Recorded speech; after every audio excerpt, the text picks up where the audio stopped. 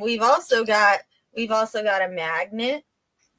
Wrap around. Gonna do another wrap around here. We got a magnet. Sturgis. I like this one the best. She likes the Sturgis one. Wait. No, it was drawn by a proper artist. True. He had a weird fetish, apparently. No, but you could see these. You could see these. No, cover him with the fucking pins.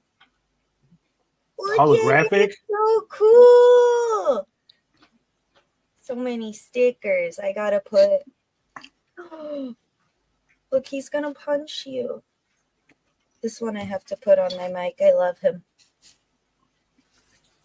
Yeah, so get you stickers. Obligated guy. Niggas can be gay too. Whether you like it or you love it. Whether you're kissing or you're touching. The ride of lust, I know you covet. Niggas can be gay too. I gotta say though, like Frog Tony, you could say what you want about Frog Tony. But he has a new, look at this. He's making Ripa Pale Kids. Got renowned nipples here. Can you see these? Who drew these? These are excellent. Renowned nipples. That is Sturgis playing with his nipples. You got Homeless Larry. Right here. It says picked out by girlfriend. No Homeless money Larry. For a good time called Sturgis. Make it make sense, it says on the wall there. You got Enlightened Feces here.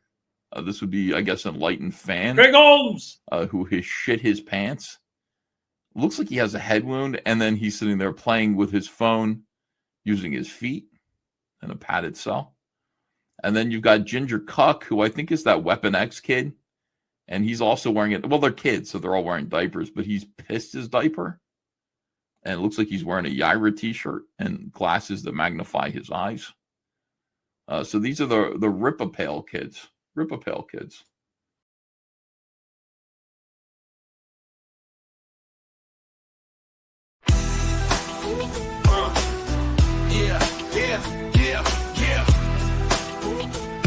Yeah. In the middle of the night, he's hopping.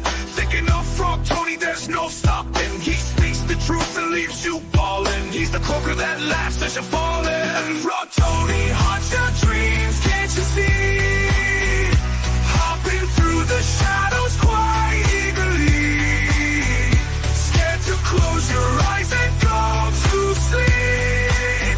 You sold chaos, but Frog Tony is here to reap. You were on his shows, then bailed. You tried to take him down and failed. You thought you could outshine the sun. Ended up cooked, well done. Frog Tony haunts your dreams, can't you see? Hopping through the shadows quite eagerly. Scared to close your eyes and go to sleep. You sowed chaos, but Frog Tony is here to reap. He's the specter in the night. Turn your dreams to utter fright. You'll be running to the light. There's no safety from your plight. Never miss when you attack the king. Better yet, just kiss the ring. Shut your mouth and know your place. You never had a chance to win this race. Frog Tony haunts your dreams, can't you see? Hopping through the shadows quite eagerly. Close your eyes and go to sleep. You sold chaos, but Frog Tony is here to reap. Reap.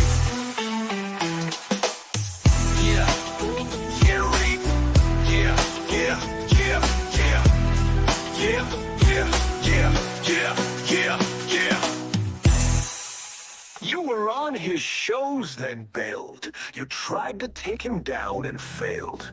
You thought you could outshine the sun. Ended up cooked. Well done. Frog Tony haunts your dreams, can't you see? Hopping through the shadows quite eagerly. So close your eyes and go to sleep. You sowed chaos, but Frog Tony is here to reap.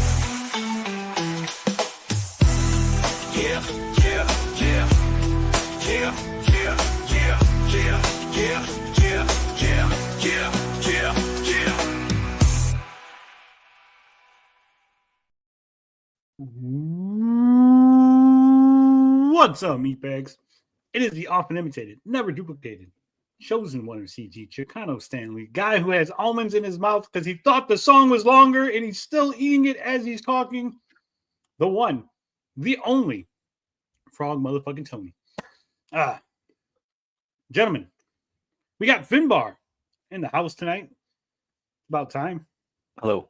No nuts in my mouth. No nuts in your mouth. And we got TJ down there. What's up, TJ? Let's get the show on the road. Oh, we got a lot of show to get through, guys. We are going to be talking about the no longer Amico. Amico's gone. It's over. What? And, we got to talk about that. So we're going to be watching this No Swear Gamer video. He recaps it. Very good. We're used to Frog Tony having nuts in his mouth. Damn it, Hamilton. I set myself up for this shit all the time. I am not the butt of your jokes, people. All right? We got to go over the Isom 3 closeout. I think I might have been wrong about how much money. I don't remember what I predicted, but I'm pretty sure it was not the number they hit. Terrible. The 2027 refund is RIP. Yeah. RIP refund. Yeah. Good luck with that. We're excuse me.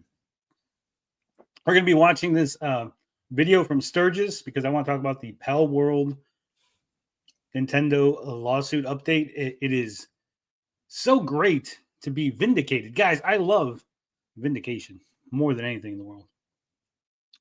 Speaking of lawsuits, I didn't put it in the title, but there's an update to the Mercante Smash JT lawsuit. We got to talk about that. And of course, capping off the evening, we got to watch Ivan's behind the scenes Yaira reaction. And he just put out a video a couple hours ago, I think. I think he's very upset with us. I think Ivan is mad with us in particular. With you mean? No, us, not me. Detractors? 5 hours Royally ago, or detractors? Not with me. the royal, everything. He made a video. It's called "In Light of Recent Events." Let me get this off my chest. I don't know what that means. But I'm a little scared, guys. A little worried. But before we get to all that, Finbar, how's your day been? Yeah. How you been doing? Anything interesting happened today? Today, so I went to see Thunderbolts today, and then got back in time to listen to the absolute Frogman lore from Frog Tony here. That's right. Also, I asked TJ a while ago. It must have been months ago now. It's so long ago, like when things get buried in the DMs and you can't go back and check. I asked TJ for a suggestion about what tablet to use to draw digitally, and I just never bought one. But I asked him again today. He told me what one to get. I couldn't find the exact one, so I went and found a similar one, and I've ordered it. And I'm going to have it tomorrow. I'm on vacation from work at the end of next week, and I'm going to start digitally drawing. It's time to take this shit serious. I think. Been too long. The way I'm doing things at the moment is really arse about face. I'm drawing on paper, scanning it, uploading it, sending it to TJ. It's a fucking waste of time. I may as well just draw straight onto the screen and I can immediately send them things. I don't know why I haven't done this yet. I'm just scared. I'm a shite bag. I'm worried I'm going to not be able to draw. I mean, I can't draw. We'll find out, right? We're going to find out pretty soon. Can Finbar adapt? Will he adapt or die? Adapt or die. That's right. But I felt like I needed to kind of streamline the process because it's been taking me too long. It's just the thought of sitting down and doing it on paper and then thinking I have to scan this, I have to upload it, I have to send it to TJ. When you get it back from him, it's digital, so I can't edit it. But you see, digital is a fun way to do it. I can edit it directly, so yeah. Adopt a pie. TM. We're gonna get those shirts. Get those shirts. But the absolute Frogman lore was awesome. I think me and TJ were really looking forward to hearing all that. And it's good that it's like a personal lap dance, isn't it, TJ? Nobody else gets that except us. 3 hours. It was a 3 hour personal lap dance. Had all my questions answered. Fucking good. People don't know what they're in for. You got all your questions answered, and yet there's so much I left because it was 3 hours, right? And I wanted to talk about this, but since you brought it up, we'll go ahead. It was 3 hours of me explaining the roadmap for the comic, explaining the lore, but quickly, like there was like almost 45 minutes before we got past the first page of the first issue, right? And at that point, I go, shit. I need to start streamlining this, right? I need to start just hitting the cliff notes. So you got 3 hours, but trust me, there's like another 3 to 5 hours worth of material that I could have went through. Well, if you remember when you went through the full 10 issues, there was stuff I had to ask you about what you missed out in between. Yeah. And there, to me, are major points that I wanted you to hit, but there are probably other big things in there that you had to miss. But you'll come to when you're writing the script because you haven't wrote the scripts for them all yet. Yeah. That's why you can't wax lyrical on them yet. Well, beyond that, there was like the Titanic 10. I just mentioned them and kind of gave you like a little like one sentence thing on them. But there's so much to each character, right? It's like they'll be a big deal, right? Yeah, 30 minutes to each one. Jersey Blue, I really didn't, I didn't give you all the lore behind Jersey Blue. There's like another 30 minutes behind that. Every character that has a name, essentially there should be like about 20 to 30 minutes worth of stuff that I could discuss about them. But if we did that, we'd still, right now, guys, the stream would be late because we'd still be going over this. It'd be like a 12-hour video that somehow I got to upload to YouTube. But it is uploaded to YouTube. It is unlisted. I got to send you guys the link. It's up there in the ether. Yeah. So it's there. It exists. I was here. I exist. It's kind of, I don't want to say like almost like if somebody types the right combination of a link in, they can find it. It's like that, isn't it? That it's there and you can find it if you know where to look. But that's what I love about unlisted videos. Yeah, I was gonna say there's like what is it? 1, 2, 3, 4, 5, 6, 7, 8, 9, 10, 11. There's 11 things, right? In a YouTube URL. Yeah. If you just played around, eventually, 100 monkeys typing for 100 days could probably find the video. Just like somebody did when they found Pat Contry and Ian's video that Tommy sent them. Do you remember? It's 45-minute plea. So, I mean, it's out there. Maybe I should make it private. If I make it private, only you guys can access it. I think it's better if it's unlisted. It's more dangerous. I'll leave it unlisted. You know what I mean? Play fast and loose. Let's see how it goes. But yeah, so it's out there. It is a whole roadmap of everything. The direction we're going, characters, backstories, the plan, the plot. I even kind of dive a little bit into the writing style, the breadcrumbing, if you will, right? Straight Bean says it's easy if you just say your universe is a sandbox, then go to lunch early. Why not think of that? That's what he does. It's fun. I should have just been like, guys. So the first issue, it's a sandbox. Let's go to lunch. We're done. We're done here. Hibbity jibbity. All right. TJ, how's your day been? It's been well. After that long stream, I barely had any sleep. Welcome in my world, brother. But I am contemplating because, Frogman went through such a drastic transformation throughout the, these months we were working on him. Like, there has to be, just like you left the blueprint on what we're supposed to do. If you go away as a writer, like me, I have to show everybody how to draw Frogman.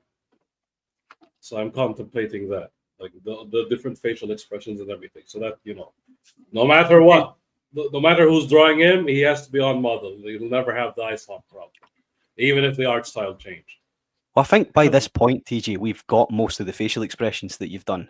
So we and we are you have to compile them in one. Yeah, and we are intending to turn them into emotes as well for the channel. Yeah, which would be really cool.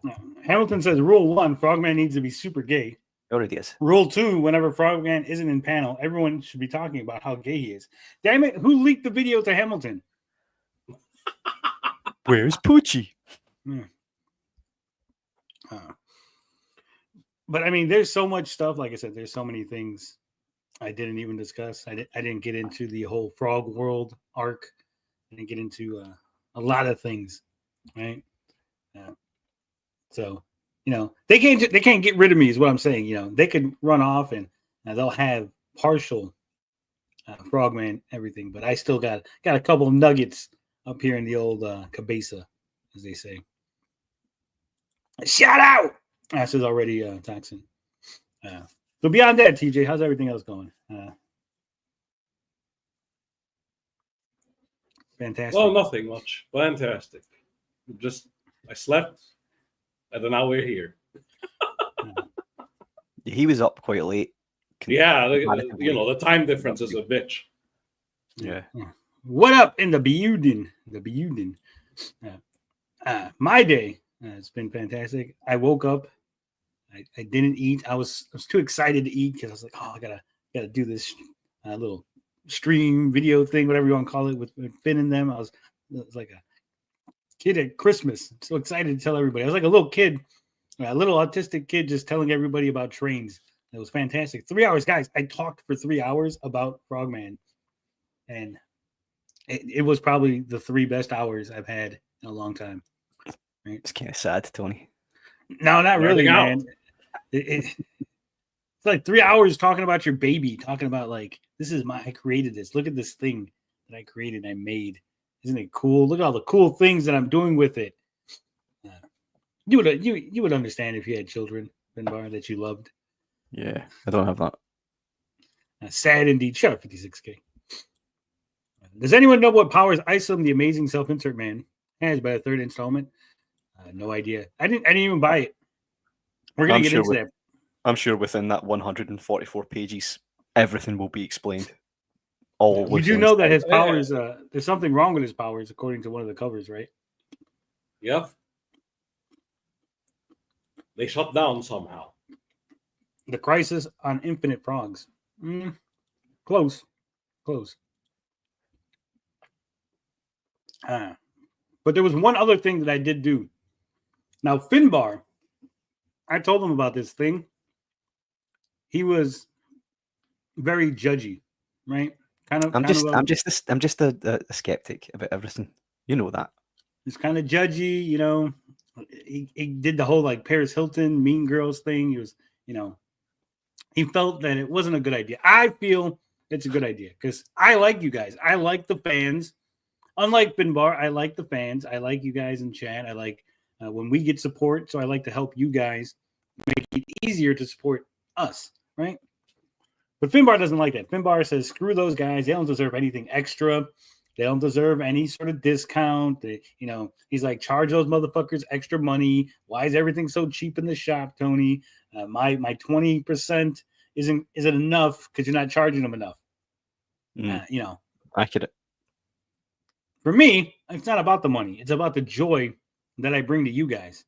Finbar, on the other hand, all about the money. It's all he wants. Money, money, money, money, money. I'm Scottish. It's about the message. So, with that said, I decided unilaterally, right, without Finbar's permission, screw Finbar and his money-grubbing ways. So, if you go to the shop, frog-tony-shop.fourthwall.com, if you go there, you'll notice this little thing here at the top now. It says members only. Okay. You click on that bad boy, you go down to perks, okay, and you'll find out what you get. For $10 a month, you could become a member at the store. And what that entitles you to is 10%. You get 10% off of all items you buy, anything you buy in the store. I knew 56 would be the first one. He's with me. Not only that, but there's going to be exclusive merchandise only available to members. And so if you're not a member, you won't be able to buy that stuff. And further, because Finbar hates you, but I love you, if you pay annually, you save 15%. And right now, for your first month, sorry, 15% on what? On the membership itself? Yeah. Right. And then you get the same discount. Yeah. Right. And So- right now, the first month, if you just get a 1 month membership right now, you actually get it for $7.50. You don't even pay $10. $7.50 to get a 10% discount so you can buy anything you want. So, I mean, I think I'm being pretty generous here. Maybe too generous, right? Now, Finbar's wife, his family, they're going to have to get the cheap lobsters. They can't get the good lobsters no more. Cheap champagne for TJ over there. We're all taking sacrifices. We're all, my filet mignon's got to be a little bit smaller, right? Can't get the 16-ounce steak.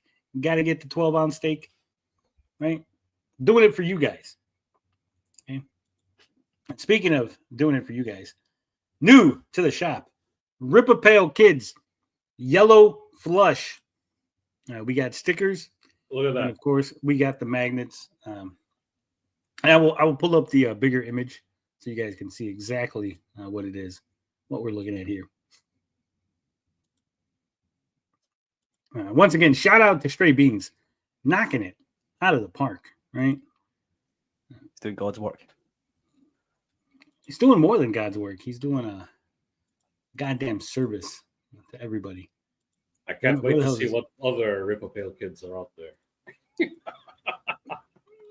All I want is if EVS looks at these again, I want him to use Stray Beans' name. I want you to make sure Stray Beans' name gets out there. Because he was like, who drew these? Stray Beans drew them. What size of Mac does that make me? Should be an expert on Macs and mix. I've already answered him. He's an Ultra Mac. Super Mac. It is so cursed. Oh, I didn't miss it. You did not miss it, Man Planet. So look at that. We scroll Shout through. out to EVS there. Yeah. Well, because right behind he took his Cyberfrog poster because he's mad at EVS and he put that Isom poster right over it. Everything covered just enough where we can get away with not having to claim anything. Stray Beans, you should sign all this artwork somewhere. Of course, he's got unsold copies of the Mighty Yellow Patriot back there. He's got John Dillard's money sitting in a nice sack. Look at that. He's got his cheap booze. Cheap booze. Look what He's he's got his reading. copy. He's got his copy of Redo of Healer on DVD. For the lore. Of course, his picture John of John Mayen with his baby oil and his wadded up tissue papers. I don't know what he was doing with that. And he's got his gossip for gay men. Like all the streams he participates in. That's right. Of course, it says Weeb on the top. There it is. Yellow flush. And of course, he's pissed himself. The only thing you're missing is a reference to him being a cop somewhere. It made me like his name being It'd Kevin. be crowded by then. There were way too many references to that. So there it is. Even I Liam think finds this hilarious. absolutely haram that it is. So guys, don't forget, you can get in the shop right now. The stickers, $4 for the 3x3, $4.50 for the 4x4, $5 for the 5.5 by 5.5, and of course, if you want 3 by 3 3/4 by I think they're 3 inches. That 5 roll, $9. You get 5 stickers for $9. And of course, the magnets, even better. You got magnets, $5. We'll get you the 3x3, $6 get you the 4x4, and $8 get you the 6x6. You can't beat it. You can't beat that with a stick. And of course, if you get the discount, boom, you buy yourself all the Rippaverse Kids merchandise all at once. Get your discount, $7.50. Just buy it for 1 month. Then plus you get the 10% off. I'm saving you money. I'm screwing myself over so you guys can enjoy this lovely merchandise. Doing it for you. Doing it for The Rock. Shout out. Shout out. Where's Tom Connor's Rippaverse Kids card? Guys, we're working through all the Rippatards and Rippatard adjacent people. Obviously, we got, like I said, Laura Crack, Melanie Max card coming up. We got Quarter Those are the Pounded. biggest ones first. Yeah. The Quarter Pounded, obviously the Quarterings card, his is coming. and what was the other one? There's 4 in this set. As, right? Yeah, as. That's right. AZZ as. ASS. No ASS. Can't put as. It's as. That's the with as. 2 Z's. Double Z. Yeah. Right. Double Z. Okay. Keep it Make PG. fun of JDA. We'll get there. We'll get there with JDA. Don't worry. There are whole sets, right? Like, but we have Yeah. to release them in force. Eventually, maybe Spaz. Oh, Hong Kong Fooey. You might be on there. Remember, anything you put in chat, we can steal. Yeah. So we got to work through that. Like I said, we're gonna go through there. Stray Beans is doing the Lord's work, but we're not like chaining them to a desk and like, all right, we need you to knock out like 16 more Rippaverse kids in the next hour. Like, shouldn't Yellow Flash be fatter? Well, we didn't know what he looked like prior to this. Okay, now when we started working on the card, I heard some people are saying that it's not him. Some people are saying it is him. I heard that Nick Rekieta identified Confirmed it as, confirmed it. So I don't know. I think people saying it's not him are just coping, right? Yeah. So Yeah, they're trying to do the old Streisand thing and it's not working. right. Speaking of Streisand, that's a great segue because we got this tweet. Set it up brilliantly. We got this tweet, and I don't know if Sturgis is fucking retarded or just plain stupid, right? Retarded. So he says, "This is why new CG is so low. They are truly for doxing other people. ... Even if it means falling for a lie, Lemafau. You guys are the whole circus for listening to the throat goat. Single digit. Oh, circus bud. And of course, we got comic book one. He says, "Hey kids, buy my comic books from Rip Ass End." And that, of course, is the picture of Yellow Flush. But I guess Sturgis is trying to claim that it's a lie, guys. It's a lie. That's not really him. It's not really Yellow Flash. Well, if that's not really Yellow Flash, then it's not doxing, right, Sturgis? Yeah, which one is it? Do you know what is doxing though? This is What? Gay Beans. This is Gay Beans in all his horrible glory or whatever he said. Oh, yes. But that's okay because that's him doing it. Well, it's Because you're okay a because hypocrite, because it's Gay Beans, and Gay Beans deserves it because he doesn't like Eric July. You're the hypocrite, bud, not me, but that's how it works. That's how it works.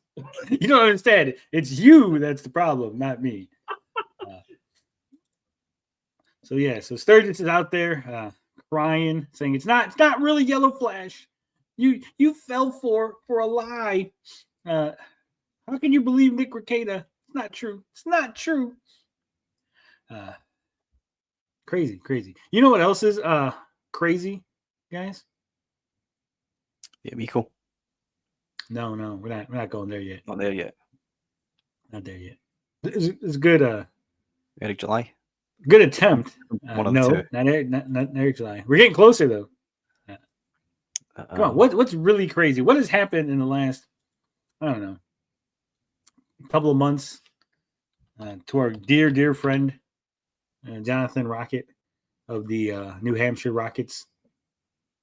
Oh, he's been targeted by a psychopath, That's right. wasn't he? He's been targeted by Mr. Larry Harry Niobe.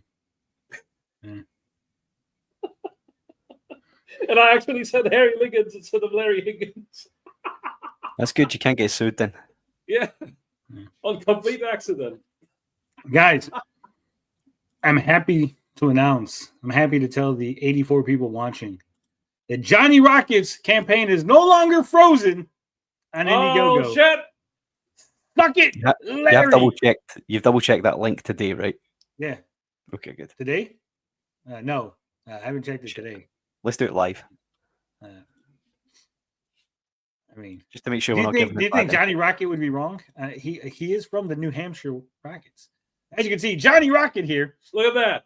the Maniac, issue 1, the uninvited. He's raised $902 from 70 backers, plus what he's raised on Fund My Comic. Now, I think Johnny Rocket did this on purpose, so that way you could back it twice, and now he doesn't have to refund you. you're going to get a copy from Fund My Comic and a copy from Indiegogo. That's sneaky, Johnny, Clever. right? Crafty even, yeah. We may need to steal that idea. And we Right. did warn Larry Higgins that Yeah. this is exactly what's going to happen. And here we are. You just made him more money. You played yourself, bud. So there it is. It is back, and you can get your Maniac versus Harry Liggins. 9 out of 3,000 gone. Yeah. There's only going to be 3,000 copies of the Maniac. So, guys, make sure you get yours. Make sure you get it on Indiegogo. Indiegogo doing the right thing, right? Ruth Saunders says New England rules. Big sis in the house. Huge W. Yeah, huge. So, Niobe lost trying to get us taken down. Lost trying to get Johnny Rocket taken down. And he lost when Diamond went out of business and his comic books got taken out of comic shops. I guess he's not a real comic book creator anymore, right? He barely even made an attempt at taking us down, though. No, Like, he made weak. he made it. No, it was weak, but he made it. It was, trust me, there's a lot of communications with Fourth Wall. Yeah, but mostly it was A him lot. crying, right? Oh yeah, Please Lots take of- them him down. crying, and them laughing at him. It was. I wish I could tell you what Fourth Wall told me, but under the veil of secrecy, I really can't. But it is nice. But anyway, look Must have forward to said Neil some Bunny's. embarrassing shit for sure. Look forward to Neil Bunny t-shirts on Tony's shop soon. Soon we'll have it. All right, let's get into Sturgis talking about Palworld. Let's get that out of the way, because this is like supposed to be a gaming show, right? I'm pretty sure we're supposed to be talking about gaming here, right? That's right. So that's what we do. Let's Sturgis do the talking for us. I think there was one. Was there one trailer before we really get into things? I'm pretty sure there was a trailer or something I wanted to show you guys. Let me think. Remember we used to do that as well? They were good What? days. Watch Gaming trailers. related? Yeah. Dude, what was it? I'm pretty sure there was. I was like, oh, this is something right up TJ's alley. I was like, oh yeah, I gotta. Well, can't be Doom the Dark Ages. I'm already playing that. Some Nah, weak game if it's TJ. some vampire game. Some gunner weep game. I remember what it was. I got it. So we'll watch it in a second. But let's go over Sturgis's video, right? How's he going to read all Hello, that? everyone. I'm Look at his face. Why is his audio so bad? Like, It's always been bad. no, it's usually not like. No, but right now it's really bad. Yeah. now Zero, and it appears we have a brand new update regarding the lawsuit with Nintendo. He just sounds beaten. And he seems right? tired. Yeah, look at Yeah. this. Zero. He's been crying over Eric July's campaign so much. He It's didn't even almost do like- the whole promotion. What? Go ahead. It's almost like I've got to keep doing this. I've started now. I've got to keep doing it. No fucking joy. Against Palworld, and it appears that even more game mechanics are going to be changed within Palworld, and I think it's absolutely disgusting that Nintendo continues to go after their Absolutely competition disgusting, because but- it can't. He sounds sick, doesn't he? Yeah. So first off, we really got to put this shit into perspective, right? Now, I don't care about Pokemon. I don't give a fuck about Palworld. I don't play neither one of these franchises. Okay, don't give a shit about either one. With that said, Nintendo needs to protect their IP. They own patents. Let me stress that they own patents that they applied for. They paid money for these things. Okay, Gaming. you might not mechanics. agree with it. You might think that you shouldn't be able to patent things. You shouldn't be able to own things. You shouldn't be able to own intellectual properties. Fine, you can think that all you want. The government disagrees with you, and so the government says that Nintendo owns this shit. Okay.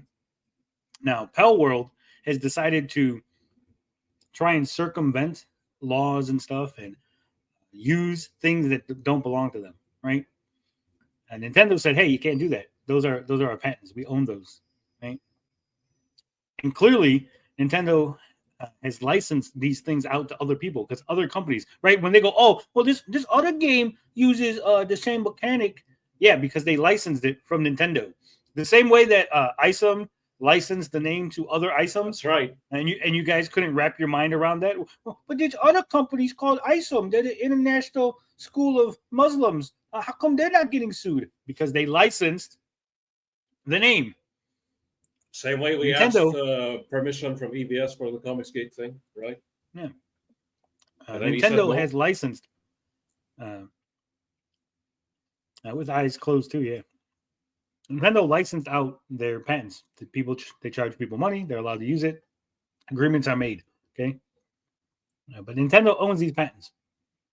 And there's a lot of misinformation going around, right? First off, like people are like, oh, Nintendo thinks that they can own flying on the back of a monster. No, that's not what it is. There's more to the mechanic than just what you see, right? The stuff that's happening under the hood is a lot more complicated than what you think, and they own the things under the hood, right? One of the things that people don't understand, right? Because this is how Coleco got away with making a machine that played Atari games. Okay, Coleco, even though it was illegal, they found the patent for the Atari, saw it, and then made a machine that was able to do the same thing, but using different means. Right. So, like, if I have a machine that spins a blade, causes cold air, it's a fan, right? But if I have a machine that waggles a blade and causes cold air, that's not a fan. And see, I didn't use your patent. I just found a way to make the same result with a different method, right? And if you do that, you would be within the law.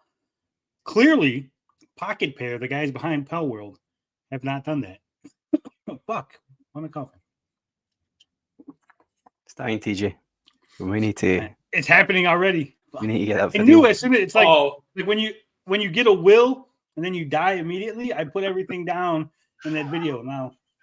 The poison is taking effect, TJ. Just another example of fucking around and finding out. Yeah. Waffle Bud. The best example really is the Nemesis system in Shadow of War, right? Yeah. Nobody owns that except that studio. Nobody can replicate that. So, with that said, Palworld is now removing mechanics clearly because they're in the wrong, right? You wouldn't remove mechanics from your game if you thought you were going to win, if you were in the clear, right? Yeah. But Sturgis is very upset about this. Can't even make a brand new competent Pokemon game. So the competition has to be eliminated because they decide to patent game mechanics in order to... Because they decided to patent game mechanics. Even that's retarded. They did make a Pokemon game recently, and we just saw it. What the hell is he talking about? He said competent, TJ. He's saying that game was bad, competent, bud. They don't have guns. You can't kill your Pokemon and eat them, bud. I guess get rid of any sort of creativity within the gaming industry or in. Okay, how retarded are you? He goes, Nintendo patented mechanics, right, to stop competition. God forbid there be any creativity. Sturgis, you idiot. If there was creativity, they wouldn't be copying the same thing that Nintendo's doing. That's not creative. Doing the exact same thing that Nintendo's doing is not being creative. It's the opposite of creativity. Coming up with a new idea is creative.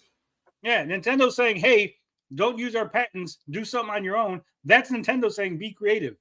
Be great. Go be great, Palworld. Any form of fashion within AA games that may be superior to Pokemon, which in my opinion, I believe Palworld is a superior game to Pokemon in every sense of the word. So, except for sales, brand recognition, mechanics. This was put out from the official Palworld EN Twitter account. Now let's get into this right here. They say, regarding the lawsuit changes to Palworld in the future, we would like to express our sincere gratitude and appreciation for the continued support of our fans over the past few months. We apologize for not being able to share as much information as we would like, but we trust our fans understand how difficult it is to be fully transparent while litigation is ongoing. Of course, that's typically how litigation goes. You can't really tell the whole story while you're going.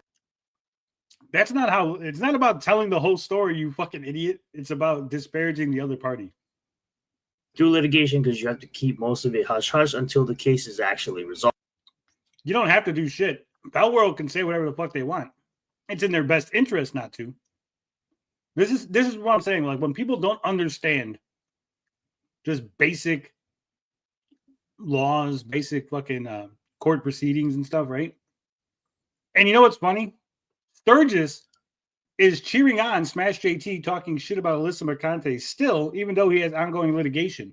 But here, he's saying, hey, of course Palworld can't say anything. He's got ongoing litigation. But also, of course, he would back Smash. So that's understandable. Speaking of backing people, Eric Winberg with the super sticker, $2. I forgot to put the banner up, but we are now in $28 until we remove ads. So, thank you. And remember, you can't keep getting away with it. Believing that Palworld is better than Pokemon in every sense of the word, bud, is what happens when someone listens to side scrollers too much. Yeah. Currently, we remain involved in prolonged legal proceedings regarding alleged patent infringement. We continue to dispute these claims and assert the invalidity of the patents in question. However, we have had to make certain compromises in order to avoid disruptions to the development and distribution of Palworld. Things like changing the fact that when you throw a Pal Spear, your Pal comes out of the Pal Sphere, that they had to remove this mechanic. Yes. And that's kind of how it goes. And that's kind of how it goes. And that's how it goes. Sorta, kinda. I think. Here's what's stupid. Here's the most retarded thing, right? To me. Again, no horse in the race, right? But the fact that the guy throws the little spear and the little Pal comes out, right? I think that's like one of the most unnecessary things, right? It's probably cool you see it the first time, but like 40 hours into the game and you've seen this thing like 10,000 times, this one animation. I'm pretty sure if you get rid of it, it's not going to affect the game. Like, your game is not ruined because you don't see the guy throwing the literally little every MMO ever invented. Like, people just do, like pose a magic pose, and then shit comes out of the ground. Come on. Yeah. They just appear. I mean, how many games have the skip animation setting, right? You want to skip all animations? Hell yeah. I seen it once. That's it. I don't need to keep seeing it for the next 12 hours. Tap on my watch. Boom.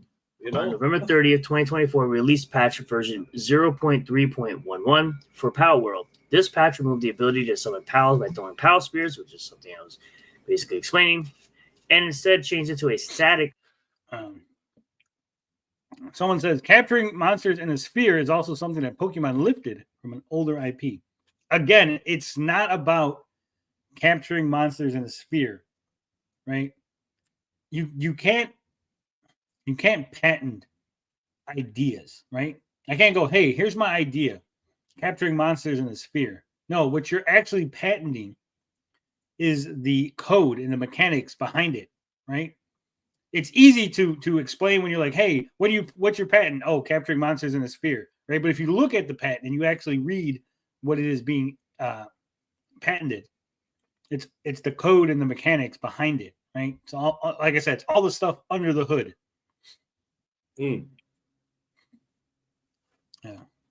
They're stuck in a pocket dimension. It's being trained, blah blah blah, like all of that put together. It's like the Nemesis system again. You kill an orc, or there's a possibility he'll come back and beat you up. But there's also, when the orc kills you, you get resurrected. He ends up getting, he ends up increasing in rank and shit, and then you have to fight back. Right? Nobody can replicate that. Only that studio owns that. You're never going to see that in any other game because they own the patent. which is unfortunate because it's a good system. Like every game, a lot of games would have benefited from that, right? Yeah, you could see it in other games, but you would have to make an agreement with them over the patent. Yeah. So static summon next to the player. Several other game mechanics were also changed with this patch, as many have speculated these changes were indeed a result of the ongoing litigation.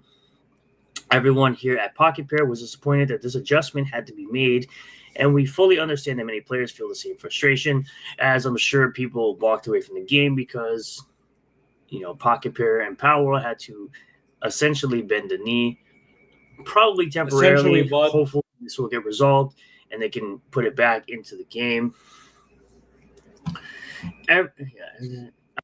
He lost his place. He's like, Unfortunately, as the alternative would have led to an even greater deterioration of the gameplay experience for players, it was determined that this change was necessary. Man, they're killing the stream. Furthermore, we regret to inform our players that with the implement, they're what?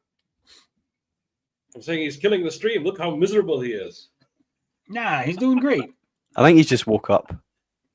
Looks like he just woke up and he had to go right there and go, hey, Nintendo's bad. Yeah, he's had a bad sleep. He's not been able to sleep all day. He's been tossing and turning, thinking about the fucking ruined Palworld, man. Those fuckers. I got to talk about this now. How dare they? And the thing with the PAL sphere, is that what they're calling it? That's a deal breaker. Yeah. He's saying, and people are walking away from the game because they removed it from. No, the game. he said people are walking away from Pokemon because of it. All right, I'm sure they are. They're so mad at Nintendo, right? Yeah.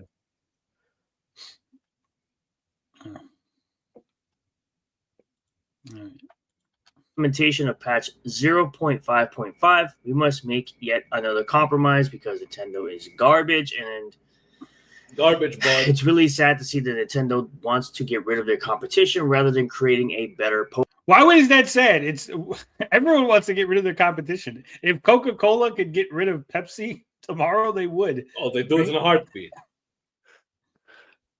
56 Pokemon. is right. You see this? No. That's why you shouldn't have your desk in your room. You wake up and immediately start gooning. Is that what it was? This is true. game. Goon And eat of course, sleep. with their increased game prices to $80, as more games even come out for $50, like just recently, Mafia: The Old Country was shown off in a new trailer and announced that it will only cost $50. So the rise of $50 games just continues to show that this whole increase to $5 What does sale. that have to do with anything? Games are more expensive, so Nintendo's bad for suing Palworld. How is he making this connection, guys? How is he like? Is it retard? I've got to say, ceiling fan. It must be the shadow of a ceiling fan distracts me. I think if it feels like somebody's coming in behind him to attack him. You know, His can you see the roommate. shadow in his head? Yeah. The hitman pulling up.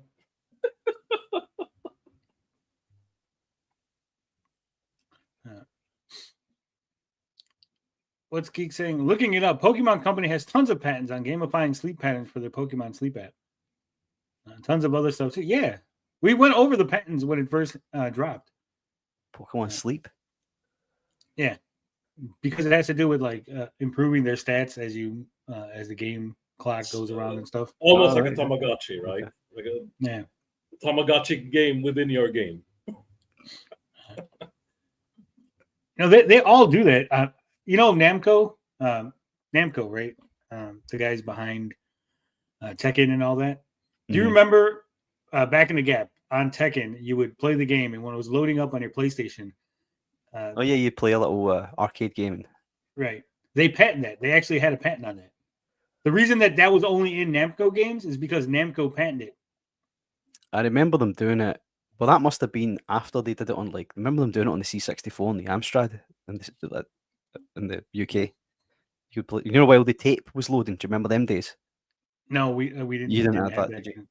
Yeah, we're Americans. We didn't have tape. TG might have had that. Did you have that where you would use an audio tape to load a game? Yeah. And you would sometimes they'd load a little arcade game into play while you're waiting on it loading. Yep. Then the tape would get chewed up halfway through, and you go, "Fuck! Waited 10 minutes for this fucking thing." They were the days. Jan Wong with the 5 Australian says, my pitch, Pokemonster, a stealth game about annoying giant monsters and surviving their wrath. The bonus stage to romance certain monsters. Then it would become really Pokemon Monster, right? Yeah. Gay romance. Wouldn't be surprised if that exists already. Pokegun. Thank you, Gian. Are you retarded? Or Gunamon. Sturgis will be playing that in the heart. Pokemom, where you go around poking moms. It's like a MILF collector. Got to poke them all. Pokemon. $80 thing that. What was that? Get it patented. Let's get that made. It's already in the works. Don't worry. You mentioned Nintendo something about and this. Microsoft. Making gun games. Microsoft are now going to be doing with their first party games starting in holiday with Microsoft respectively is absolute BS. BS, but From this patch onward, gliding will be performed using a glider rather than with pals. Pals in the player's team will still provide passive buffs to gliding, but players will now need to have a glider in their inventory in order to glide, which I don't believe, to my knowledge, that Pokemon has a patent or even has a. I love how he doesn't believe, to his knowledge, to my knowledge. Which makes it fact. Well, here's the thing, though. To his knowledge, he doesn't know half of the things that normal people know, right? He doesn't know how to fucking wipe his ass, to his knowledge. Wait a minute. You wipe your ass with paper? To my knowledge, I didn't understand that. Sturgis, you're fucking retarded. None of this should be to your knowledge. It should be what is facts. Did you look up anything? Yes. Did you even look into this? Did you read a single fucking article about this thing? They have the patent. That's the fucking Pocket Pair. Wouldn't be removing this from the game if they didn't think they were infringing on some patent, right? Yeah. The Pokemon in the game. Huh? They must have felt like they're guilty of something if they were forced to change it. Yeah, 100%. Yeah, there's something wrong. This is pitiful. A grown man crying on the internet over a Pokemon clone. But he loves it so much. You can tell. He loves Palworld. You know what? We need to make a Palworld franchise, Tony. You know, within the. No, he doesn't love. He doesn't like Palworld. So you guys are wrong. You guys don't understand. Homus Sturgicus. Okay, let me explain. Homus Sturgicus. Sturgis is an Xbot. Okay, he loves the Xbox. Yes, that's true. So, Palworld makes Nintendo look bad. So he's upset because Nintendo is winning this. Because Nintendo is shutting down the thing that was making. Palworld is Microsoft. Pokemon is Nintendo. It makes sense. To glide with said Pokemon. So that's a little weird that this would have to be the case. We understand that this will be disappointing for many, just as it is for us, but we hope our fans understand that these changes are necessary in order to prevent further disruptions in the development of Palworld. We also want to extend our apologies to our fans for the discomfort and concern this ongoing litigation has caused. We remain committed to developing Palworld and delivering exciting new content for our fans. On behalf of everyone at Pocket Pair and Team Palworld, thank you again for your continued support. Obviously, they didn't seem to be really too affected considering that they had an entire booth at New York Comic Con last year. So I figured that makes no sense. They didn't seem to be affected by this lawsuit because they paid money for a booth. How much does he think a booth at New York Comic Con cost? Does he think it costs like millions of dollars? Yeah. I mean, it costs money, don't get me wrong, but it's not like, you got sued. You didn't actually lose yet. So how would you suddenly, oh shit, I can't afford a fucking booth at Comic-Con. That $1 million booth. Yeah. A whole year ago. What? You can see that, so they're apologizing for the discomfort and concern that's caused. So that's why he's so disheveled looking. Because of the discomfort he's been caused by this litigation. Poor Sturgis. Do you guys hear that? Yeah. That's my neighbors. They're blowing off fireworks for Mother's Day. Oh, there. Or someone's getting shot. I don't know. I live in Chicago. It's hard to tell. Probably getting shot then. Pocket Pair Power really weren't happy. Was that? On Mother's Day. Yeah. Chicago, that's how they celebrate. Shooting your mother. Oh, having too much trouble with their litigation. But with these changes, again, he thinks that them having a booth means they're not having trouble with their litigation. Clearly, Sturgis is a fucking genius. is like the change to the Palsphere throne and summoning pals, as well as now we have the gliding thing, mechanic having to be changed due to litigation. It's absolutely crazy how Pokemon Company and Nintendo can't just simply, I don't know, make a good Pokemon game. We've seen. What does that have to do? Even if the Pokemon games are bad, right?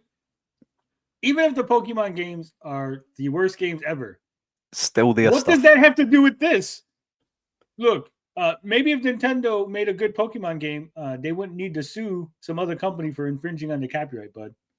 That makes all the sense to me in my brain. Yeah. I'm surprised I hasn't said that. If only EVS released Cyberfrog 3, Nintendo wouldn't be suing Pocket Pair. Pokemon Legends ZA, and it looks like absolute trash. Some of the game mechanics are good. They're better, but they're not great. They're not revolutionary. All the Pokemon games suck, okay? I played fucking Fire Red and Leaf Green. They were decent. They were little fun distractions, okay? But they're not like these huge fucking like, oh my God, the story's so deep and it's so like the mechanics. In the original Pokemon, there's 151 fucking Pokemon. There's like 6 good Pokemon, okay?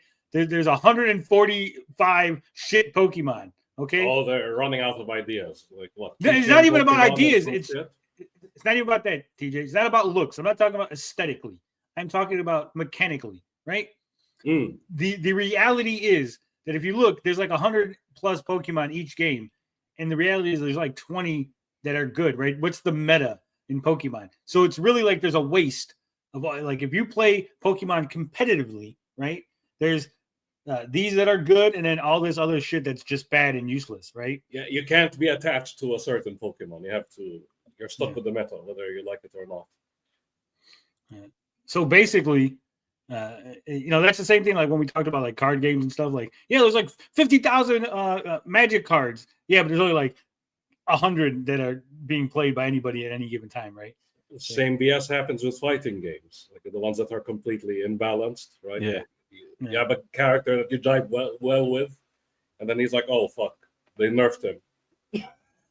Oh yeah, and then you get the same guys being used in every tournament. Yep, always.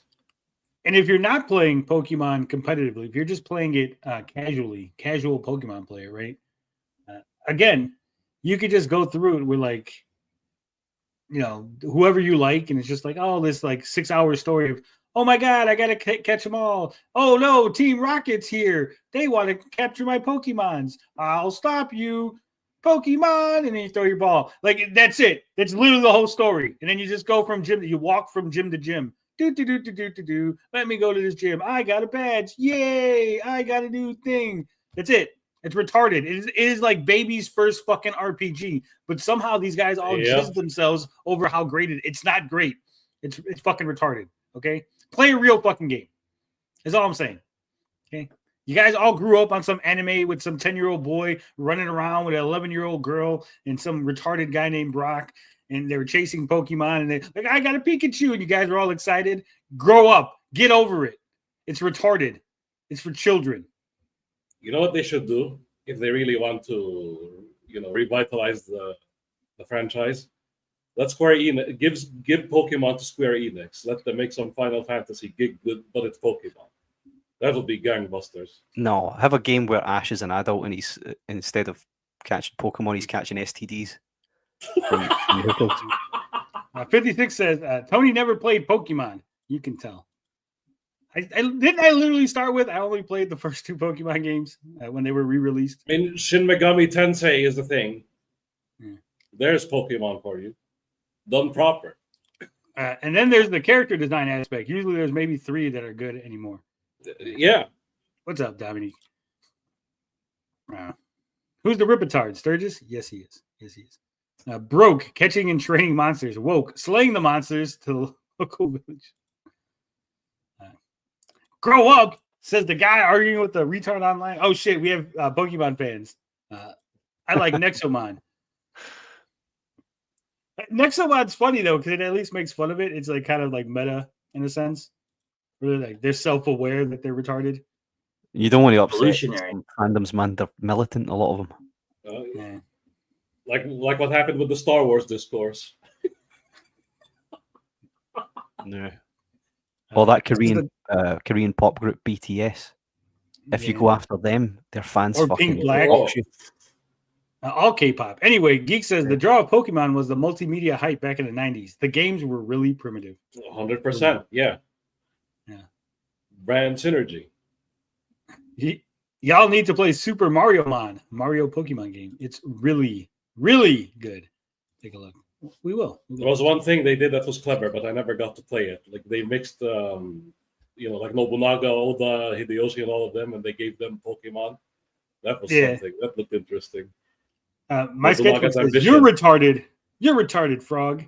Yeah. A little bit. Another guy in the fandom. Yeah.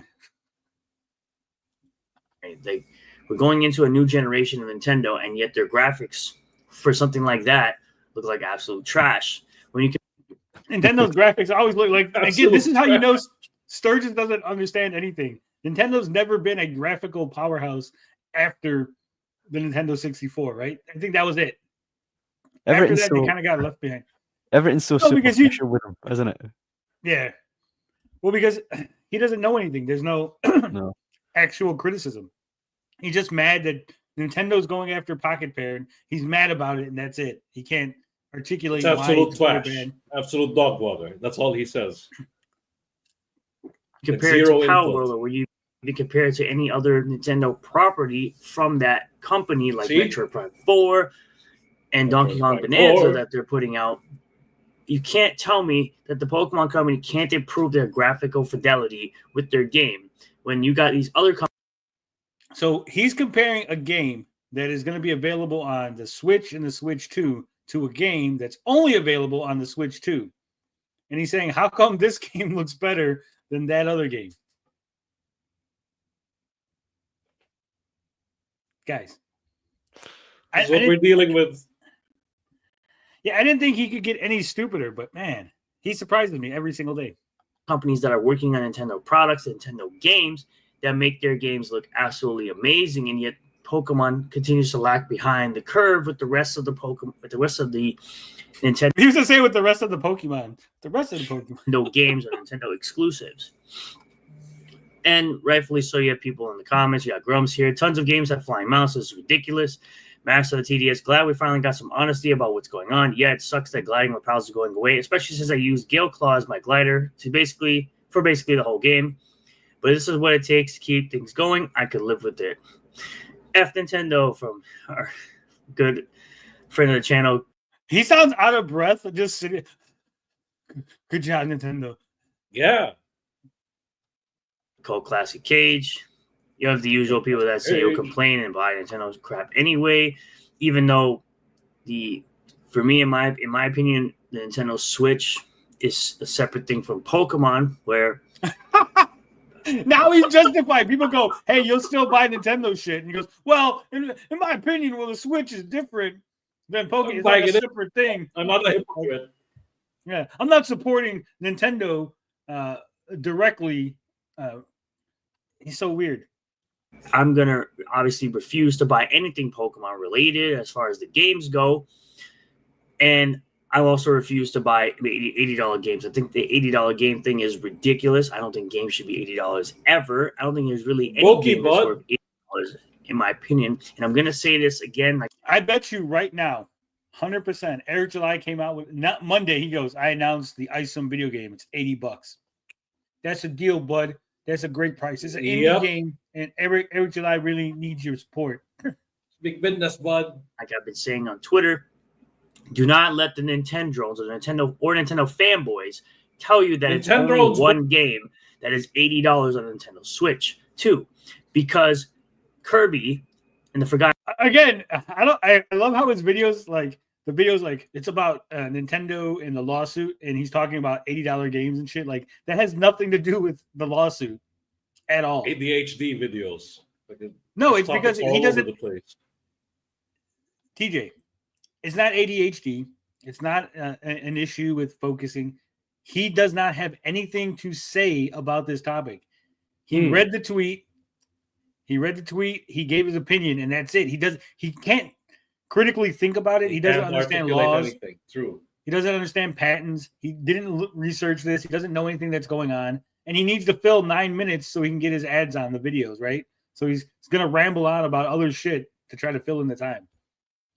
Land is an $80 game on Switch.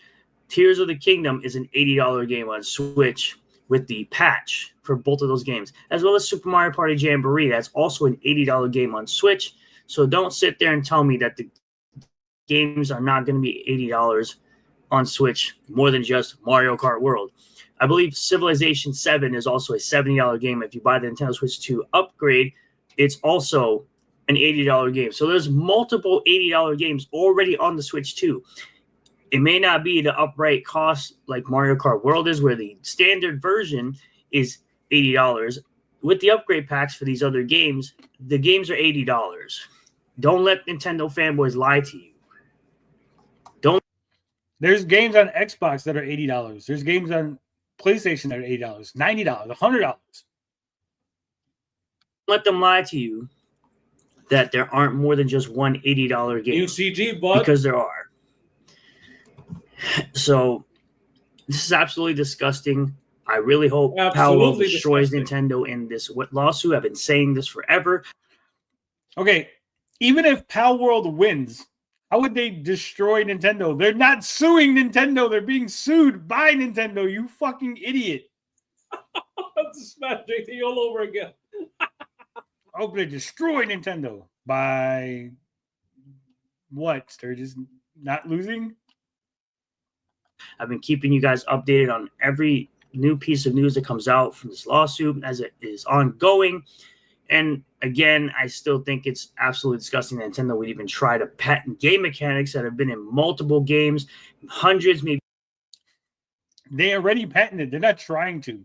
See, they patented it in Japan, and then when they came to the U.S., they're now updating their patents to include international. That's all. People don't understand that. They're not. If Nintendo tried to file for new patents, the U.S. would tell them to kick rocks. But because they already have patents in Japan, they're just updating it to include the U.S. territories and stuff now. Maybe even thousands of games for decades. But you also see them going after games like Temtem and things of that nature. So I think it's crazy how they specifically chose. He's so like flustered.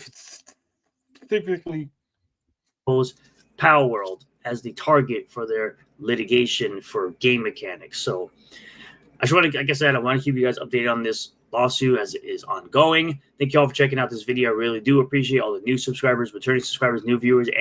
Yeah, we got it. We got the spiel, Sturgis. Hibbity jibbity squirrel world. All right, guys. There's been huge news in the Alyssa McConte lawsuit.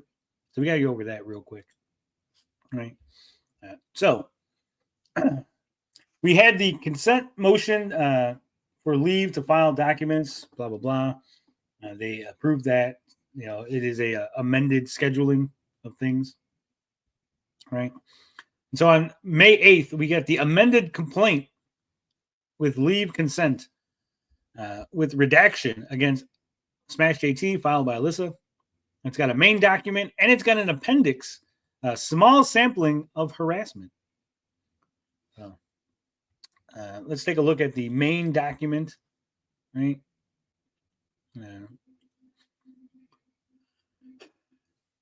Modern video game enthusiasm is marked by the presence of semi blah blah blah. Why they? We don't care about any of that shit. Sweet Baby Inc. All this shibbity-jibbity. We already know all this. Kotaku in action. Yeah. Change.org petition. Website Kotaku detected. Got it. Clamoring for Sweet Baby Inc.'s demise. Got it. What was the new shit? Show me the new shit. Target for harassment. Got that. The parties. There it is. Jurisdiction in this case is based upon federal diversity under 28 USC 1332. She lives in New York. He lives in California. This court has jurisdiction over him because of the activities of N Kotaku campaign on his interactive website. It's interactive. It's not a regular website, guys. It's an interactive website. The dedication. And she's also claiming because he has activities towards New York via his affiliation with other New York-based influencers. That's definitely going to get thrown out. That's not going to be right. Talking about Hypnotic and Hypnotic living in New York. We covered that already. Smash JT website having Kotaku detected. Yada, yada, yada. Lots more hibbity-jibbity. Wix. We talked about how Wix has the... if you get sued or you're trying to sue Wix, you agree to New York jurisdiction. Again, I don't think that applies in this case. Right? They're saying that the Smash JT website is not a passive website through which Targia simply makes information available. Rather, the Smash JT website is highly interactive. Users can create accounts on the website, sign up to be notified when new content is posted, and comment below each of the posts, exchanging information with Targia and other users of the Smash JT website. I don't think I've ever seen any comments on any of his articles that we've read. I could be wrong. Maybe a business has picked up. It's been so long since we've read court documents, man. Yeah. So talking about the shop that he has there. One such subscriber-only article is Alyssa Mercante lawsuit scam exposed. See, now this is the good stuff. The paywalled article, which references Targia's previous defamatory statements about Mercante and promises more salacious details behind a paywall. On information and belief, Targia posted the paywalled article as part of his harassment campaign against Mercante, described in greater detail below. He sells subscriptions for $4.99. Therefore, Targia collects significant revenue in New York between the Smash shop and the offering of subscription-only content for a monthly fee. See, he has a monthly-only thing, TJ, Finbar, and you're saying that it's a bad idea? He's a notorious shithead and grifter. He's also a businessman. This is business. Okay. I just can't. It's not. I don't have anything against it, Tony. I don't have anything against you doing it. It's just that you know where we all came from. You know what I mean? Yeah. But things change, don't they? Things evolve. So I know why you're doing it. I get you. Yeah, the amount in controversy in this case is more than 75,000 because Targia's commercial enterprise is largely built off of and dedicated to the disparaging, harassing, intimidating, and stalking of Alyssa Mercante. I don't know about all that. They talk about Gamergate, which they're completely wrong about. Says, until Targia's campaign of harassment took the toll he intended it to, Alyssa was a senior editor at Kotaku. Right? It goes into her work. It talks about Jeff and his work. His work in quotation marks. Yeah, his work. Talking about the tweets he's made. Talking about him bragging about making more money because he's talking about Alyssa Mercante and stuff. Yeah. He went through that short period, a very short period after he jumped off the Amico bandwagon and went on his apology tour. He had that small period of time when he was actually tolerable, and now he's gone all the way back to being a prick. Yeah. Targia waxes JDA. Almost. Yeah, JDA. I remember him coming on this show a few times, and I thought he's actually okay. And then, fucking asshole. Yeah. Scumbag. It says throughout the remainder of March and April, Targia continued to taunt Mercante, specifically by name, ironically accusing her of being, quote, obsessed with him. Exposing Alyssa Mercante's troubling fixation and how reverse psychology doesn't work. I don't know much about this woman, but she's obviously quite horrible as well, right? Yeah. 100%. Yeah. But it's just the idea that Smash thinks it's... She's, at the end of the day, I'm a very old-fashioned person. You don't attack women, no matter what. Even if they're cunts, you don't attack them. Not just that you don't lie about them. Very fucking... Yeah. I mean, TJ, you've got to understand, this guy was lying for a long time about a fucking video game console. He's just like the Rippaverse. Easy for him. Yeah. So this is stuff from his Discord discussing it. We went over this already. doesn't really look like anything's new. Right? It looks like it's better organized, but doesn't really look like there's anything new. We've gone through. Maybe that's what this was. Maybe it was a reformat, so you could. Did it have these chapter numbers like it's got here, or not? I don't remember if it did. Maybe that's what they do. Maybe they compile it into points like this. She's been diagnosed with diseases thanks to Jeff. Jeff has caused her mental distress. So we got a video from March. Okay, this is probably new because it's March 14, 2025, entitled Alyssa Mercante is seething over YouTubers roasting her. She is spiraling. Coping and seething, bud. On December 16th, Tarzia published a video titled Alyssa Mercante Caught Destroying Evidence from Her Lawsuit, in which he falsely claimed that Alyssa was exploiting evidence relevant to this action. That same day, Louis Testone Jr. published a video titled Alyssa Mercante and Sweet Baby Inc. CEO caught scrubbing Twitter account as Smash JT lawsuit backfires, repeating the same false claims.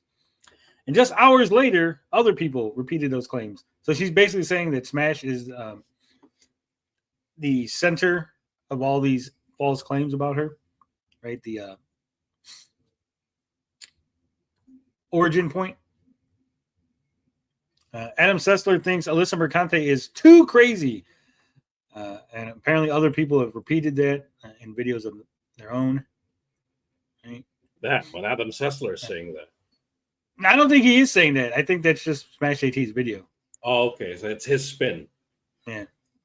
She's showing people, telling her to go delete herself, making fun of her. I don't put that on Smash if some like unknown account is harassing her, right? Yeah. All right. So then she's basically blaming Smash for everyone else's harassment of her. Here we go. Pattern and practice of lying. Tarzia has a history and pattern of making. Oh, God. Yeah, I just got this bad feeling, guys. You know when you get that bad feeling, right? When your soul gets usually hit, after a bad curry. Yeah, I got a bad feeling right now. When I read this, right? This history of and pattern of making false statements. My soul got a chill. I don't want to be. I would hate, seeing as we're like one of the big Amico detractors, right? And we basically called out Smash for a lot of things. I do not want any involvement in this whatsoever. I do not want to have my videos used to show that Smash JT is a liar. I don't want to have any statements I made about him used. I don't want to be called to the stand to have to be like I saw Ministry all over again. Right, but I'm saying is like I could see her lawyers seeing videos from us exposing Smash, then having to like Tony, Frog Tony, could you come to the stand and discuss your video on Smash JT? Like I don't want to be a witness for Alyssa Mercante is what I'm saying. So yeah, can you imagine Tony exposed as a lefty? Tony exposed as lefty defends Alyssa in court against Smash, the hero JT. That's all I fucking need, right? Can you imagine, they paint him as the hero and you're the villain? Fuck. How the turntables. Yeah. Tarzia has a history and pattern of making false statements to sensationalize his reporting and commentary, and does so in particular when Mercante is involved. Below is a partial history and account of that practice. Tarzia engaged in a months-long charade pretending that he did not know nobody was his own moderator. Tony treated them as if they were different people and generally lied in order to create a perception that benefited him. On September 26th, after receiving a retraction request from Mercante's counsel, Tarzia posted false statements regarding the attorney who signed the request on her behalf to Twitter timeline, falsely claiming that her counsel did not work at the firm he claimed. Tarzia further intimated that Mercante's counsel had quite the reputation in the legal industry, but did not elaborate any further. Look at all the behind the scenes arguing they were doing all that time. Fucking hell. This wasn't behind the scenes. This was in front of the scenes. No, but there was other stuff like, so he's not talked about it on Twitter about the attorneys and stuff getting involved, though, right? No, he has. That's what she's saying. He posted this publicly on Twitter. I don't pay attention to him or her. I think they're fucking two idiots. I literally just read that he posted it on his Twitter timeline. But about the exact quote, though, about the attorneys and stuff getting involved. Yes. What Right. I just read was and there's the tweet. Her lawyer is a complete hack that no longer works at the firm he states, and his Twitter has been suspended. He has severe Elon and Trump TDS. How does he have Elon TDS? He has Elon Trump derangement syndrome. EDS, huh? And has quite the reputation in the industry. All this, he's so smart that he posted publicly defamatory statements about the lawyer who's suing him on behalf of Alyssa Mercante. Yeah. Crazies know how to find each other. Well, you found Alyssa, smash. Says, even after another commentator pointed out that was easily verifiable that Mercante's counsel worked for the firm identified on the demand letter, Tarzier refused to amend or take down his post or to provide clarification regarding his statements regarding reputation. After Mercante's departure from her position with Kotaku, Tarzier reported on the matter breathlessly without pausing to check his sources or avoid spreading further unfounded speculation about Mercante's plans, such as allegedly going to work for Sweet Baby Inc. Potentially interviewing landing a position at Sweet Baby Inc. and or Compulsion Games. This would line up with how she ran yellow journalism defense for Sweet Baby Inc. from the jump. It's just one big corrupt club. ... And we see right through it. So again, he's just basically lying. God damn. He learned from the best, though. He learned from Tommy Tallarico. Right? Yep. JT spent $13.37 on elite membership. Of course, he's this stupid. Spent 10K on a fucking investment in a company as well. Yeah. Even when corrected about Mercante's plans, Tarja implied that he was in possession of facts which he refused to disclose in an attempt to substantiate his claims. See, this is where I think Smash 100% is in the wrong, right? They go, hey, if she goes, hey, actually, I'm not going to work for that company. It's like, I have communications that say you're lying, that you are going to work for that company. Like, Smash, you know you're full of shit. And you know some guy sending you an anonymous email is not a valid source. Yeah, he got burned by that, didn't he? Yeah. Alyssa Mercante just got fired from Kotaku and heads to work at Sweet Baby Inc. What? Can confirm it's okay. Yeah. Master of TDS says, can confirm there have been no talks at Sweet Baby Inc. to have Alyssa come on board. I've heard rumors saying the exact opposite. There's something happening there. I need our buddy to come on. Potion. And read all the smashes. Yeah, Potion, come read all the smashes. However, Tarja is not simply immune to telling the truth or correcting the record when it serves to increase the harassment of his victims. You've just got to at least make sure when you get to the 3 dots, you're going, Dad. There you go. The way he does it. Ambulance Chasers, 100% sketch. Yeah.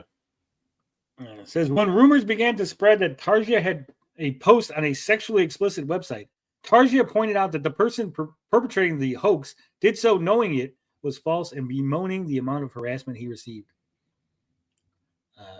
Says, when the author of the hoax confessed, Tarja's response was that a simple "I am sorry" would have sufficed. What is that? Go back. No, we can't. Why? Because it's we can't. Right. Can you show me that again later? It's just a picture claiming that Smash was on a website for like swingers. Right. With a picture of not his wife. Oh. Oh. I'll wait till we're off air. Yeah. It's a fat lady. You don't want to see it. Again, I've got zero standards. Don't worry about that. Gunnernomicon Files Part 2 featuring Smash JT are going to be featuring fucking Finbar. Yeah.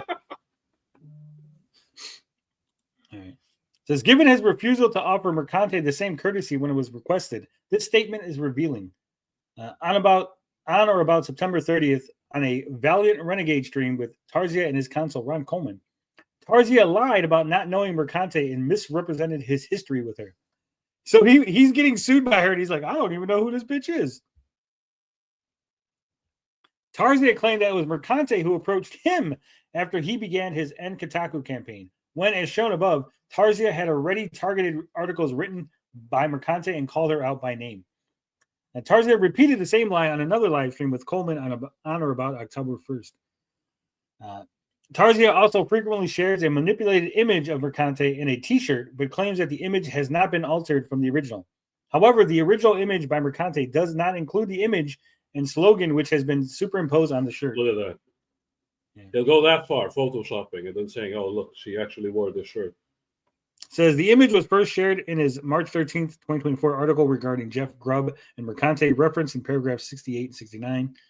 And so this is her shirt right here. And this is the one that he photoshopped, which has her face on it. Right? Smash. Why would you? Why would you? Why? Yeah. Like, she's a despicable person. Are we sure? No, but are we All sure this that extra shit. he's done that or somebody else has done it and say, Smash, look what she's wearing, and he's just taking it as fact? Yeah, but she told them, no, you don't understand. It's not that he posted it. It's that when told and to correct, hey, that's wrong, he refused. No, this hasn't been photoshopped. And someone's like, hey, that's photoshopped. No, it's not. This isn't photoshopped. But everything we know about this guy is double down, double down. Yeah, that's what I'm saying. Like, she's essentially saying, hey, he had the opportunity to not double down, right? That says the dude here, hold on. The dude says he'll screenshot people to get them banished from the industry, but lets this fly. I don't know where the line is. You can't be racist against white people. Thanks for tuning in. So that was on her Twitter handle on the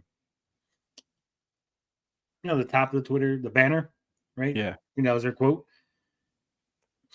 So that is a quote by her, but that is a Photoshopped shirt, right?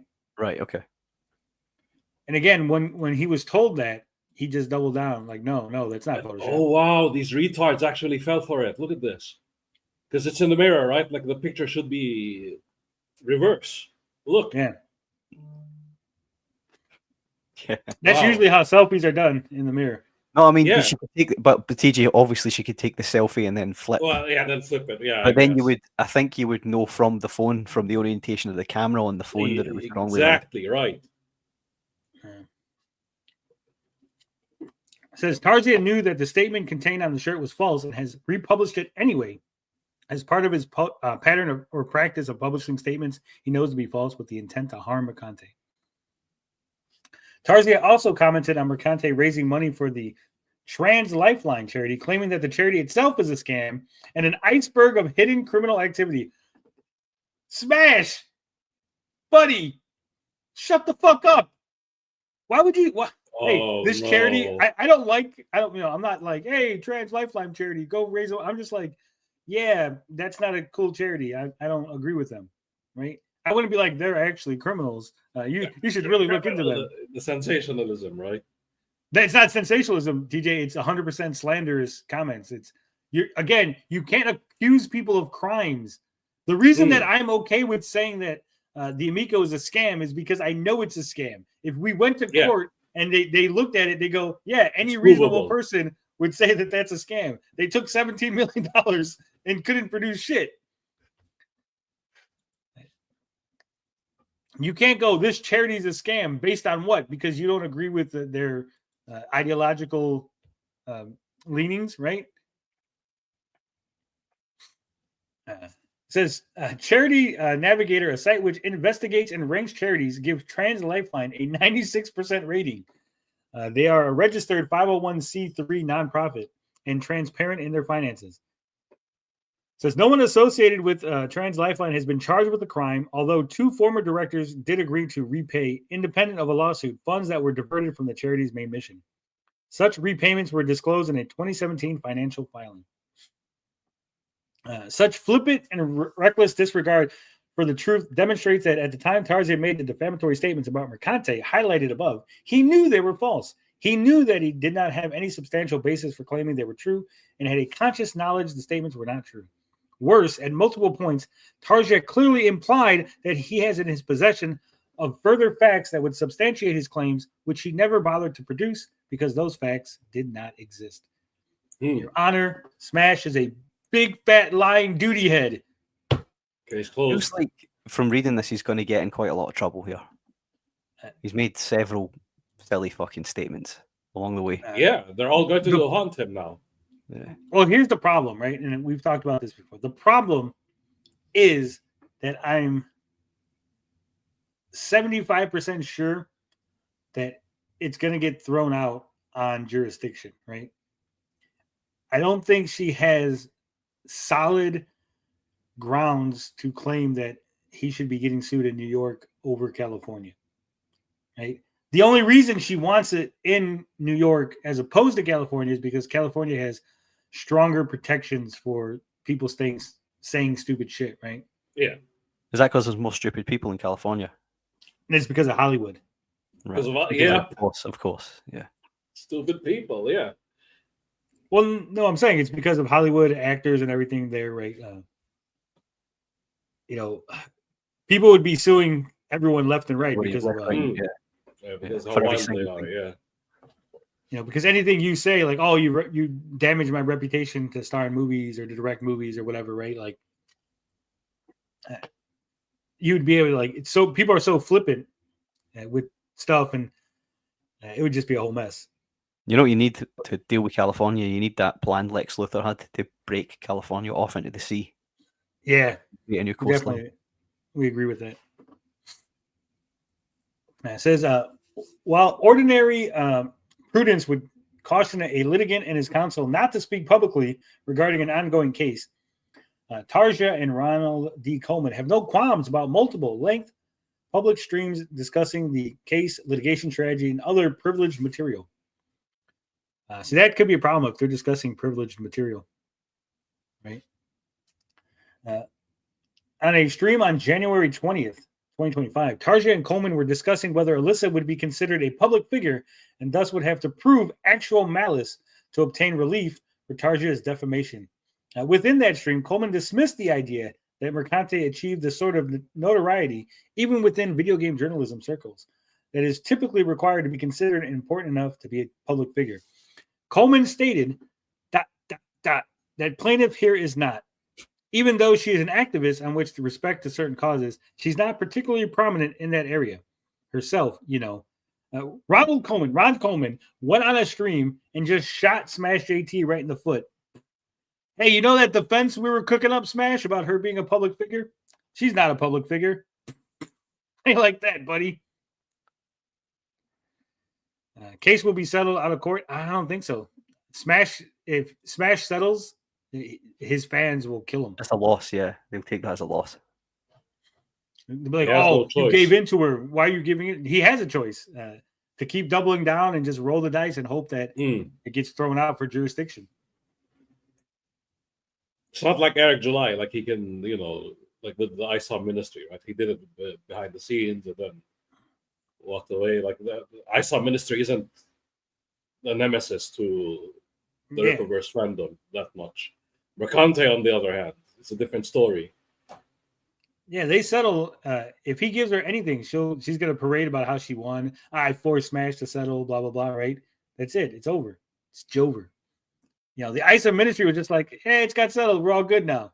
And then just that was the last thing they said about it until they emailed me, and that caused that whole kerfuffle. Oh yes. All right. Anything else good in this? They waive attorney-client privilege.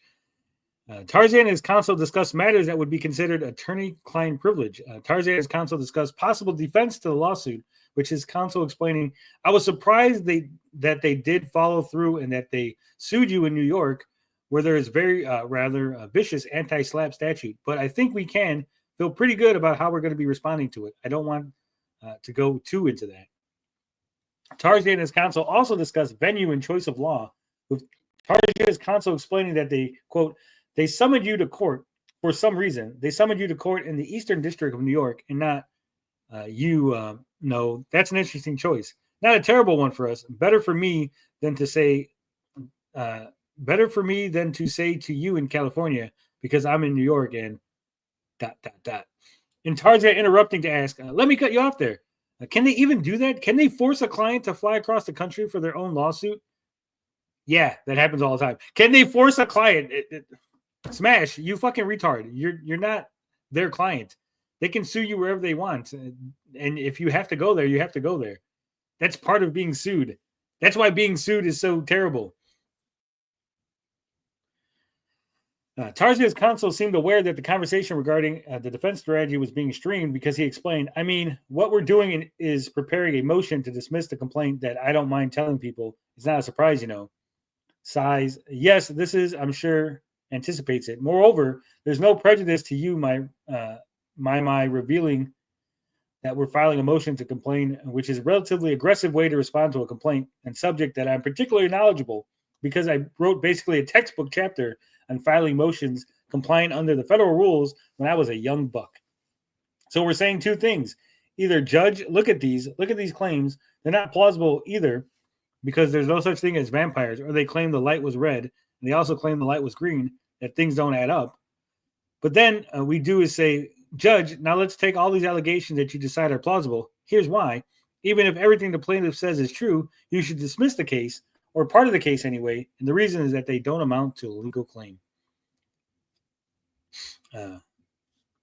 Says, I talked to Ron for those that missed it, and he gave it a glance over and was like, yeah, there's that. They have nothing here. Smash, are you retarded? Do you think Ron is going to be like, yeah, this is terrible. We're going to lose. This is horrible, Smash. Stop paying me money.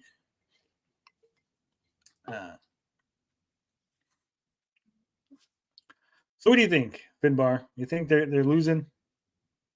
I think you're probably right. He'll probably fluke a win, like he always does. He's that kind of guy. He's a slime ball. I liked Smash for a while there as well. All right, so you saw through him though the whole time, Tony. I will give you that. Saw through the act. So on May 9th, letter requesting pre-motion conference by Jeff Tarzan. So he's once again asking for a pre-motion conference in order to dismiss under personal jurisdiction.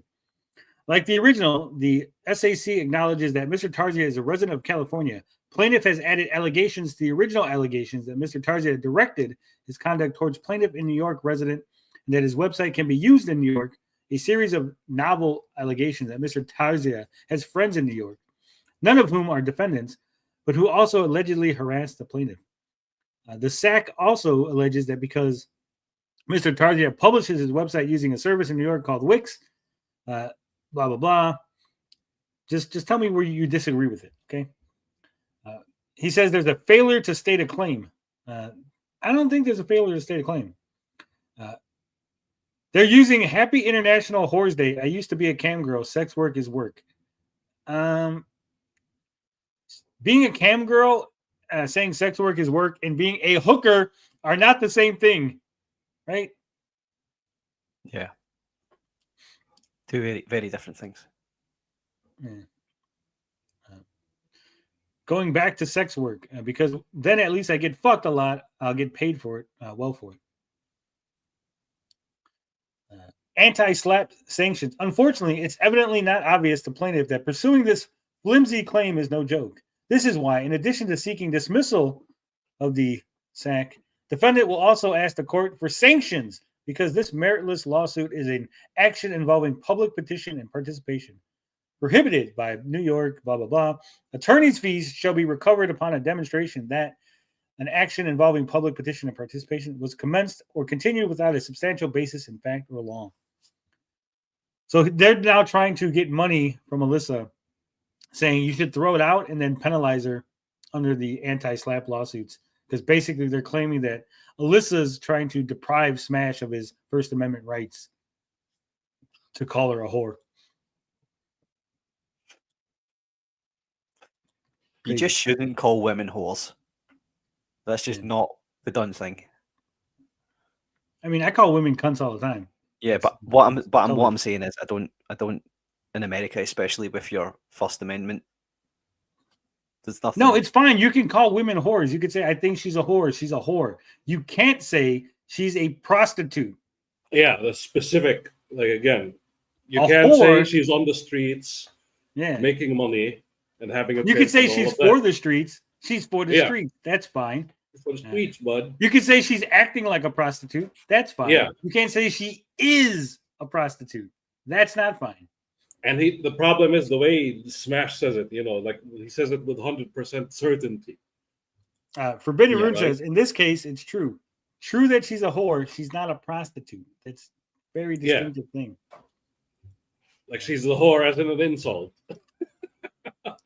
Again, it's very, it's very nuanced, right? Yeah. And there's a fine line between what you're allowed to say and what you're not allowed to say. Yeah. And we need the Sopranos, but she's a whore. Clip. So it's okay to insult a woman, but it's not okay to lie about her occupation, is what we're saying. No, you're not listening. A prostitute is illegal. Prostitution is a crime. Yeah. You It's cannot still an accuse somebody of occupation. crime. Over there, yeah, the health violations involved, and It doesn't matter. Like it's like calling someone an drug embezzler dealer. or So a the drug problem- dealer. Yeah. Yeah, So the problem is that you're accusing them of being a criminal when they're not. That's what you're saying. 100%. Right. Yep. yeah. You like I said, you could say a lot of things about people. So, for and example, it's- you could it's say okay. that so there's a butcher there, and you could say, well, you're a baker. You're not going to get in trouble for that because it's not No, an illegal It's occupation. not crime. Yeah, it's not crime. it's not a related. crime, and it's not defamation because it has not. Like I harm can, your reputation. it's like as if Smash JT is saying, I can say with 100% certainty that Alyssa Marcante is a serial killer. That type of shit. But you've got to remember, TJ, he's been sent evidence by an anonymous source who's definitely not some retard. Of course.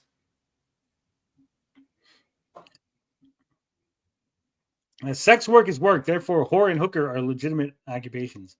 Mr. W. No, see again. I hate to be the guy, right? Don't make me defend shitty people. Sex work includes, but not limited to, stripper. Okay, that's Yeah. sex work. Cam girl is sex work. Those are legal. OnlyFans is legal. Being a porn star is legal. Okay, you might not like them. You might say they shouldn't be legal. Being a hooker in Reno It's a whole at the different thing. at the Bunny Ranch is legal. Being a hooker in New York is not legal. Yep. You can't accuse her of things that are illegal. That's the problem. Again, he said she took she took money for sex directly. That's illegal. That's a crime. OnlyFans, you get paid, but you're not getting paid directly for sex. Right? The guy who's fucking her is not paying her. You're paying to watch her get fucked. I understand that it's the same, like it's theoretically the same thing. I get that, but legally it's not. It's legally distinct, right? Yeah. Like I could pay somebody to star in a movie in which I fuck her, and that's legal. I cannot pay her and fuck her. If there's a camera there recording it and then putting it out to the world, distributed, right? That's fine for some reason. I already said I So would no operate the probe. camera for you. I already offered. Tony has a vested interest in this, so don't question his expertise. No vested interest, right? Just expertise. Not yet. Smash technically didn't defame her for recognized. Yes, he did, because it's defamation per se under the New York statutes. If you accuse somebody of a crime, and again, you want to argue with me, but it is a crime in New York to be a prostitute, in which he accused her of being a prostitute. Therefore, he has committed defamation per se. Now, the argument is that he does not live in California or in New York, and therefore there's no jurisdiction for it. And in California, he's allowed to say that. That's different. Turn your ads off. It's a live stream. Well, once we get $25 more slamming, Brandon, I'll turn my ads right off. So OnlyFans' entire case for legality is the DSP. Oh, the camera was on the whole time. No. OnlyFans' entire case for legality is the person that's doing it is not paying for it, right? Again, if I go on camera and fuck a chick, that's legal. If I pay a chick to fuck me, that's not legal. That's the difference. You can pay me to jack off on a camera. You cannot pay me to jack me off. That's the difference. How much? Only frogs? It's like $15. You can send me a taco. I'll do it. I'm only playing both sides of the line because I can use virtue definitions against them. That's fine. I mean, again, you could you as a anonymous person can just say whatever the fuck you want about her in most cases. Not legal advice, right? Too late. My headcanon is now that OnlyFans is a DSP of the internet platforms. It makes sense, actually. Yeah, you could pay an adult performer for appearing in your video, in your film. Yes, but you have to have a film. Being a prostitute is legal. Not in New York, it isn't. Slime and Brandon, it's 100% not. $50 per inch, so 175. He wishes. I've seen it. The language JT used has to be understood as a statement of fact. If he called Mercante a prostitute loosely, that's not defamatory. Bingo. He did not. He said 100% she trades sex for money. He kept doubling down and then saying 100% certainty. Actually, the same verbiage I'm saying now. Yeah. Also, he said that he had evidence. He had evidence that would substantiate his claims. That's the problem. When asked, yeah. Realistically, all he had to do was stop making the claim. Yeah, and that's it. She because goes, he's retarded. I'm not a prostitute. Okay, you're a whore, and then just start calling her a whore from now on, right? There you go. Yeah, that would have been the clever thing to do. If you go back far enough, if you go back far enough, TJ, you'll find the claim that he made against Pat Contry's partner, Ian Ferguson, and how he was so sure that Ian committed fraud. And it's because there was no legal pushback on that. So I think Smash pattern with him. He can say whatever he likes. Yeah, it's a pattern. All right. Speaking of patterns, check this out, TJ. You might like this. I don't know if Finbar's gonna like this. Captain Blood launch trailer for the PS5 and PS4. Oh, I've heard of this. And yes, this is 100% based on the Captain Blood book. That's what caught my eye. I was like, Captain Blood, like the movie in the old book.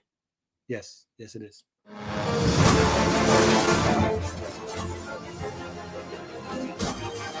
Okay.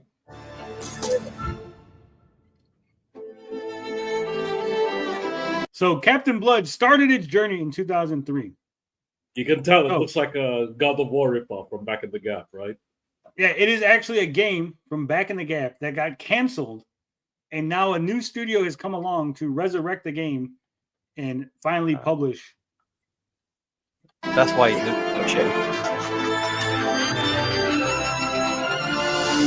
Welcome to Captain Blood, a hack and slash from the Golden Age that never quite released. Golden Age. A classic reborn. Oh, that's clever. Featuring punching, stabbing, naval quick combat time where event. you don't drive the ship, but you shoot other ships. More stabbing. You can do that? I love this announcement. Look at all this amazing cinematic in-game time. They just want gameplay right now? Okay. looks a bit like Heavenly Sword, right? The way it moves. Yeah. Don't say we didn't show you gameplay. With revolutionary new features like quick time events, combos, and guns. But beware, the enemies you face will keep giving. Yeah. Was that? It's got a bit of Heavenly Sword to it when he's doing the slashing and stuff, and then it's got the guns. So it's like a bit of Devil May Cry as well. You can tell it's come from that time period when those games were there was quite a lot of them coming out. It looks decent. No movie storycraft, no walking simulator, the good old days, you know. Yeah. Depending on the price, because the graphics are a little dated, and the gameplay is probably, it's got to be a budget price. Because, like I said, it's going to have the outdated graphics. It's probably going to have some repetitive gameplay, right? Yeah, like waves of enemies and stuff. Well, not even that polished, just old school. You'd also like to think that. I know. So the studio that's releasing it is not the one that started it, right? It was abandoned. Are we saying that? No, it wasn't abandoned. What happened was they were working on it. They got the license. It was a spinoff of another franchise that they were doing, and the publisher canceled it. Then they went to another publisher and they canceled it, and then it just sat there. And they owned it, the developers, but they couldn't, didn't have the money to release it. Is that confirmed $29.95? That's what 56K saying. I trust 56K. Why wouldn't it be? He's one of my most trusted confidants. 56. He would never lead us astray. I'm buying it soon. Let's see. I'm looking it up right now on the PSN. If he's lying, I want him banned. Ban him. Ban him. Damn. It is right now $24.99. He lied. You're fired. Ban his ass. Ban him. That number came out of my ass. You were close. You were actually over. You guessed too high. $24.99. I should reach out to them and get a free copy. Yeah. There was a Conan game that was God of War code. That was really good. That was maybe worth 10 to 15 on Steam. That Conan game. Are you talking about the one that was on PS4? Was it on PS? I don't know. Ron Perlman was Conan, the voice actor. Oh, maybe not then. I don't know. Getting tougher. Live out your life as a ruthless pirate. Look at that belly. Look at that arm. Look at that smile.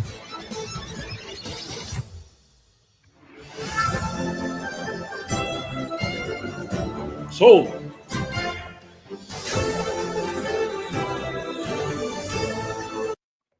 I did like the trailer. The announcer was funny.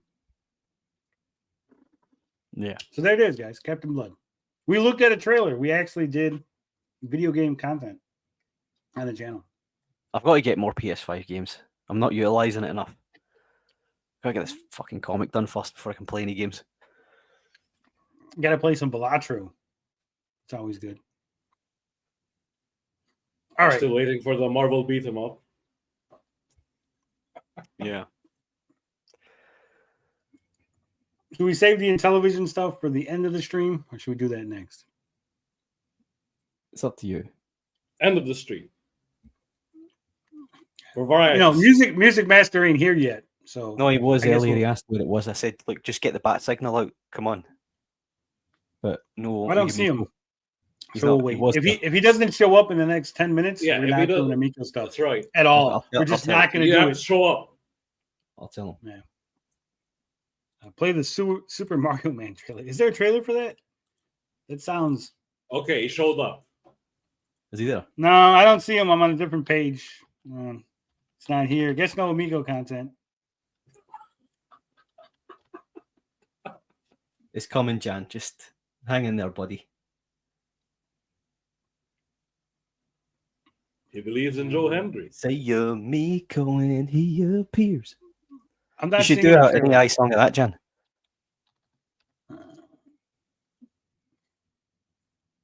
We created, man, this is an hour-long fucking, it's not a trailer. Show me a trailer. I don't want like fucking an hour-long video about, hey, we decided to make this thing called Super Mario Man. Everything is an hour long. There's no fucking trailer for it. There's no trailer for this long-ass thing. That's Pokemon, but Mario. Can you just pick a point of the video and just quickly show us what it is? No, because it's all just talking. Right. Is there no like gameplay? No, probably. I don't fucking know. Here's a gameplay video though. How to get Supersonic and Super Mario Man 1. Scrub through them.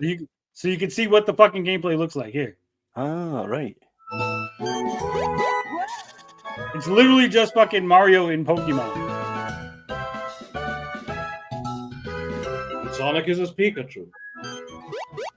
Oh, yeah. You'd almost say he's a Sonichu. Well, definitely this is fan made, and you can hear that it's using voice clips and shit from actual games, right?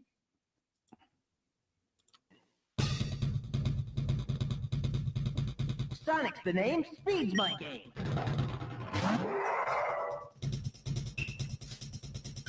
We're using Yoshi. Wild Sonic used Thunderous Kick. See, so it's just fucking Pokemon. But It looks Sonic. trash. It was Chris Chan, the video game. Like the frame rate looks pretty bad, and I'm not one to complain about frame rates. Yeah, looks trash. All right. I'm here. I'm here. Okay. Just do it now, Let's just do it now. What else is there on the docket? Air July. Lots of Air July stuff. Is there?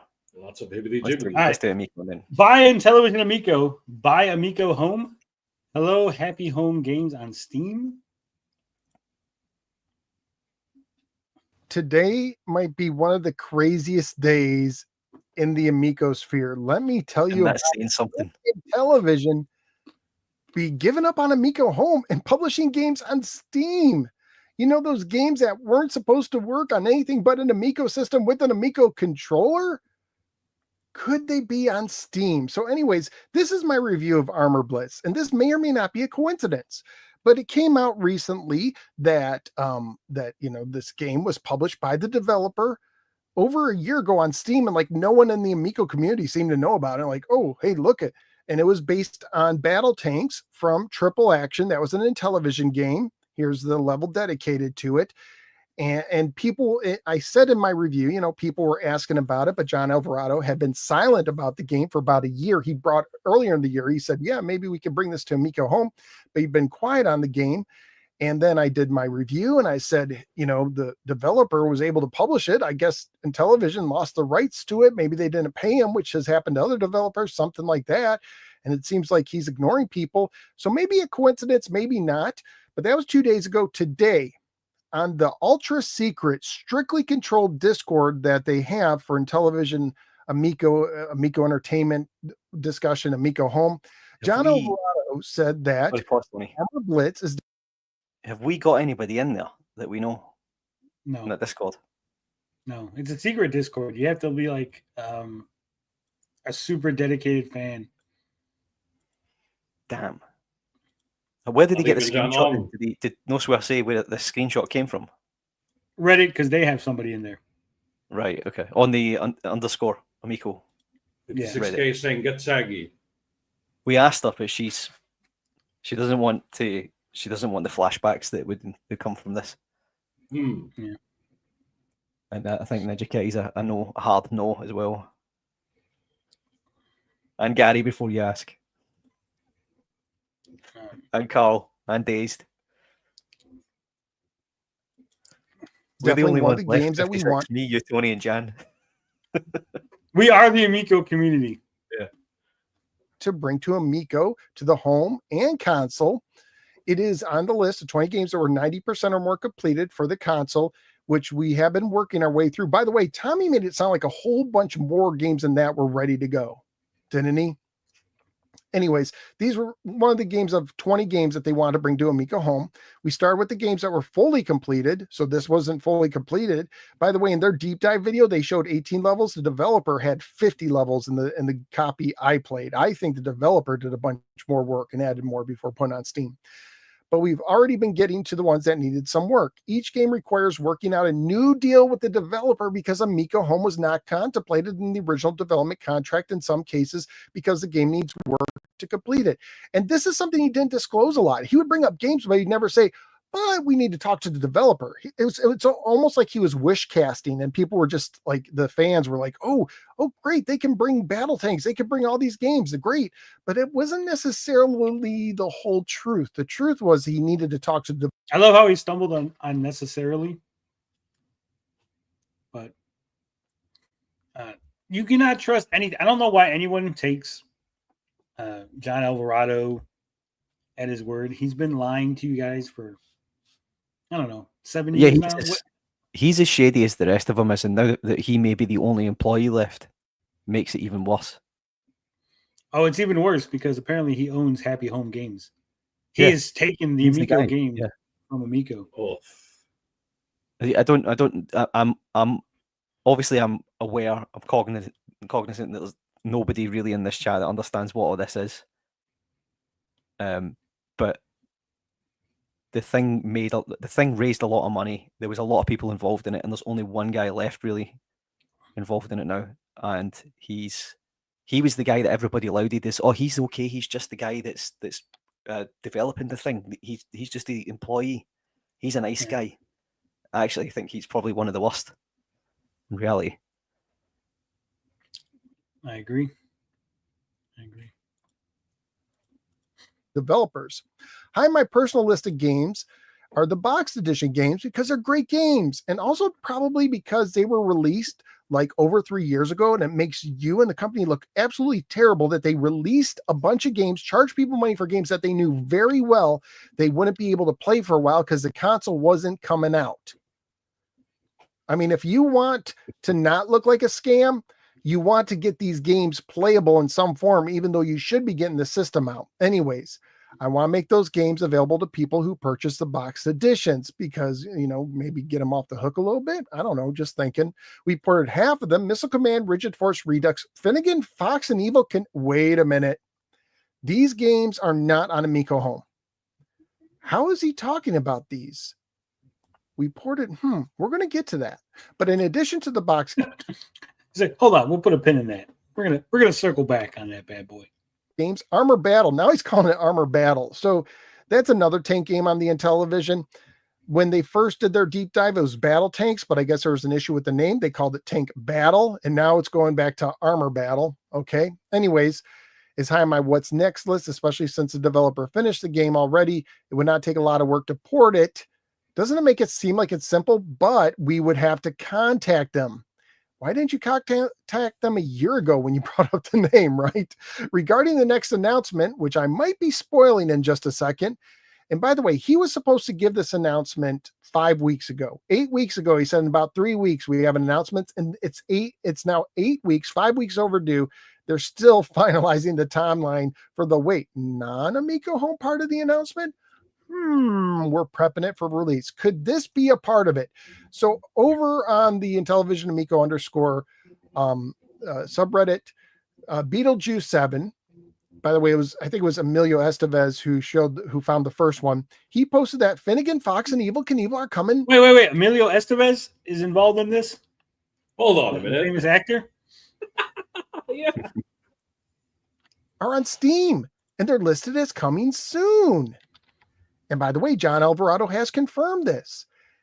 And then Beetlejuice7 also looked into it, did some digging, and the company called Happy Home Games is registered to John Alvarado. So let's go to Steam. So here we got Happy Home Games, and they got Evil Knievel. Okay, now it's starting to make sense. Let's see. Don't see online, but you can use Steam. Go back. It's registered to John Alvarado. What? The company publishing this is one registered John M. Alvarado. I think it's a different. It's Juan M. Alvarado. Yeah, it's Juan Alvarado. So let's go to Steam. So here we got Happy Home Games. But didn't John have like a bunch of brothers like the Ned Flanders family? He had lots of Alvarados. Hadley Hill. Tons of Alvarados. Oh. Okay, now it's starting to make sense. Let's see. Don't see online, but you can use controllers. Wow, you can use controllers. I thought you could only use the Amico controller to get it. That's what followers were telling me. That's what Tommy was telling me. Wow, Touch Arcade's already reviewed this. Let's go to this review. Wow, they've already reviewed this game early. Amazing. Oh wait, this is from 2015. This is from the original iPhone game. That's not from this game. That's not the same. And look at all these emojis. They simple controls. Use a gamepad, keyboard, and mouse to control your vehicle. And you can see the requirements here for Mac or Windows. Okay, so we got this game coming to Steam. And then, so this is Happy Home Games. Finnegan Fox is coming to Steam. Now, Finnegan Fox is an interesting one. This is based on a game called Fox and Force, which I've streamed. I bought this when it was on sale. It's $9.99. I think I got it for $3. It's a pretty decent game. I actually enjoyed it. Has some really nice music and pixel art. Took about maybe 5 hours to complete, give or take. So would you rather have this for $10 or this game just going to compare similar with the kind of cartoony Unity graphics going on there for probably 15. I'm guessing it's going to be $15. And this one appears to only be, again, you can use Xbox controllers. No, not an Amico controller. It doesn't even exist. And it looks like this is only going to be on Windows right now. It doesn't look like it's on Apple. But he even said in this one, with difficulty level adapted to modern sensibilities, meaning it's not so brutally hard.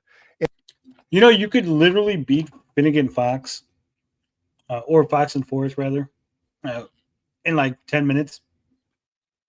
There's a code. Shark. Remember when you? Well, there's a code. No, but see, it's different. There's a code for level select, and then you could just go to the last level, and if you are good enough, you could beat the boss with the basic weapon, and then that's it. You just beat the game. And when I saw someone play this game, I was like, man, this game looks really dumbed down. Like no challenge at all anymore. You got to have a little challenge. I don't think Fox and Forest was insanely hard at all. I think it was average difficulty. So do you want a dumbed down game? And it's probably, if it's like their other games, it's going to be $14.99, or do you want to get the original game for $10 or like $2 or $3 on sale when it goes on sale? And if an interesting thing here, if you click bonus level entertainment, it goes to Happy Home Games. Isn't that interesting? The link doesn't even go. So here we go to Happy Home Games. What's this? Okay, let's leave this. Let's go to Happy Home Games. Oh, look at that. This is their website right now. Happy Home Games, all for fun and fun for all. You know, I wonder what the investors who invested like millions of dollars into the Amico think. I wonder, you know, hey, you're creating another company. Are you hiding money from us? Like it looks. I don't know. I don't know. Whoa, you're getting into those legal gray areas there. We know that the Intellivision Amico, they already sold the Intellivision name, so the investors already got screwed. Right? Atari, yeah. Interesting here. And there's a group for Happy Home Games, and one of the moderators right here, the moderator, Johnny Wasabi, John Alvarado, CTO at Intellivision. So obviously this is all legit. The John Alvarado has put this company together. And they're doing what a lot of people said they should have done at the beginning. Instead of making a system right off the bat, why don't you port these games, put them on Steam and other platforms? And if they sell well, maybe then consider a system. They're doing this so backwards. But it makes sense to a degree because Amico Home is failing. None of the games has gotten over 100 plus downloads. It has not done good at all. So yeah, let's get some money. And maybe, you know, friend of the show, Gatoru's, was talking about this, and he believes that, you know, the developers would not let them put it on Amico Home, which makes sense. Amico Home's like a graveyard. They've had one game in 14 months, and after 4 months of being released, it's still at the 10 plus download mark on the Google Play. That's like a graveyard. You don't want your game there. So maybe they said, fine, you can put these games and maybe we can get a little bit of money, but you're not going to put it on Amico Home. We want better chances. So put it on Steam. And maybe that's what's happening, but it's just crazy. By the way, this logo right here, I did a reverse image. It's a fucking stock logo. Stolen. Oh no! A search. It's Adobe stock. Just like here it is. No, I don't think they licensed it. Knowing them, they stole it, right?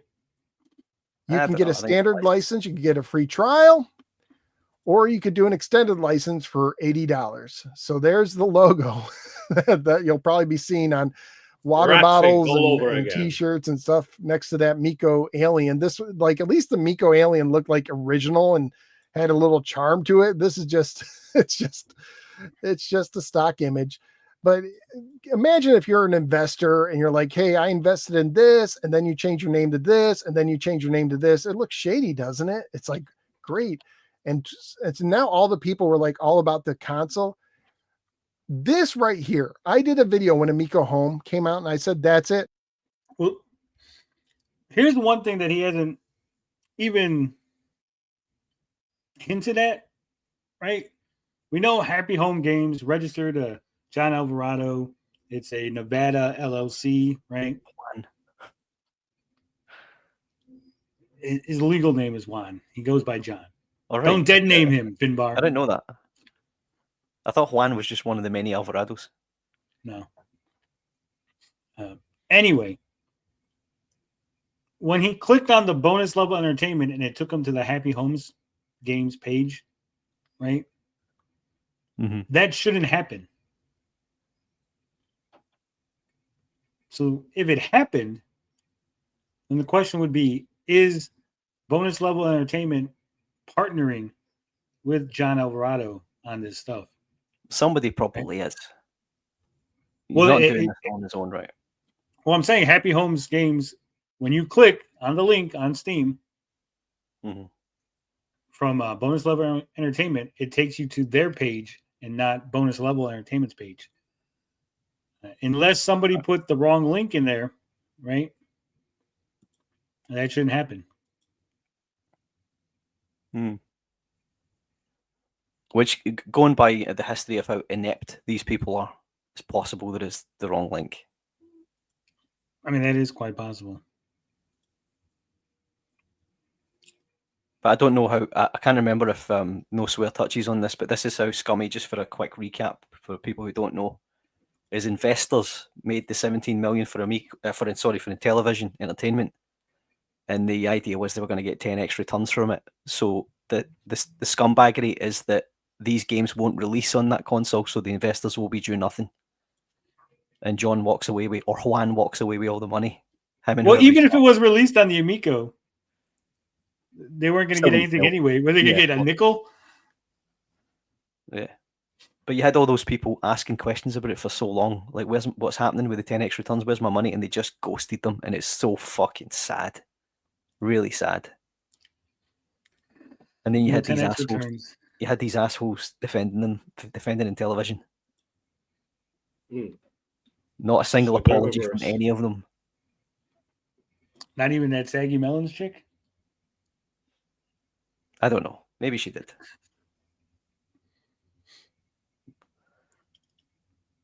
Fighting on the internet. I mean, the ones that were ride or die till the end, Tony. She got off the boat, like John, like Retro Bro and a few others.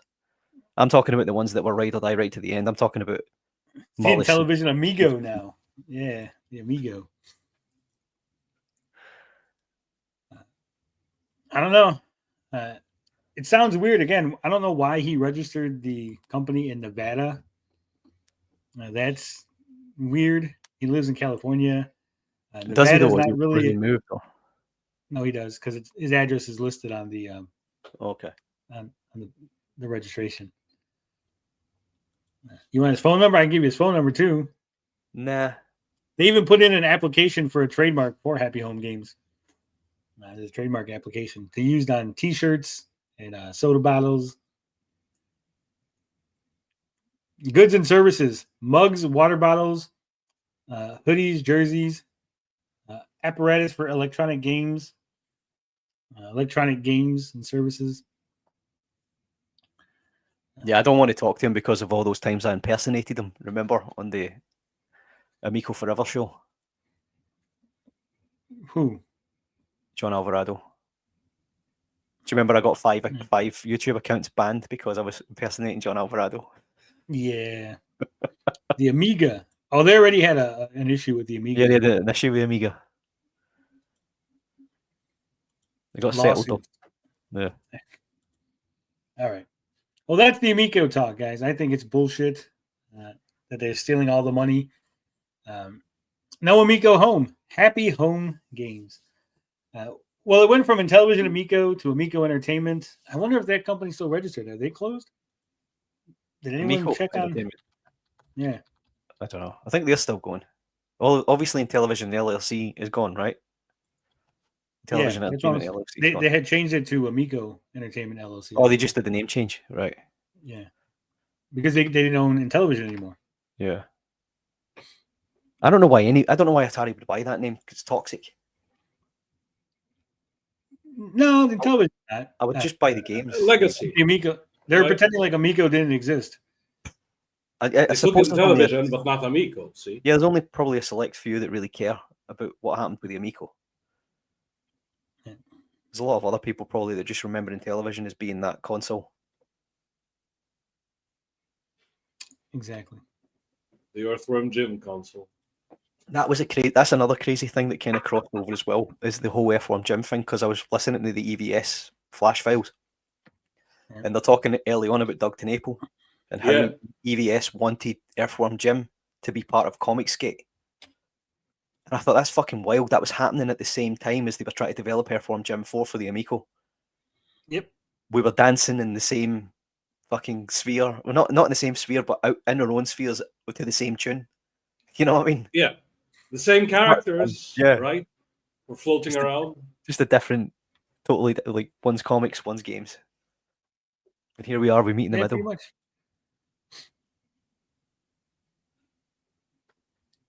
Oh, this is interesting. Okay. This is interesting. So, if you go to Amico Entertainment, right,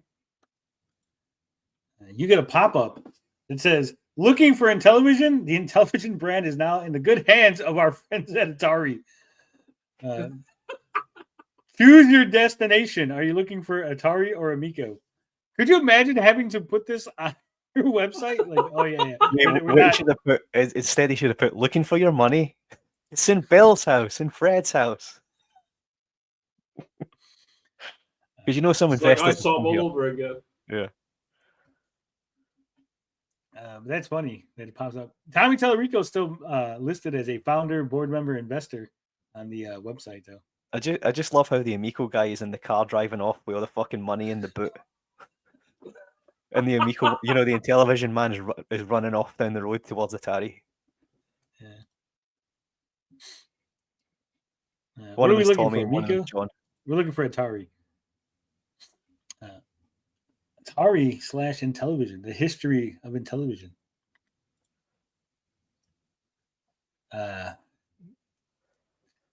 How he fucked this up so badly that Atari bought Intellivision. I honest to God, have always maintained the blame lies with that controller, and only that controller. No, I think the blame lies in they didn't know what they had, right? He wanted it to be the next Nintendo. He wanted it to be the next huge fucking console that everybody's playing. Instead of going, what we have here is a small niche community of dedicated Intellivision fans. He wanted this to be the Switch. Yeah. He was hoping to capture a market that wasn't going to buy it, the mobile game market, the ones that downloaded games and played them for free. Steven says, I don't even know what they had. Yeah. They had nothing. Tommy was a double agent for Atari. Maybe. That would be crazy. Could you imagine? If he pulled an NWO, he's like, he comes out and he goes, "Guys, I just got one thing to say." He takes off his Intellivision shirt. Atari for life, bitches. I never even had an Intellivision. Fuck you. You've got Bobby Heenan going, but whose side is he on? Yeah. Sounds like he's on Atari's side. Just comes out, leg drops on fucking Keith Robinson's tomb. Boom. Tommy Tellerico. Sucks. This sucks, guys. That's it. It's over. So Happy Homes Games. I don't think there's going to be a Happy Homes Games Forever stream. Has DJC or anybody talked about any of this? I remember the last thing I saw was Mullis was talking about it. I don't know whether it was on a live stream or what, but he was playing one of the games. And he was so fucking crestfallen. That guy needs to apologize. So does DJC. DJC owes you an apology for the shit talk he gave you on John's channel as well. The names he called you. No, because according to them, I ruined it, and it would have definitely came out and be a success if I didn't detract. There's two factors that caused the downfall of the Intellivision Amico. The detractor. Yeah, one was Tony, and one was COVID. Yeah. I caused COVID, so yeah, I definitely. You were patient zero. Yeah. The frog plague. Yeah, it was my Amico. It was me the entire time. And you all bought it. You're not getting your money back. I would almost respect Tommy if he did come out like at Video Games Live. He's like, people have been asking me about the Intellivision. He opens up his jacket to show the Intellivision shirt. Well, I only got two things to say about that. Rips it off with a Atari shirt. Fucking suck it, Mullis. You were never my friend. I fucking hated you. I'd be like, I'm Tommy. I'm on your team. Team Tommy. Can you please all the way. I want to shake your hand, buddy. Tony's MLB contract was swept under the dirty rug. Max knew it was BS and lied about it. 100%. Yep. I should have been the CEO. Theoretically, could you imagine? I was always worried that like Tommy made that bet with me so he could make me the CEO, and then be like, well, see, he's the one. It's his problem. And he got your $17 million. He owes all you guys. Yeah, he's the one that owes your education. He could have been working you into a shoot there, brother. Yeah, that would have been fucked up, wouldn't it? Would have been fucked up for you. I think everybody else would have just backed off. Tony's in trouble. Everybody, let's leave. Y'all would have found it funny. You've been detracting me. Yeah. The new CEO of Intellivision is a fucking idiot. Look at him. What do I do? What do I do? All right, guys. Isom 3. Now we're at the good stuff. Here we go. We're going to do some detracting content. Isom 3 only made $660,000. I know, I say only. Damn. But when you look at the original Isom, 3.7 million. Second Isom, 2.4 million. We will win. We won, boys. We won. Yeah. This is how bad it is. I want you guys to understand. When Eric July says this was a successful, it's a great campaign, I want you to really understand why this is not a success. If you scroll down just a little bit more, just keep going. Here it is. Isom 3 milestones. Let's make history. As we gear up for one of our most highly anticipated releases ever, we're bringing back epic milestones with exclusive rewards unlocked as we smash through goals. Guys, Eric July 100% put these things here because he thought he was going to smash through these goals. He expected 1.25 million at least. No. Oh, there's more. Holy shit. He expected 2 million. What did Isom 2 make? No, I don't think he expected a 2 million, but he expected 1.5 because at 1.5 million is the full line of statues. We're going to go over each one individually. Sketch. He's stolen your idea. No, I had the idea first. Yeah. Yeah. We stole it from him. We stole it. Okay. So for 500,000, the only reward that they unlocked was they revealed a stunning new cover for Shorsha, Yaira, and the other one. What was it? Zaylen, yeah. But then remember, it had already released, and they're like, oh, they erased it. So much for that. Yeah. So at 750,000, you would have got a limited edition Dokuman card. The only time Eric has ever said he was going to give free shit away, they couldn't hit the goal.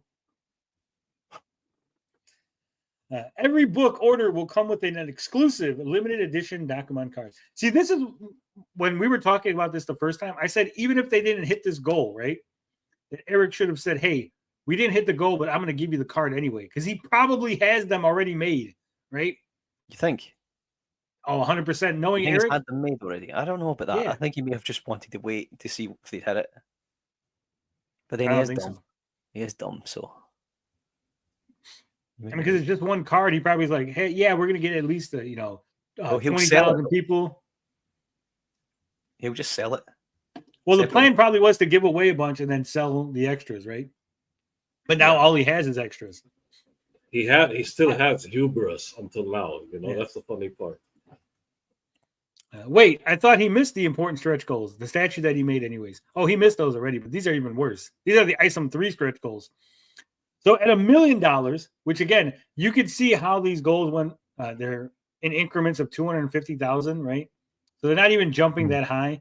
He definitely thought he was going to hit these. For $1 million means we're going big. We'll commit to producing a fully articulated Isom action figure. Well, I guess we're not going big, guys. Not going big. Damn. At 1,200, at 1.25 thousand. At 1.25 million, we'll add a brand new concept art book to the collection. He was going to add more stuff you could buy to give him more money on the Isom 3 collection. Again, I bet you he has this book already made. maybe not printed out, but they have it all compiled and it was ready to go, right? Just say Yeah. the word. Yeah. So They've got it laid files out. were Yeah. there. expect this to show up in another fucking campaign, or hey, we got this thing. He's gonna pretend like it wasn't the same. No, it's not the same book. You guys, those detractors are dumb saying that this is the same book, like he did with the Yaira statue. At 15, at 1.5 million, they were gonna have a full line of statues. We'll partner up with, we'll team up with our partners at Iron Studios to create a full line of epic statues featuring your favorite Rippaverse characters. Well, apparently Isom is not one of their favorite characters because it did not hit the goals. Remember, Young Isom. he didn't. This isn't a collection. This was a campaign. He has not done a campaign for a long time, right? You can also see the jump from the 1.5 million goal to 2 million. You can see that he probably expected 1.5 because the 2 million one is the silly sketch that you can buy. Yeah. So he's probably thinking that spot will hit about 1.5, and then maybe if they can have the sketch for 2 million, because you can see that's like that's the biggest jump from 1.5 to 2. So there's his thinking. He's thinking I'll probably get 1.5 for this book. Is that from 2 made, right? 2 made about that much, didn't it? 2 made 2.4. 2.4. So he's definitely expecting a million. Yeah. I hope he doesn't meet any goals. This is winning. We met one. Is winning. They won already a long time ago. Eric's Live won. But like I said, this is the first campaign, right? Because he started doing collections and everyone was like, well, what's the difference? Oh, these are little. These are not as special, right? But Isom 3 we're back. We're doing this big campaign. He ran it for, like 75 days or something, right? Couldn't hit the goals. How is this a success? Spin this for me, Sturgis. Spin it.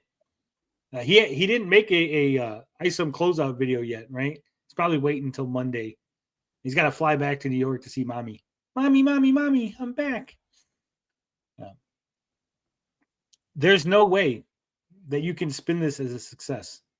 Down 60-some% from the previous Isom book, right? You can't even do the argument. Well, the last campaign was a Yaira book, and people have different taste, right? I'm saying from Isom to Isom. Boom, down. 3.7 million, 2.4 million, 660,000.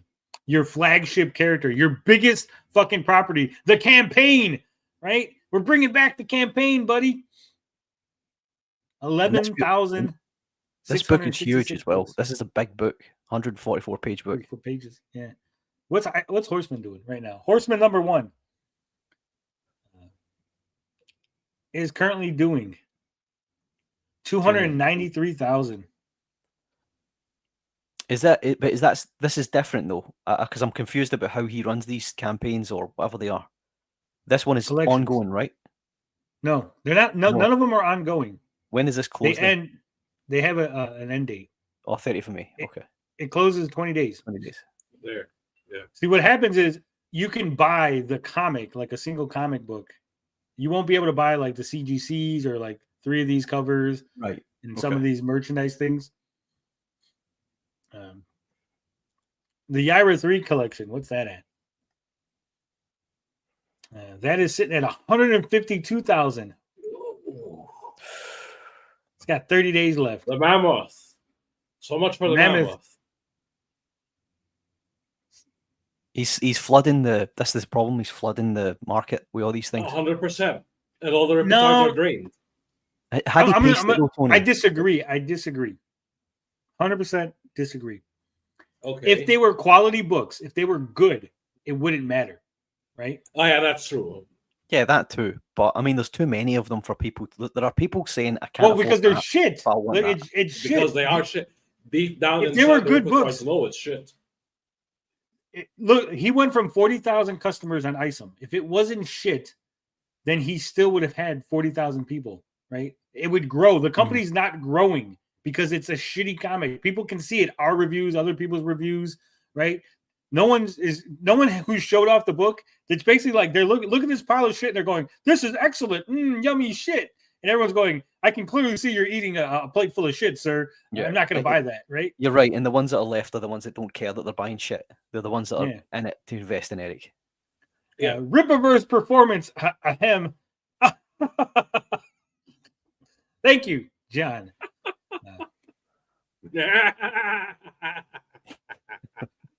The shadow knows. Services. One more for the good guys. It's nuts, right, that you can hear these people in your head and you've never heard what they sound like, isn't it? Yeah. Reminder to Eric July and the Zeros. This isn't crowdfunding. Oh yeah, $5. $5 sale one of these days again. It's poetic that the Rippatards will be stuck buying and reading shitty comics after Eric told them to stop buying and reading shitty Marvel comics. That's how it goes, man. Yeah. Like I said, the very thing they hate. If these comics were good, I'm not saying that they would all do 3.4 million, 3.5 million, but they would be doing a lot better than they are, right? Because even if people are like, "Oh, I'm not going to buy everything. I can't afford it all, but I can still afford one book," right? I think he's losing even his one book people, right? They're like, maybe I can read Yaira wanted to a little bit for this one, right? It looks good enough, right? None of it's good. I still maintain that even the ones that will absorb any of the shit that he puts out, some of them are still having to choose because they don't have even money. Sturgis is being picky. Imagine well, Sturgis. those people already had Larry to choose. has admitted that. Larry's admitted that in the past that he's had to wait. Well, other people they've crowdfunded their books. They went to fucking GoFundMe. Remember? Yeah. Fucking hell. I mean, he has a really with a straight fan face. base. They go and do that with a straight face as well. Crowdfund to buy their own fucking stuff. And this is why 100% I believe it was funded by the Russians through Lauren Chen's connections, right? Because again, this I'm not saying anything that's conspiratorial. It's 100% fact. There's court case still ongoing, I believe. Lauren Chen was involved with a Russian company that was doing business through Russia Today. So Russia Today was funneling money through a Russian LLC that was then funneling money through Lauren Chen and her husband's company to fund YouTubers, right? Like Tim Pool and others to make videos that were basically propagandizing the culture war, right? And it's very likely that, again, Lauren Chen, who works at the Blaze, right, who worked at the Blaze with Eric July, would have had a conversation with one of the biggest YouTubers in the space who's making a anti-woke comic, a cultural token, cultural war bond, as your boy Zach calls it, right? How is it? Why would Lauren Chen not? You're looking to recruit people who are culture warriors, who are riling up people. Why would you not go, hey, that black guy who's getting all these people riled up and he's now launching a comic company, he's probably a good guy to send some of that Russian influence money to, right? It's very likely. That's why we had 40,000 fucking customers disappear, right? Suddenly went from 40,000 to 20,000 to 10. And you know when it disappeared? Right when the scandal broke. Suddenly, all these buyers were gone. Remember, we never had readers. We never had fucking people on YouTube making videos. We never had tweets. We never had Facebook posts. There was no Reddit posts. Nobody was fucking talking about it. Why? Because Russian bots don't fucking post. Russian bots don't make reviews. Russian propaganda money does not pay for people to post online about how good the quality of the art is. Okay? All they did was they bought a bunch of books to try to prop up Eric July. Pissed them off too. Remember? Yeah. I would just like to point out for the record that the views of Frog Tony don't reflect the views of Finbar Saunders. There's not views. It's not a view. It's 100%. Look it up, Finbar. Verifiable, yeah. No, I just don't want to go to court. I just don't want to go to court. There's no court. Take me to fucking court. Lauren Chen is a piece of shit who got in bed with Russia Today to pay influencers money. It's 100% factually. Well, yeah, I appreciate that. That's fact, but we are entering speculation when we say that it was. It's not speculation. I said it is very likely. It would be very weird for her not to reach out to Eric July. Again, this is legally protected speech. I did not say that it is verified. It's a fact that it happened. I offered it all as a supposition to my argument, right? So this guy says the Rippaverse tweets get like 20 to 50 likes, and Eric's most popular tweet regarding Isom 3 closeout is under 150 likes currently. Yet he got like 50,000 in sales over the past 2 days, Where does this engagement come from? He can't say he streams like 1,000 to 2,000 people for a closeout stream. Well, look at that Very one today weird. where it was like sub 200 people. Was it today or yesterday? I can't remember when they did it. The closeout was yesterday. Yeah, and it was like sub Yesterday, 200 viewers. It's Our nuts. views. Yeah. 28 likes. Look at that. 5 likes. Where 5 is likes. everybody? Look, 513 views. Where is everybody? 36. They got no reach. Nobody cares. That's what I'm saying. That's why it's very like Astroturfed like a motherfucker. we are streaming to close out Isom 3 at 6 p.m. Central. But do you 4,000 views on it, 145 likes. Do you believe eventually he's just going to sort of settle into being a really small indie comic book No. outfit? He's going to downscale. Warehouse No. disappears. No, you think he'll Not at still all. try and big time it? No, I think he'll walk away. He's just going to say that. Just walk away. Guys, So I much fight. told the story I wanted to tell. I everything that I needed to tell. In I my made the comic book has been blueprint. told. I'm Rocky Balboa. I'm I gonna don't go know if back he'll to walk music. away, you know. I don't know if he'll walk away. Why not? He just doesn't seem like the kind of guy who would. Well, he's not walking away. He's finished. He has nothing else to do. No, because I'm sure he Finish the said that story. he expects to be there forever. He expects to be, No, he didn't. but he did say he was going to moonwalk on the grave of Marvel and DC. Well, he stopped saying that. No, he's going to Walk that moonwalk on the back. grave of Marvel and DC's writers, Finbar. And he did. He showed how his writing got him 3.4 million. Does a Marvel writer got $3.4 million comic book? No. So You're clearly, right. Eric He July can has hibity and he done can that. hibity his way out of it. Yeah, I'm sure. Be a I mean, shame if he walked away, though, right? Yeah, the Isom 3 closeout stream only has 1,800 views on it. That's what I And mean. remember it's that like- that's with like 30 of his fucking moderators in the chat, right? it's weird, isn't it? It's not weird. There's something It's fucking weird going on with it. It's something not right. yeah, all the Russian money left, and so he has nobody We to had the fucking. tiny suspicion, but right now it's clear as day. Then the altar Once he count inspires starts- all of his zealots to murder a Marvel writer and moonwalk, then he walk away. Cosmics reminds us it's moonwalk and then into the with cabbage. the cabbage patch. That's right. Yeah, get it right. Not even the buggy, his own dance, supposedly. At least 2 of those views were me trolling. Hamilton says, Finbar, walk away will be cope for bankruptcy. Of course it will. There it is. Yeah.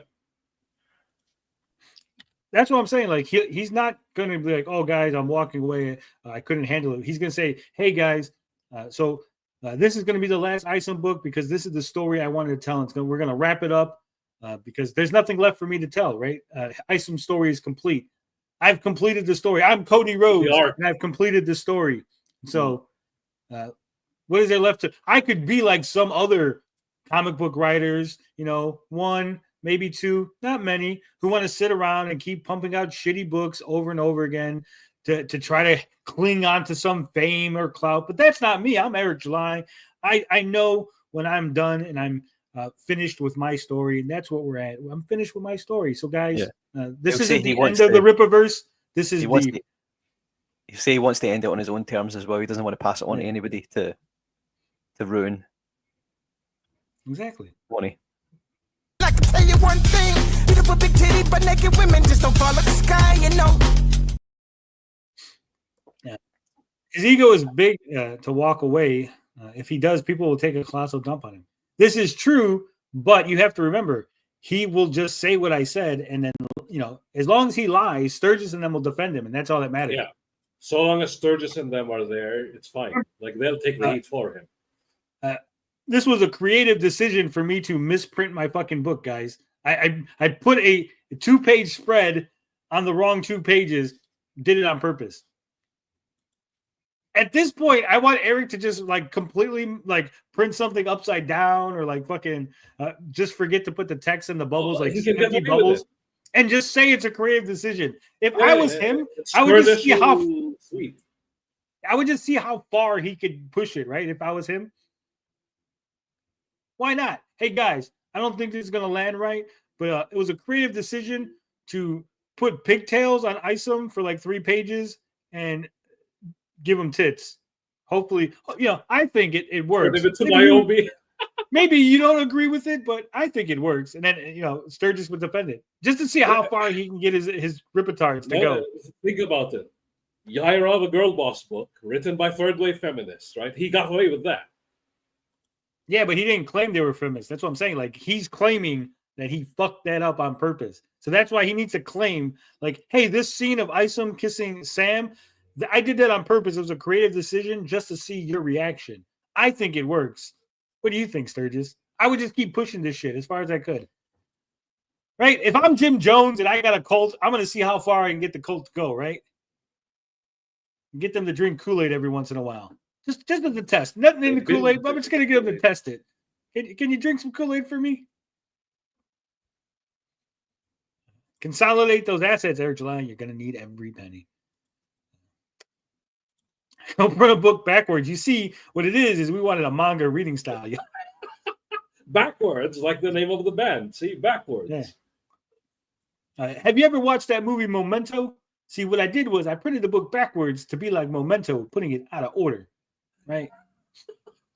Finbar has gifted 5 memberships. Shit! Do you have the one that you can drop for free that you get with the channel? What is that? Is that not? Is it gone already? Yes, I believe so. So who do we got? Phantom Feet, Yolanda Gaines, Orion 2D, Rosario, Scribe Comics, and KO. You received membership. Shout out. I believe. Yeah, I got 10 free memberships. I can give 5 right now. I'm gonna drop them. Boom. And then get your questions in. You just want to see if Jan Ong is going to get it, so you get to ask like a million questions. I know you. He's not got time now, though. I like doing it. We got Pitcana, Hell's Only, Kevin. Oh shit! It's fucking Yellow Flash. Kevin has been Yellow Flash this whole time. We got him. He was lurking this whole time. The sensational shout out. And who's the last person to get the membership? Chris Mills. Chris Mills. Sorry, Jan. I couldn't see it because it's blocked. Up onto the lily pad. Don't forget, guys, you can ask us anything. The Ask Us Anything post is there for you to use. And for giving us gifted memberships, Finbar. If you're not down with that, we got 2 words for you. I will. All right. Like I said, Eric July, 100% is going to walk away and claim that it's his own decision. We just hit 100 viewers. You know what that means? Niggas can be gay too, whether you like it or you love it, whether you're kissing or you're touching, the right or lust, I know you got it. Niggas can be gay too, there ain't nothing you need to hide. Video games won't really survive, tomorrow you might not be alive. Niggas can be gay too.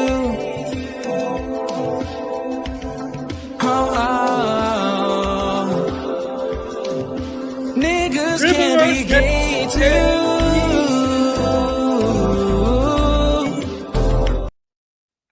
All right. Let's get to the meat and potatoes of this whole stream. We got 98 people. Hit that like button. Enjoy. 38 minutes. Snack, oh, fuck. Relax. Well, it's shorter than the last one we did. But this is Yaira trailer behind the scenes and Saska Sisters drama. Oh, shit, there's drama? I didn't know there was drama. Tell me about all the juicy drama that you've uncovered, sir. What's up, everyone? It's me, Ivan. And we're back to... there's one thing that you guys have been requesting a lot. And that is that I watch the... Doesn't he sound like evil? It's fucking evil, dude. It's evil. Yeah. He's been Ivan the whole time. That's why he never showed his face, because he didn't want people in Friday Night Tights to know that he was evil. And for those of you who don't know, I'm not calling Ivan evil. There was a guy in the Amico sphere whose name was evil. Behind this, like, sorry, pause it. He said he looked evil. Said he looked like Hugo Strange from DC, right? Unmasked Tony is back. Las Toscas. I think Evil still streams. I think he streams as. You said he was back, yeah. I've not seen him in a while. Drunky Cheese or something like that. They said scenes of the Yaira trailer video from Ripa, and I'm going to, because God. Now, two things that I need to mention before we begin this video is that you guys were telling me that I was going to get like an insane influx of people shitting on me and everything because I'm criticizing Ripa and everything, and I guess I'm starting to see that. So he's getting the Rippatards coming at him already. Who is he? I'm sorry, I'm out of the loop. Who is Ivan? Is He's he involved Ivan. in all this, or... Yeah, but is he a big YouTuber? I don't know. He's I believe he's an editor for was Ivan for Geeks and Ortega. Gamers. He's worth subscribing to then, right? He's got 30,000 subs. He used to work for Friday Night Tights for Geeks and Gamers. He's friends with Jeremy from Geeks and Gamers. Well, he used to be friends. But he's a good guy now. He does some weebs and the light. waifus channel. He's not even seeing the light. He talked about it yesterday, or not yesterday. The other day he talked about it and we watched it. Basically, Jeremy was like, "Hey, stop messing around on that weebs and waifu channel. Come back over here and start editing videos for us. That's what I'm going to pay you for, not that other shit." And he's like, "I don't want to edit. I do that at work. That's what I do for my real job. You know, this, I like doing this weebs and waifu shit. This is what I want to do." He's like, "Well, if that's the case, kick rocks. You don't work here no more." Okay. He's like, "Well, can I at least have the channel?" He's like, "Yeah, sure, whatever. Keep the channel. We didn't want that shit anyway."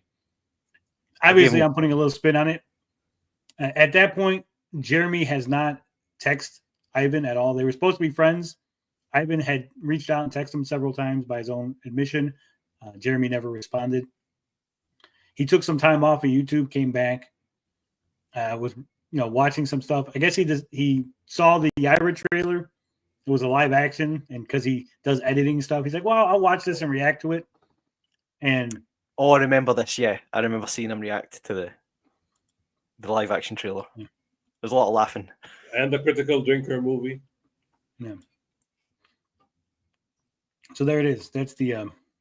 So he's a good guy. So I've subbed him. He's always been a good guy, as far as I know. I've received a couple of comments and a couple of messages that are just funny. So keep it coming, because I would like to eventually make a compilation of the most retarded messages that I receive. That's going to be fun.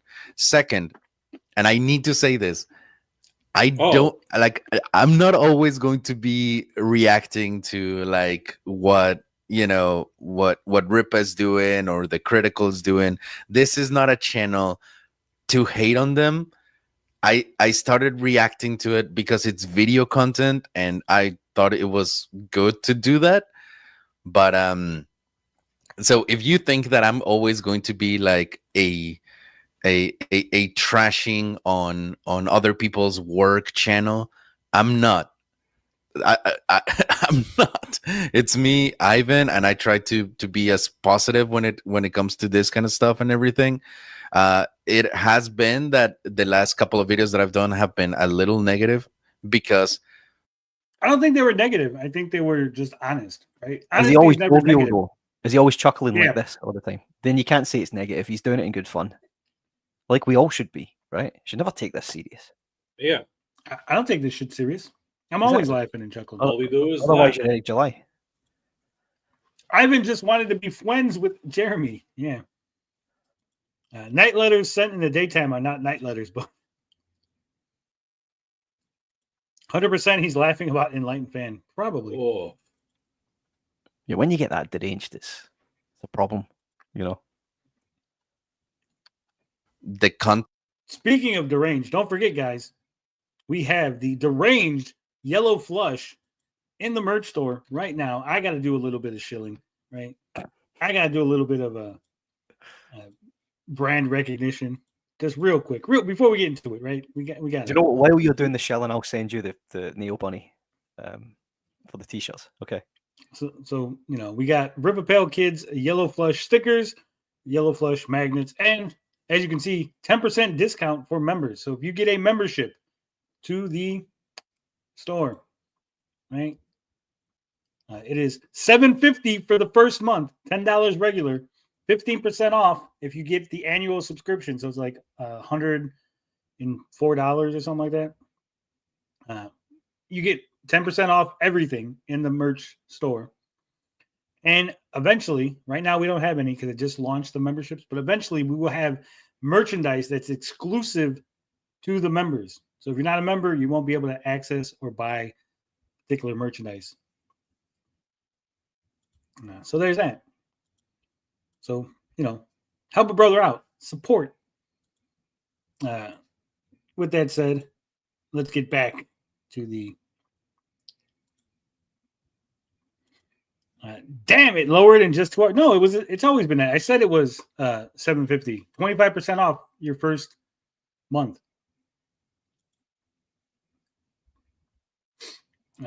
That's for you guys. It has been shit, but again, don't think that this is going to be an outlet for you to have a new person just shitting on the people that you hate or whatever. I will give credit where credit's due. I will always be as unbiased and honest as I can. So I just need to make that very clear, okay? Because I'm not like I'm not on either side. I am just me, and it's just me being honest. So many people have said that in so many regards, whether it's Amico, whether it's Ripatard shit. Rippaverse. Nick Ricata said the exact same thing.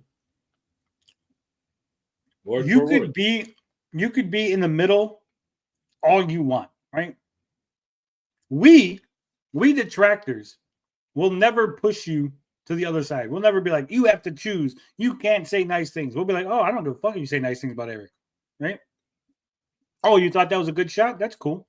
Oh, you like that costume? That's fine. You actually enjoy that book? Yeah, no problem. We're never going to be the guys that are going to come at you. But that's because the Rippatards, we're not a cult and we don't police your thoughts like they do. Yeah. The Rippatards, on the other hand, you could say 99 good things about Eric July, but if you say one bad thing, the one thing, they'll fucking kill you. I started off saying good things, not really saying good things, but not saying bad things about them. You guys know that. I wasn't. You were very neutral, yeah. I gave it a fair shot. It was a mediocre book, and I didn't really mind it. I didn't think it was a scam or anything like that. However, my mind changed the day that Sturgis said I was paid to do substandard art. And he has no evidence for this. It's just, I'm just going to say that because I don't give a fuck whether it's true or not. I'm just going to say it. And I thought, the liars, if they're going to lie about something so simple that I could refute easily, I can show bank statements to show. He could show that he's never paid me. But it's how easy it is for them to just lie. But that's always been these people are not serious people. Yeah. Don't say that. That's Sturgis' line. They're not serious people. They're not serious, but I can take them seriously, bud. When he says it, it's a lot of shit. But when we go look at the older content when I first arrived with my shitty microphone, like I was, very neutral. Then Ripple Goalpost came in and pissed me off, and I just smelled warehouse on that account somehow. But you get like that, TJ. You get jaded over time by it, and then you just think, you know what? Fuck it, full detractor. Don't you? Chris Bacon, he went through the same thing. Remember? He was a fucking friend of him. He was a friend of Eric July, a neighbor of Eric July, a supporter, a huge supporter. Yeah. And because Samagogo says he tried to sound positive, but ended up being gobsmacked by how amateurish the Yaira trailer and Critical Drinkers movies were. Yeah. That is true. Ivan don't need the comic refugees. I hope Rippaverse makes $1 million, and the Rippatards still went red in the eyes for rackets. Yeah. Ivan not choosing sides actually plays to our strength. He can't be dismissed in the manner Dick was. Let the detracting flow through you, Ivan. Unlimited power. We don't have to convince Ivan of anything. We don't have to convince Ivan of anything. All we need to do is watch him see these things for himself and come to his own conclusions. You don't need to convince anybody who's got a mind of their own or a brain of their own of anything. They will get it right. And if they don't get it right, they're not people that are worth associating with. If they can't get away from the cult as we saw with the Amico. Yeah. Stray Bean says, I was casual, normal person until the Rippatards pulled me into their stupidity. Now my brain is liquid thanks to them. It's difficult, isn't it, to deal with it on a daily basis without going fucking crazy. Again, it's so funny because just like Tommy Tallarico created his biggest attractor in me by answering me, engaging with me, the Rippatards created Eric July's biggest attractor by doing the same thing, right? I simply made a video in which I discussed my thoughts on the Isom 1 campaign page, right? Yeah. I even said, I hope it's good. It's a new property. I want to see it do well. I want to get back into comics. This is a way for me to get back into comics at the ground level. I just pointed out, hey, the costume's inconsistent between drawings. There's some grammar and spelling mistakes. Doesn't bode well for the comic. Eric hasn't written anything, so I don't, there's no faith. I'm not a fan of Eric, right? So I wasn't like, oh, whatever he puts out is good. I'm just going by what I see.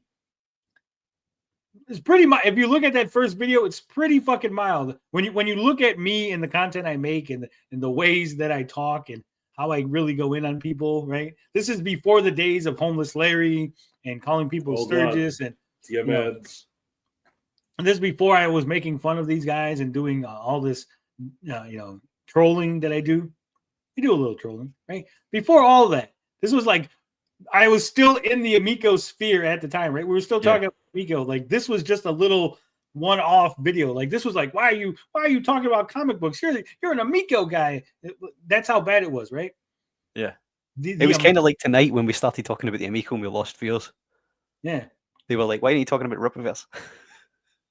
The amount of fucking vitriol that came at my way for just criticizing. And again, it wasn't like, I was like, fuck Eric, I hate right wingers. I hope he fucking dies because he likes Trump or something. Like, it was just, hey, this is spelled wrong on the website and that's not really grammatically correct. And this costume looks a little generic. And, I don't really understand what the story is based on the synopsis provided. I don't think these panels are exciting enough to try to promote the comic, right? This is me in my stupid way going, hey, if you did things better, people might be more excited.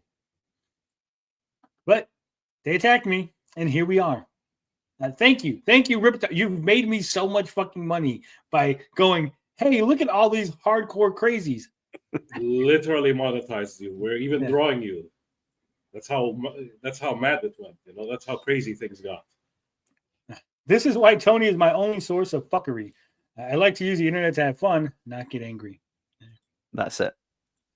And then the human sunbeam was aimed at the follies of the Rippatards with all its light. That's right. EBS came here. Remember, he was pro Eric at the time, and then he was still neutral. He was pro Eric, and then over time, Eric started displaying his EBS is like a lamp, right? EBS is like a lamp shining his light of truth on the things, and I just kind of nudged the lamp over towards Eric July's direction. Yeah. It was this channel that allowed EVS an outlet to criticize Eric. And I remember the day he turned on him, fully turned on him. It was on this channel. Yeah. He showed the night letter live. Yeah. I see shit, I say is shit. If I see something good, I say is good. So hopefully this video, the behind the scenes of a 3-minute trailer, which is not a trailer, it's a short film. It's still it's not a trailer. I love that because it's a kind of nitpicky thing I would do. Like, just keep harping on the fact it's not a trailer. It's a movie. It's a short film, not a trailer. It's 11 minutes, so all right, let's just watch it. Let's see. Also, towards the middle of the video, I will say I did some research on the Soska sisters, and that long pause. he's trying to work out how he's going to say this diplomatic, isn't he? He's probably seen too much. The fact that he left it in, right? That pregnant fucking pause is. I want to wait to see. Second guessing himself. It's so fucking bad. He's like, I don't know what I signed up for. I saw some shit that I shouldn't have saw. Them, like, oh, okay. You know what? I'll talk about that later because some of you guys told me that some stuff that I couldn't believe, and I need. Whoa! He definitely saw it. He's seen some shit. He's like, I was just casually watching some frog talking about how the Sasuke sewed up a tarantula inside a vagina. I was like, there's no fucking way. Watched this video. Turns out he was right. They actually did that shit. Needed to like check for myself. So, anyways, let's just watch I've this. been ruined, goddamn. I'm traumatized. Yeah, That's me. Again, I just find it funny that it's a ripoff of the Marvel logo. I really do.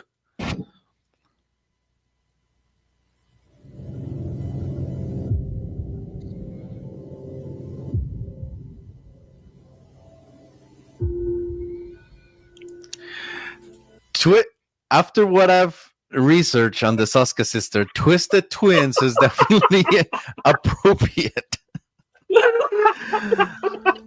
Man, oh, this guy. I wish I could erase that from my 3 mind. minutes in.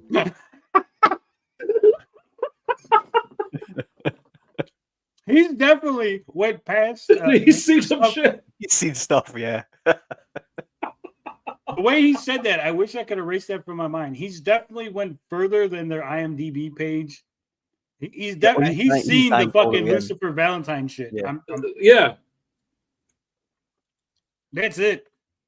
They're gonna can the Rippatards are coming at him. You can't attack the Sasukas. That mile-long stare. Yeah, you can't state facts about what they did in the past. That's not allowed.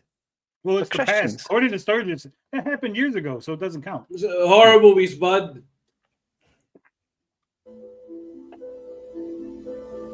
Wait, is this poor quality? Yes. Come on, let's watch that.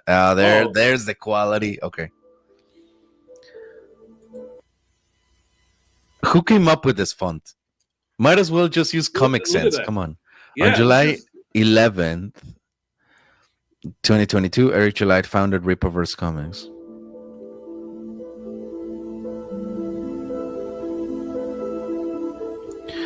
November 16, 2023, Eric flew to Vancouver, Canada to film the first live action for Rippaverse Studios.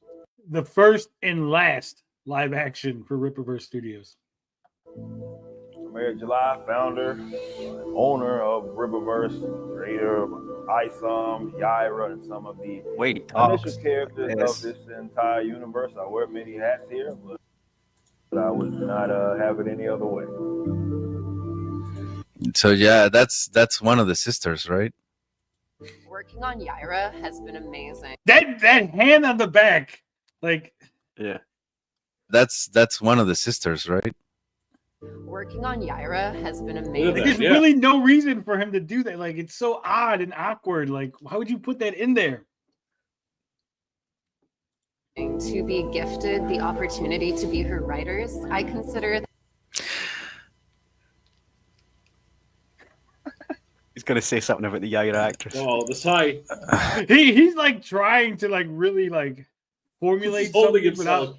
without. Yeah, like, how do I say this without sounding like an asshole?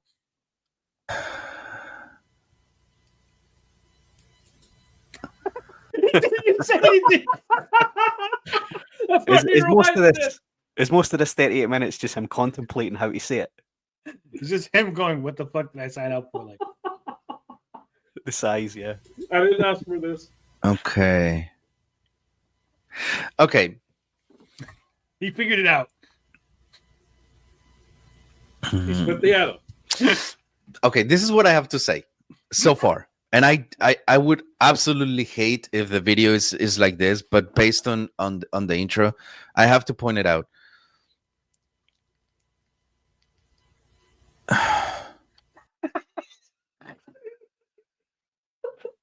I love that he didn't edit this out.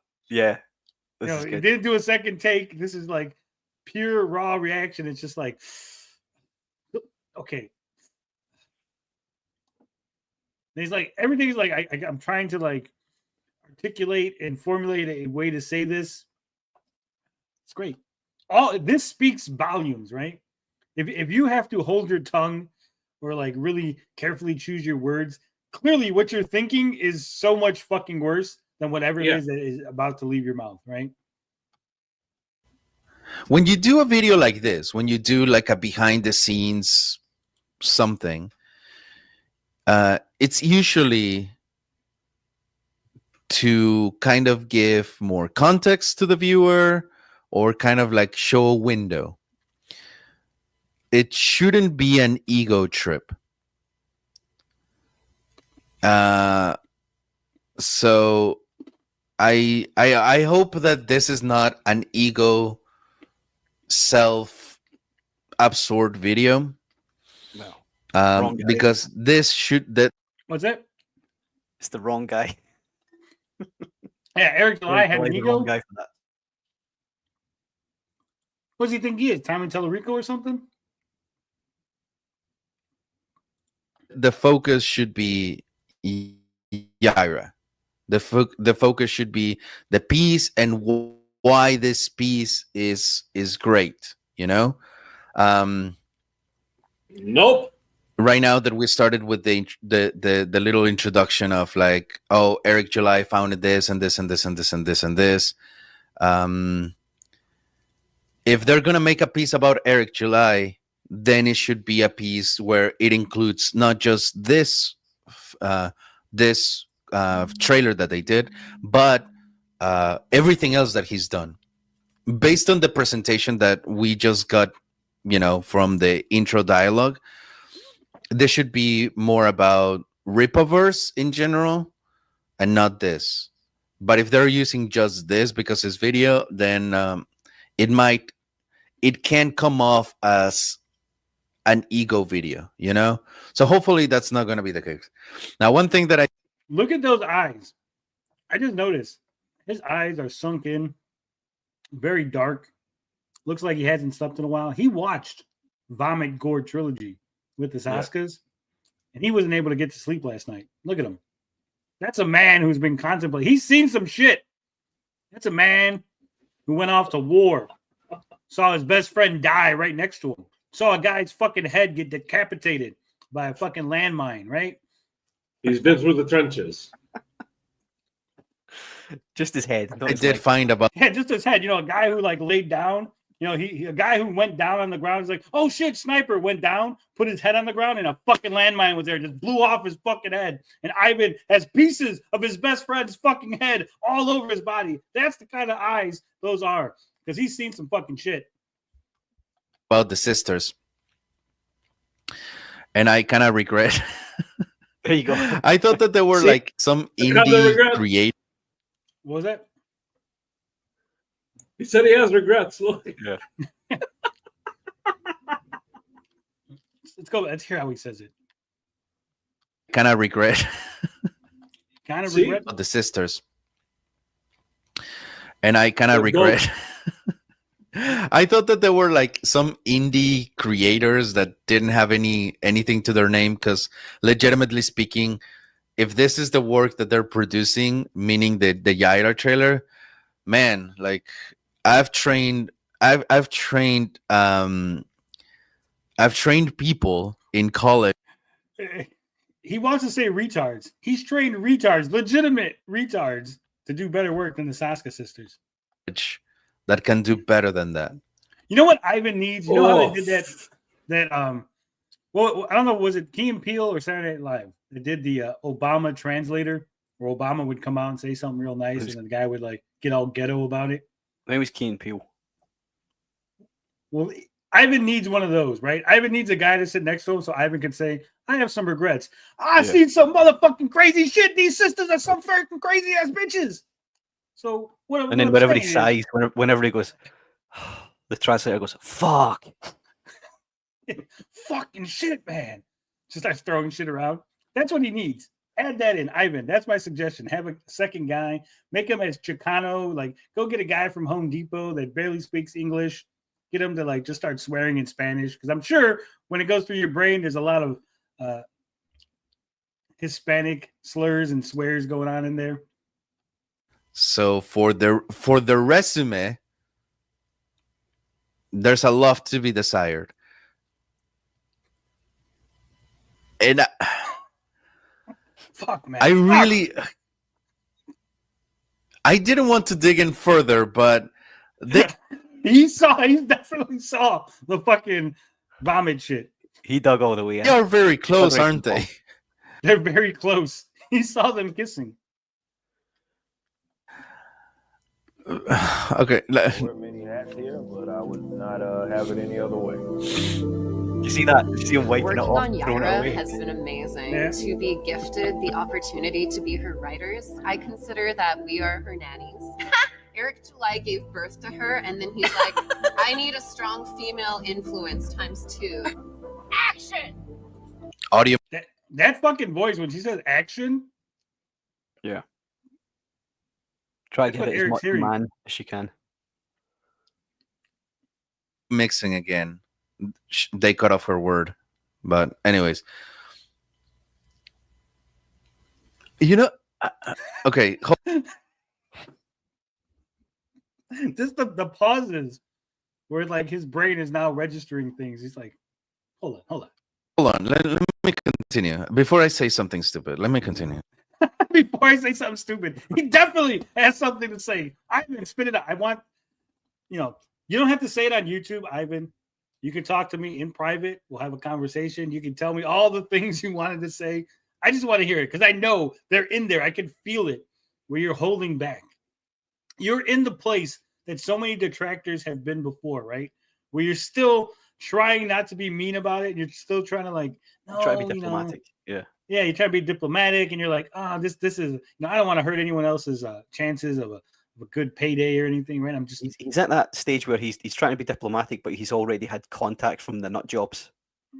Yeah. And he's thinking, do I just step over the line, or do I try and reel it back to save any of the trouble? And I don't Tony's think sliding he's into deciding. Ivan's DMs as we speak. I think we should be. Yeah. I've been sliding. Sliding away, baby. It's been my longest childhood dream to be able to give a future generation of fans what I got from comic books. Like these women and these men, they taught me how to be strong. They taught me how to have morals, and morals not because like you're afraid of like Morals like kissing your sister, making vomit gore trilogy movies, BDSM, hailing Satan, those kind of morals. hell, but Who mixes the audio on this shit? The music is too overpowering. Bring it down. It's muting the dialogue. Okay. Everything set up, makeup, all costume, everything, and they're like, "That's a character that I created." And plus, you have to recognize the voice of the person that's talking. Ripa has a deeper voice than the sister. So having this bassy piano melancholic tune, it's really like it's clashing. It's like sweet on sweet or salty on salty. No, you want balance when it comes to music. Even this shit has technical difficulties, issues. I mean, anyways, Ripa's just talking about like there were some scenes that were adapted from the comics. So okay. Why would he choose things that don't make sense? So why would he choose things that don't make sense? Because they were adapted from the comics. Spin bar. Why would he choose those things? Because the comic itself doesn't make sense. Exactly. It's always like you're right there, Ivan. You're at the precipice of full detractor, right? You're staring into the abyss, wondering. Staring into the void, even. Yeah. This is like watching an egg hatch, right? I feel like a farmer. The egg is there, and you can see that like it's shaking a little. It's got a little crack in it. It's almost time. It's almost fully hatched. Baby velociraptor is about to hatch. Not a velociraptor, a detractor raptor, right? It's almost there. A Detractosaurus Rex is hatching right in front of our eyes. Sexual Tyrannosaurus. I ain't got time. That's the thing. Exactly. Right? Like if I'm going to make a live action trailer of Yaira for a series or anything. I want it to be so it reaches out other people. You know, whenever I edit a movie, I make sure that that movie is directed towards the target audience, but it also has an appeal that a lot of other people will be. Morpheus, he's beginning to believe.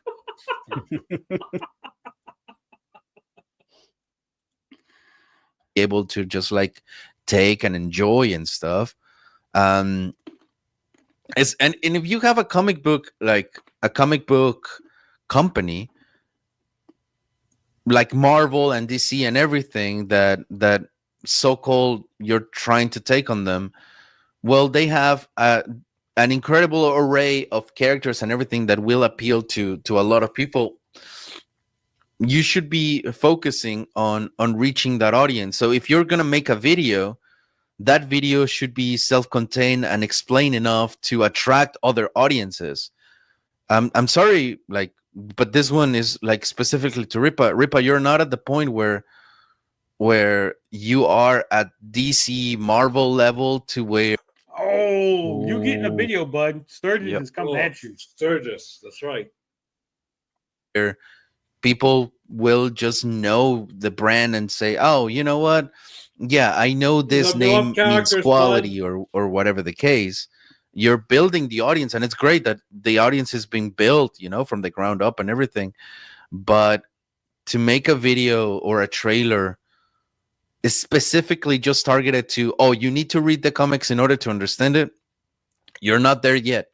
So try to avoid that, please. Walking on set and seeing Yaira off the panels, that's like the greatest feeling in the world. Are they going to talk about Venter?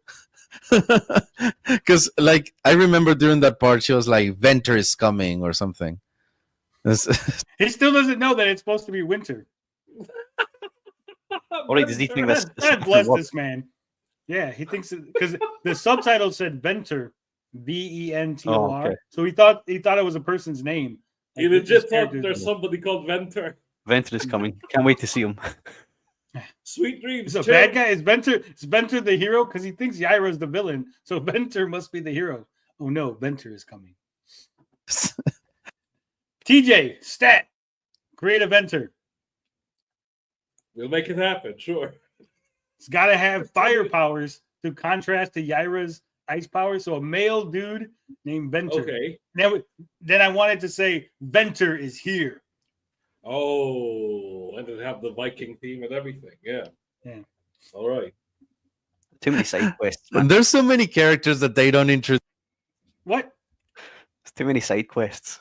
Nah. Well, this time it's the character design, not a whole comic book cover. Look, yeah. If RPGs have taught me anything, it's the side quests that make the main quest more satisfying. That's right. So I want to be overpowered.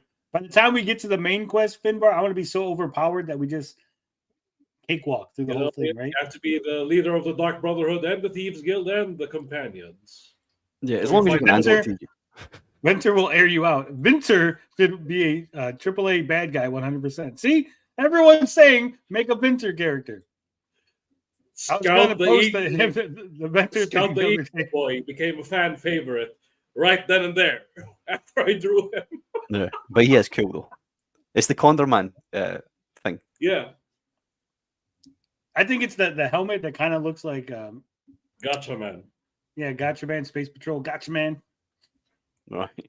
Introduced though. There's so many characters that there's voices of camera that are not introduced, and it's just like It's like the greatest feeling in the world. Yeah, I love doing stunts because I do. It makes me feel like a superhero, honestly.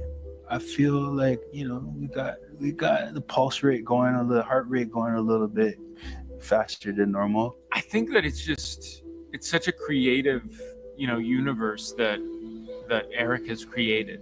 Having Yaira, as the lead in this is something that. See, they had her on a fucking harness. Why did they harness her over the fucking guy in the fucking car? Yeah.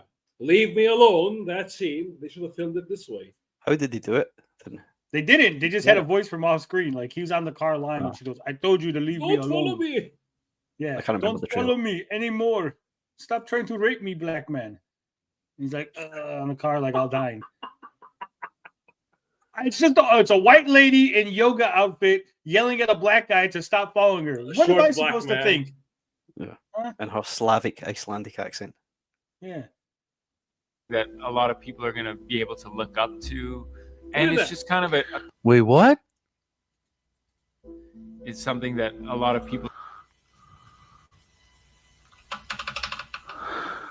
Dude, she has like sparkly things in her hair. Why was that not shown in the trailer? I mean, doesn't look intimidating. It looks like it really doesn't look intimidating. And some of you guys have said that, yeah. It does. I think there was supposed to be effects that they couldn't afford to add in, or they forgot to add in. Yaira is not the villain, so she's the hero. This is the most asshole hero I've ever seen. Then He didn't even know she's a hero. This is the most asshole hero. But with like the little blue tiara and the like frozen sparkly like hairs. Like, yeah, I mean, I would say that does not go with her personality. Her personality is disastrous, to say the least. But if you're gonna have such Stray Bean says, Tony, track down these actors and ask them what they think of the experience now. Well, Probably the main actress's Instagram is gone, so can't track her down. Vanished off the grid. She's probably filming a Lucifer Valentine movie or something, and I think so. You think they trafficked her? Is that what you're saying? That the Saska sisters trafficked the main actress into like a sex cult, like the fucking one from the Smallville actress, whatever the fuck her name was. Oh yeah. Oh, Alison Mack.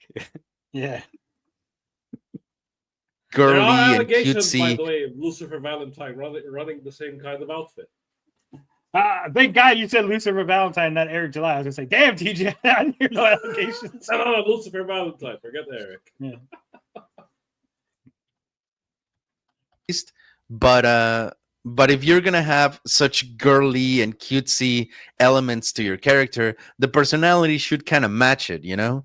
So, anyways, but I'm sad that I didn't see that on the trailer because that looks cool. Like, it looks cool. I still hate her personality, but that looks cool. Look up to, and it's just kind of a cool twist, you know. It's such an original universe. When you've got DC and Marvel kind of Marvel, and he's really an amazing artist. He's the fact that he's created this because he just wanted to make a comic book, and then wait, why was there a cut there? Did you see that? Did he do that, or did they do that? Amazing artist. He's the fact when you've got DC and Marvel kind of Marvel, and he's really... Yeah, he did it. They did that. No, it's his cut and his video. Are you sure? Oh, it's such an Yeah, original look at him universe. moving. Look at the movement When of you've got Ivy. DC and Marvel kind of Marvel, and he's really Look. Yeah, he did. Yeah. He did the jump cut. But why did he cut it? Maybe something fucked up with the video. Maybe Maybe it got too long. Nah. Maybe When he said heard the because he goes Marvel and DC, then there was a jump cut to Marvel, and then he says Marvel again. If you listen to the audio, the guy, the actor's saying, when you got Marvel and DC, and then you hear it cuts, and then you just hear Marvel again. What do you think? Do you think he's paused it and said something that he regrets saying? Yeah, think so. 100%. He hasn't edited anything else. He had long fucking stretches of nothing, of him just sitting there going, okay, so, and he left those in. He didn't edit those. Yeah. And then he edited this. I want to know, like, this is fucking Zapruder level. I want to know what was on that 2 seconds of film, right? I believe it could be something as simple as the video started buffering and it just wouldn't stop buffering and he had to fix it. Did he bust out laughing? Nah. Not yet. It would, again, because the way it was edited, right? If that happened, he would have went back, stopped it at the right time, and then picked it up to almost make he's an editor. He could have made a seamless transition by just rewinding the video to before it started buffering, if that was the case. Right now, right, you take a note 1406, right? You've got to find out why this cut happened from him, if you can speak to him. Make it a point, okay? Yeah. Because it's again, he's an editor, right? He's an editor, so he could have made this transition more seamless, but he didn't. And the body language, look at It's an original universe when you've got DC and Marvel kind of Marvel, and he's really. How much has been cut out of the trailer there? Then do you know? Do you remember enough of it? I don't, but I can just go and look it up, right?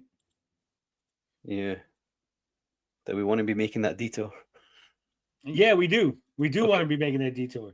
This is very important. There's highly important fucking information here to find out what was cut out of that stupid fucking behind the scenes bullshit. Nah, not really, but still. Where we at? How long ago was that shit? That was like a year ago, right? The trailer? No, it wasn't a year ago. Was it? I think it was. It was less than. It's got to be less than a year. Think so? Taking bets on it? How long ago was it? This trailer. This trailer, yeah. 9 months. 8 or 9 months. 8 or 9 months. Okay. So that would put it at.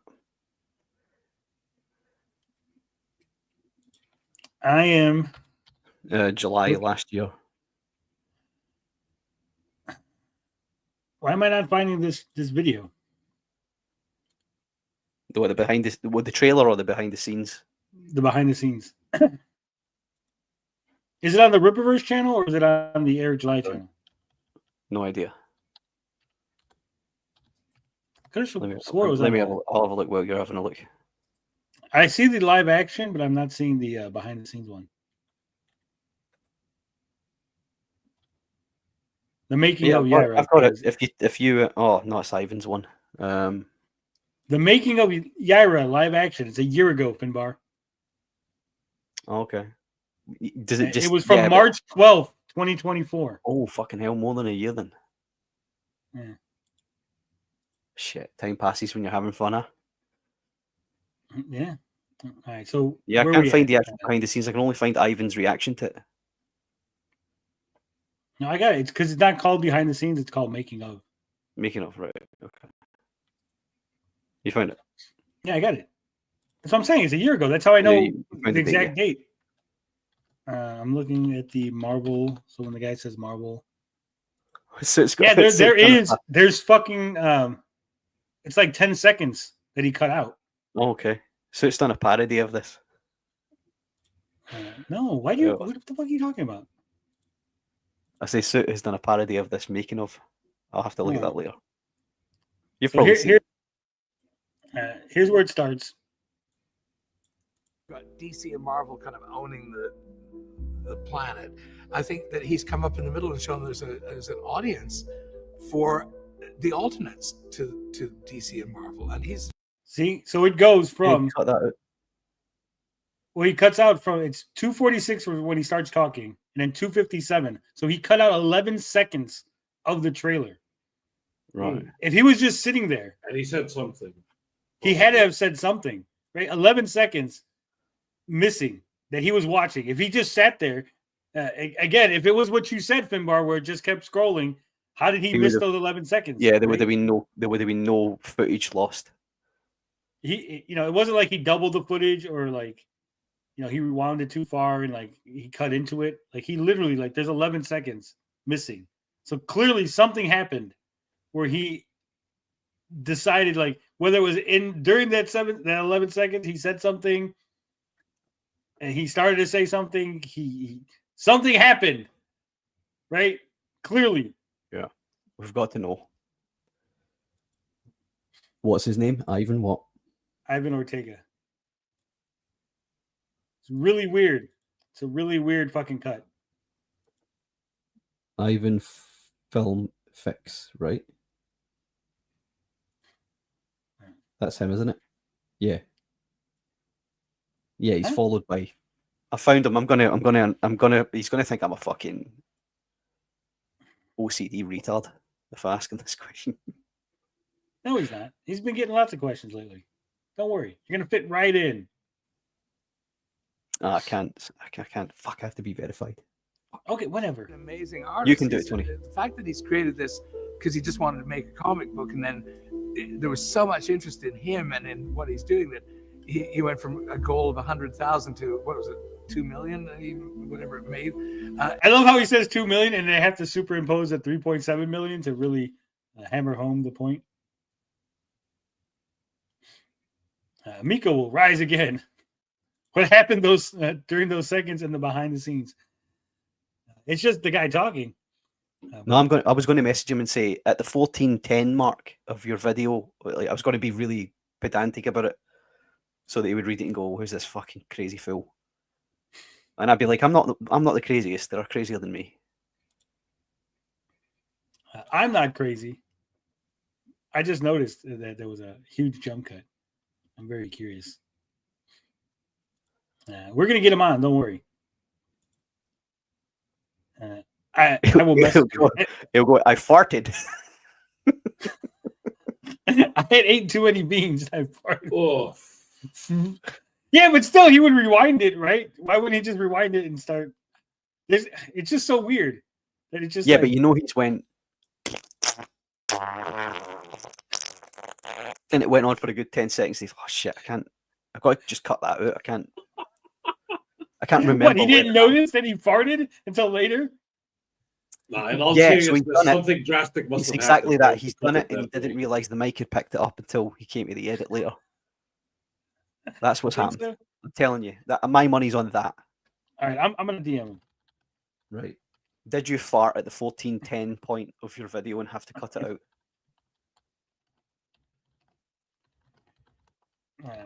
I can't send anything to him, Stray Beans. I'm not verified. Tony's going to have to do it.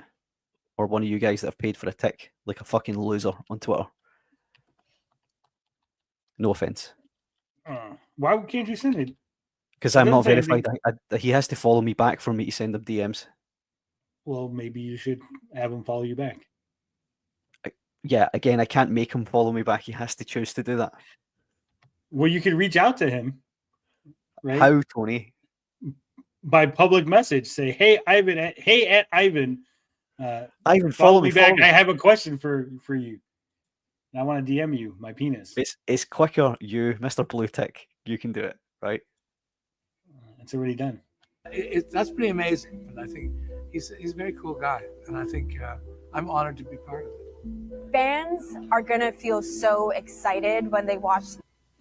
A car crash outside his home is something like that. It's like an ambulance or something has happened for 10 seconds during that video, and he didn't realize it had been picked up by the mic. That's what I think. Nah. It's innocuous. It's not what you think. It's not he said something and later regretted it. Your money's on that. His girlfriend was like, "Are you watching that shitty Yaira trailer still?" He's like, "Babe, I'm trying to record a video." Oh, fuck, I gotta cut that out. That's what happened. Yeah, the dog came in and jumped on him or something.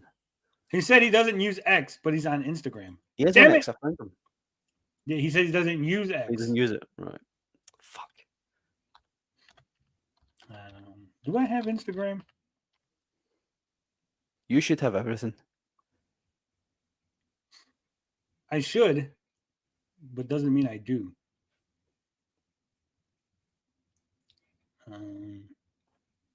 No. You gotta have Facebook for Instagram, right? No idea. I don't do any of that. Instagram's where like the gay people go at, right? Again, no idea. Just yes or no. Are there homos on Instagram? Are you asking me? Yeah. Of course there are. Everywhere. There's homos everywhere. Yeah.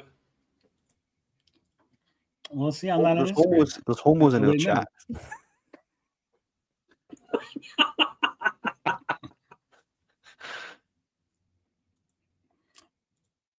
One or two. One, maybe two. Not many. Not right? many.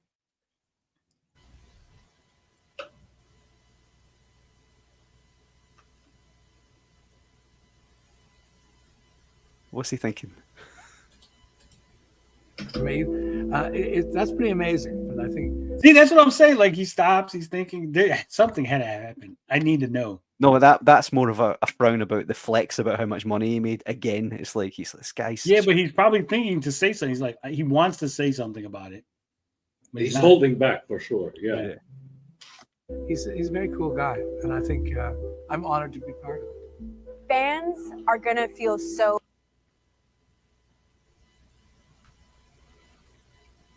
Oh, He fucking that white woman, isn't he? That's what he's thinking. Excited when they watch. See, he's thinking it. They're like, wait a minute, Ripa fucking that he white. wanted to say something, and he's like, never mind. This team.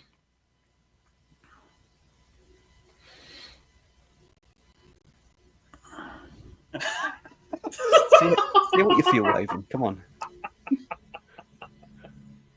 Why is he rewinding it? He rewound it pretty far back. Times two. Don't bottle it up or you'll combust.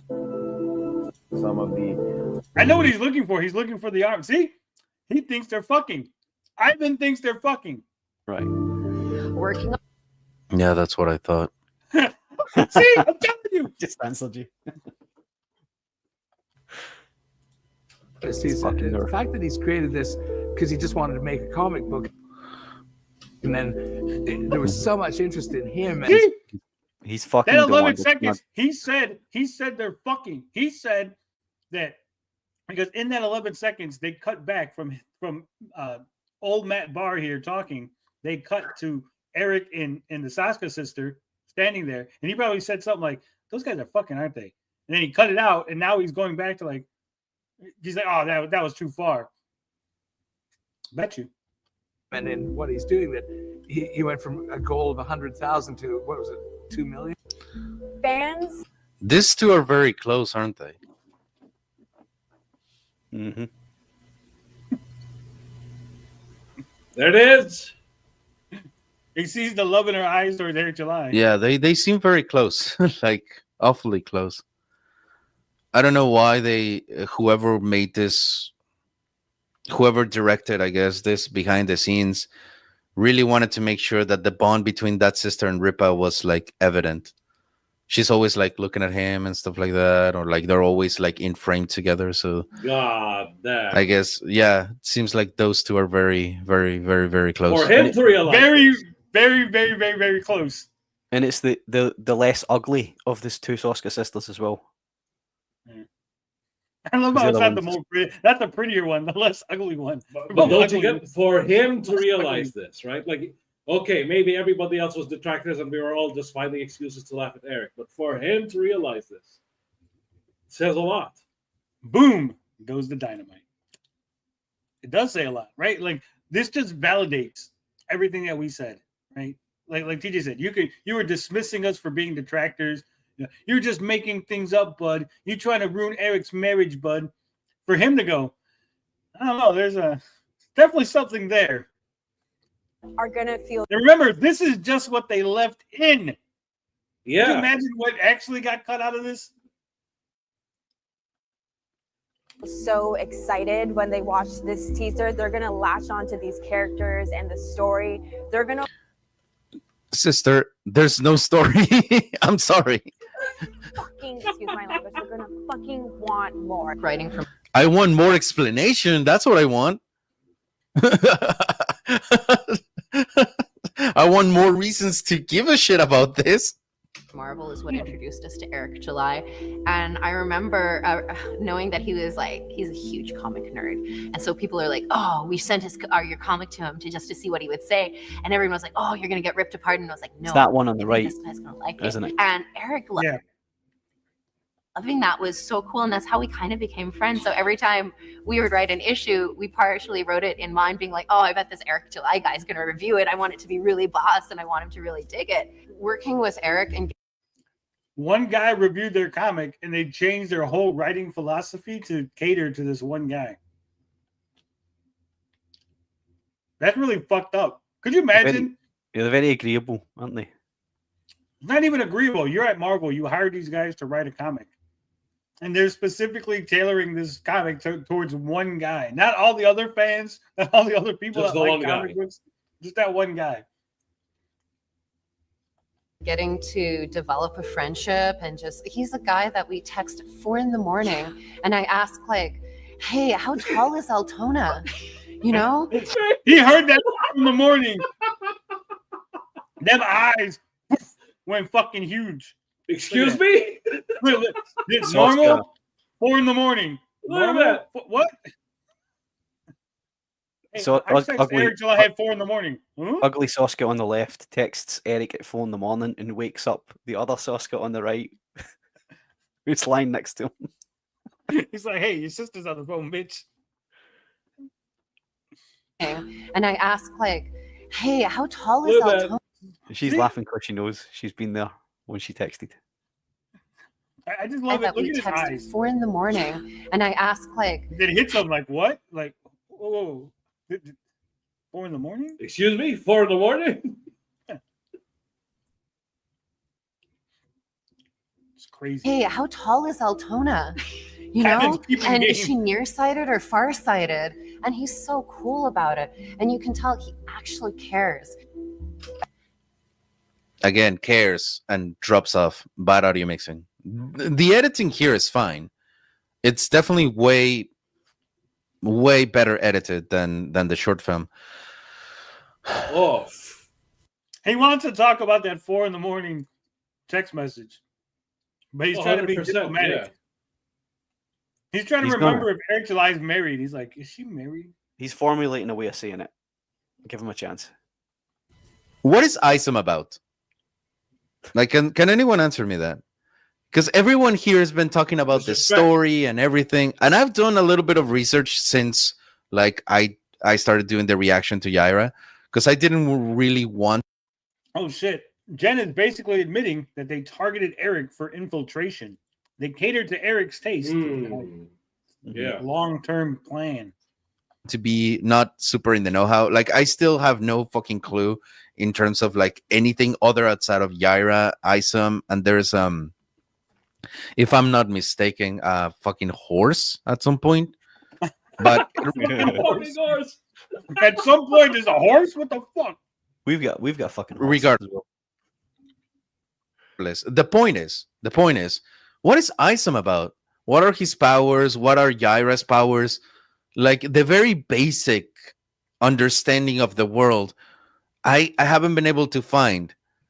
So, like, what is that about? Everyone here's just praising the story and everything, but like, what is the story? You know? I was really stoked to see the illustrations of. They're not gonna hold your first, hand. and you can just. Oh, so that's how the chilled. That's her name, Stefania.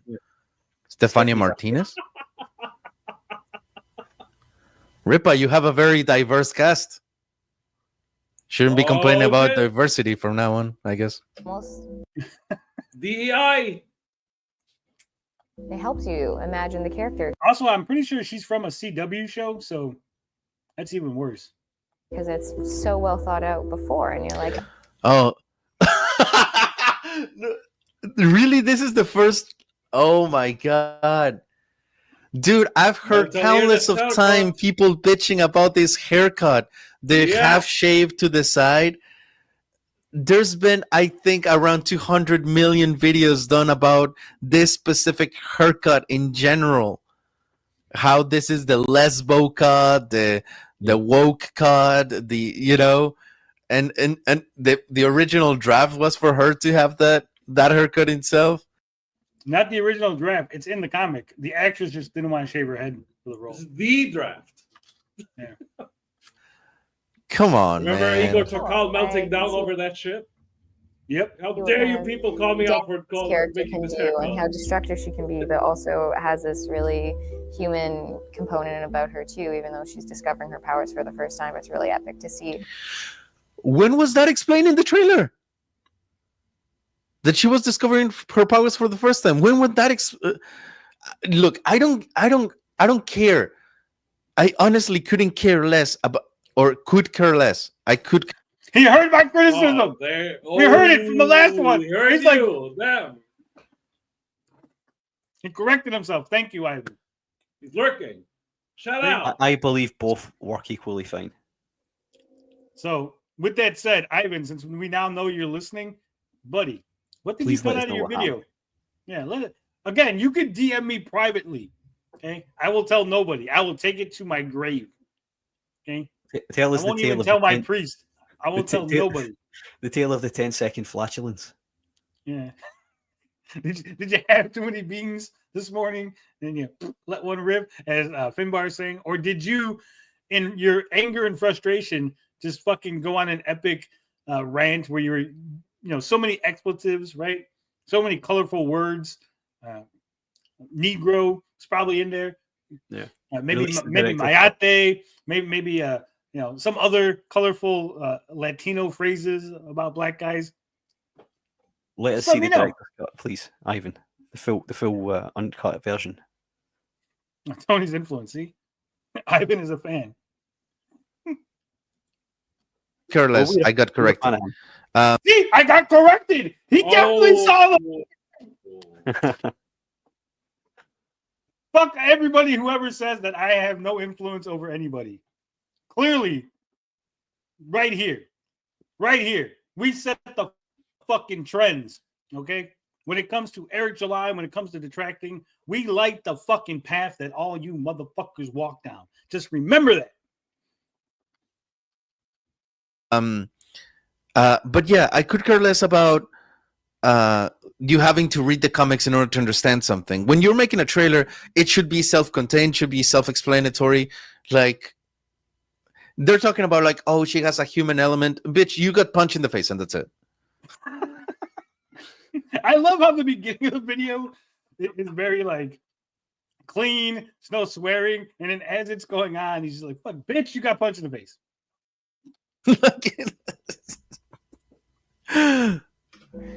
Those I think I'm getting to know the characters way more through this thing than I am through the actual trailer that should be the one to give me answers. two worlds combined. No, I love Eric. I mean, yeah, I was lucky enough to get to talk to him on set that day for about half an hour. And yeah, it's just like the fact that he created this, turned it into something that obviously the fans are responding to in such a big way. The sky's the limit for him. There's so many characters and so many stories that he's coming up with, and having this live action aspect to it. I think that the fans are going to be super stoked about it. And he was convinced that there was going to be a full series or something. That's why he's saying this shit, right? He definitely thought he was going to be like permanent, 2 or 3 season movie series, something on TV. And yeah, I'm a fan of Eric, and I'm excited to follow his journey. He really cares. Can we stop cutting people's words? Whoever Ripa, whoever audio mixes your shit needs to be fired. Like, period. Like, legit. That, God, it's so annoying. Cares about the production that goes into it and the foundations that are being laid. He flew all the way to Canada, which is insane, and he's playing a really. He flew all the way to Canada, bitch. Which is insane. That's where the movie was being shot. It's not insane. It's not like the movie was being shot somewhere else and he flew over to Canada to get like a pack of condoms and came back to the US. Like, he flew to Canada because that's where the tax breaks was for the filming. No, girl. It's not insane. Canada. Thank you. See? Me and Ivan, we're right there, buddy. Me and you. It's that Latino. It's the fucking Chicano-ness. Right there, buddy. My dad is an illegal too, just like yours. Has tax brackets for. He's not illegal. He got married. For filming. It's not insane. It's just cheaper. Hands-on role, which I think is just. Oh, it's not Rodeth. It's Sally Rodell. Oh. Sally Rodell. Just like okay, I thought it was Wodeth or something. So great as a leader in this Rippaverse. This Oscar. Wait. Flew all the way to Canada, which is insane, and he's playing a really hands-on role, which I think is just so great as a leader. First off, makeup department, please make sure that her tiara is in center with her nose because it's up to the side. That's nitpicky. He noticed like a 2-degree fucking shift in that tiara. But second, why did they have her do such a ridiculous ass accent? Like, her voice in itself has a little bit of deepness to it, a little bit of raspiness. Like, it matches her really well. Why did they go with the stupid accent from Madagascar or whatever the fuck? Like, Her Icelandic voice is Slavic. good. Like that's a good voice to have. I like a The Saska sisters are so White women from incredible Africa. to work with. They are so determined. They're so intelligent, and it's so. Nolan says Eric's really hands-on. That's right. He flew to Canada for that booty as well. They're not And I'm talented. being exhausted. Let's get that out of the way. But one thing that I have to point out for sure, like legitimately for sure, is that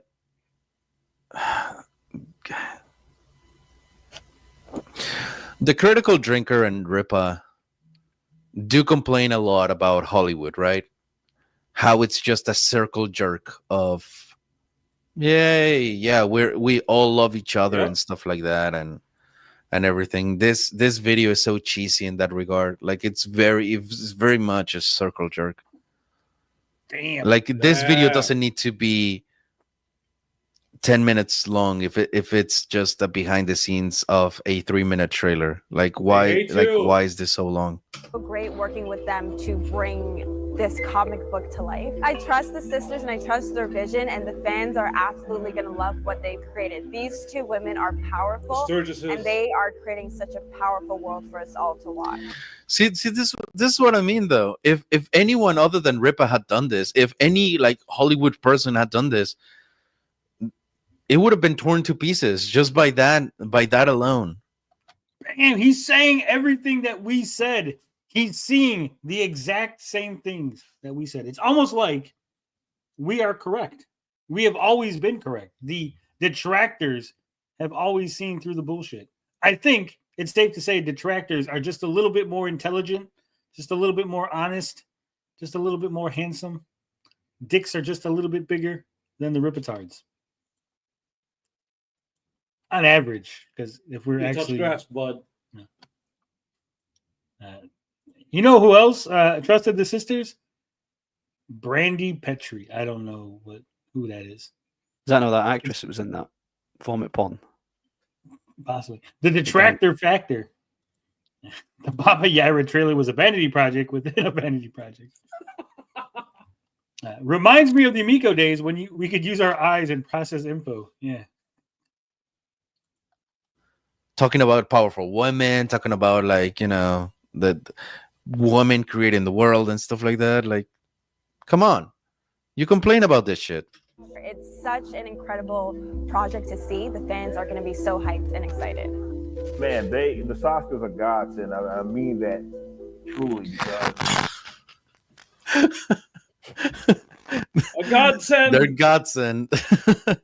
Okay, a couple of things that I found out about the Saska sisters. Here we go. I wrote them down here. Number one.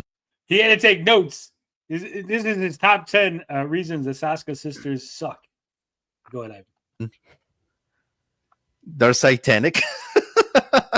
I need confirmation on that because there's some conflicting info. I guess they had a born again Christianity or born again virgin moment or something like that, to where now they're not anymore, but they used to be like satanic. You don't get to be a another thing is that they was it? You don't get to be a born again virgin. Yeah, you do. Unfortunately, no, you fucking don't. Complete with your STDs, yeah. Yeah. I hate when people say that.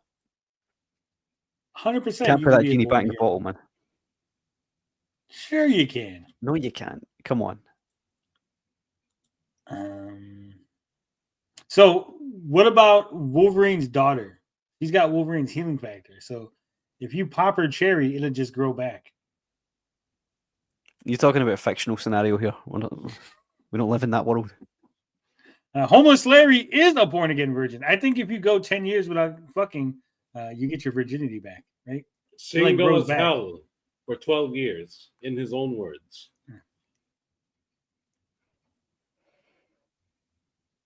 I'm hung like a horseman, bud. really like each other's mouth. They really like each other's mouth. Oh, that's one way to put it. I've seen a lot of pictures of them making out. As I typed just Sasuke sisters, I wanted to see their repertoire, and some of their repertoire in terms of work is shady. You can say it. Incest films. I said it. So yeah. Another one is that they have been in the industry for a while now. Never heard of them, but yeah, apparently they've done a couple of movies. Well, you've sure heard of them now. Yeah, he probably wishes he hadn't heard of, but you know, you can see the regret all over his face. Yeah, if you show a woman a picture of Sturgis, their hymen is healed automatically. Okay, so there's exceptions then. Fair enough. And some with like profile name. Also, that they have done comics for Marvel. One of them was Black Widow. I'm going to assume that they did not create the character of Black Widow, but they did, in fact, make a comic of Black Widow. So, anyways. Yeah, I don't think God was super happy sending the incestuous sisters. You know? Not quite a godsend.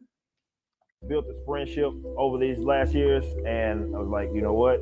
I'm gonna shoot them the idea. I want to see if I didn't know what they were doing at the time, but I knew that they could crush this character as a character. So they've been friends before the Rippaverse. So you think there was like 4 a.m. phone calls and text messages before the Yaira thing? Now they just have an excuse for it, right? Right. I think she's. Yeah. It's a highly speculative, but I think the less ugly one has been in some kind of relationship with him and has said, "You better get something for us, or I'm going to blow the lid." You think? And then he's had to. Oh, you're now the lore masters. Yeah. And he's walked away and went, "Fuck, man, they're in charge of everything." That's a very strong possibility, right? That would explain a lot. Yeah, that would explain. Yeah, I might agree. I mean, we've seen what happened when Razorfist decided to suddenly move a just turned 18-year-old to move in with him, right? Yes. You know, so it's very, very likely they had maybe some online relationship. Maybe there was a couple of text messages that got a little too spicy, and maybe they did tell him, "Hey, you just sold a $3.7 million comic book to a very conservative audience. Wouldn't they be interested in these text messages that we've exchanged? Oh, you offered me a job to be lore master? That's fantastic. Me and my sister? Yeah. Me and my more ugly sister. Yeah. Maybe he meant God sent them away. Yeah. Created that character, but they're put in a scenario in the Yaira books that I couldn't have come up with. Only the Sasuke could come up with the scenarios that they put in this character. What was the scenario? Generic ass dialogue that makes no sense. Beating a child. I'm sorry, a child. Like, what is the scenario? I'm sorry, but I'm judging this based on just the evidence presented for the trailer. Like, you're only showing the trailer. You're rarely showing like the comic books. You're showing the first draft of the comic books. So right now you're showing the trailer. So what you know what would have been really good, Finbar, TJ? What would have been good? Would have been really good is if they would have showed the live action, right?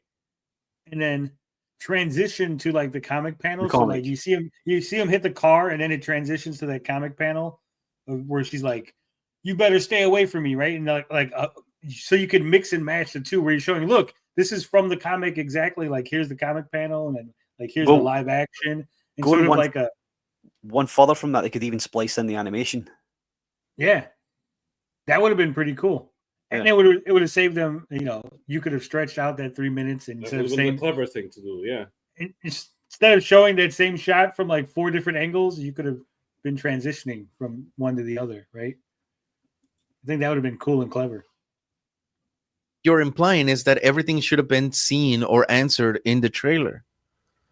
if you want the people to assume, oh, I need to read the books, this would have been a good chance to show the books, to show like, oh yeah, in different scenarios, show the scenarios of Yaira fighting a giant tomato, or Yaira giant tomato beating another group of 10-year-old childs, you know, like a group of 10-year-old childs. House of Horrors.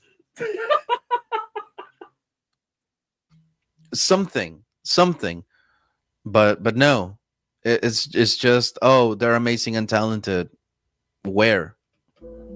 I love working with the Saskas. I adore them. I love being in their presence and on their sets. And I think that one of the things I especially love about working with the Saskas.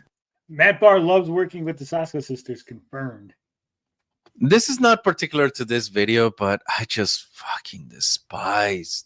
I really hate the cheesiness of, I love working with this person, they're so great. I hear it all the time. You know, I've been in the industry long enough, and I hear it all the time. And behind the scenes, I'm telling you, Ivan, Little Movie Perp, myself, the three amigos, the three amigos of movie talk, the Trinity. Look at that. you're like, the burrito, the taco, and the enchilada together. yeah, fuck you, whatever, you know. But like, damn, I don't think he agreed with that idea. He was talking to you, yeah. Yeah, directly to me. Yeah, fuck you. This over cheesiness, it's gonna give me diabetes. That they let me play, and they give me room to invent and create things, which you don't often get in other films or the television, where it's tighter scripted, or in features where there's a. He invented it. He ad-libbed those lines, guys. That was totally his. That seems a bit archaic. You don't necessarily have the room to play. The Saska sisters are beautiful people. But audio mixing. The energy is vibrant. They're just so joyous, and it's just been a pleasure. No wonder why they used Eric's voice for fucking Isom and not that guy's, right? So the Saska sisters are awesome because, well, there's two of them, and they have. They're awesome because there's two of them. Fucking hell. You gotta say something nice about the Saskas. Well, there's two of them. Do you know why my There's two of them, I guess. Do you know why my nuts are so good, guys? Because there's two of them. Same vision, but are able to divide and conquer. So one of them is Click on audio, bot audio mixing. taking care of the cast most of the time, and the other one's taking care of Man, take a shot every time Ivan says bad audio mixing. the crew, or wherever you look, you see one of their friendly faces. Bot audio mixing. Dude, no one audio mix this shit, right? Just I hate complaining about that so much. He's gonna look at the fucking credits and like, who's the audio mixer? That guy. I'm gonna fucking. He's gonna DM that guy. Dude, what the fuck's your problem? Turns out audio mixed by Eric D. July. Yeah. You would think Eric is, again, just like Tommy was an audio guy and his videos had bad audio. Eric is a music Mr. guy. Music Man himself. Yeah.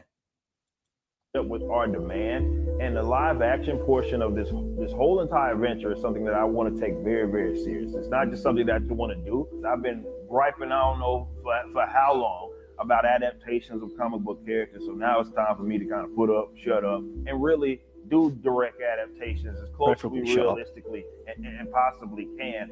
It's all entertainment. I guess that didn't age very well because you haven't done anything, right? In a while. I think this was the first and done. If that's the case, then that Naruto should shut up. Well, what? Because it got slammed so badly. Shut up. Yeah. Have a good night, everyone. I have to get going. Have a fun rest of the stream. All right, take it easy. Take it easy. Where's the rest? But I haven't seen more live action adaptations.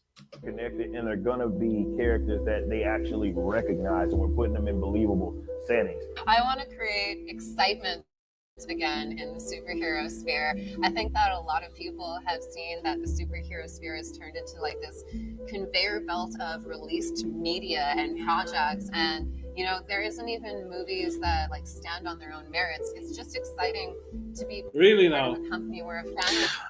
Girl, you're saying that there's movies that don't stand in their own merit, yet you made a trailer where you need to understand like 20 other comic books. You need to know at least 20 other comic books in order to understand this thing. Like, stop being hypocritical. Like, God, dude, this is frustrating. Like, the audio mixing is shit. They're literally showing over and over. It's so boring. I mean, poor Ivan. He just wanted to watch a Yaira behind the scenes, get a little information. And the rabbit hole that he's went down is. And I was afraid that they were going to run into this problem because this is so boring right now. They're showing.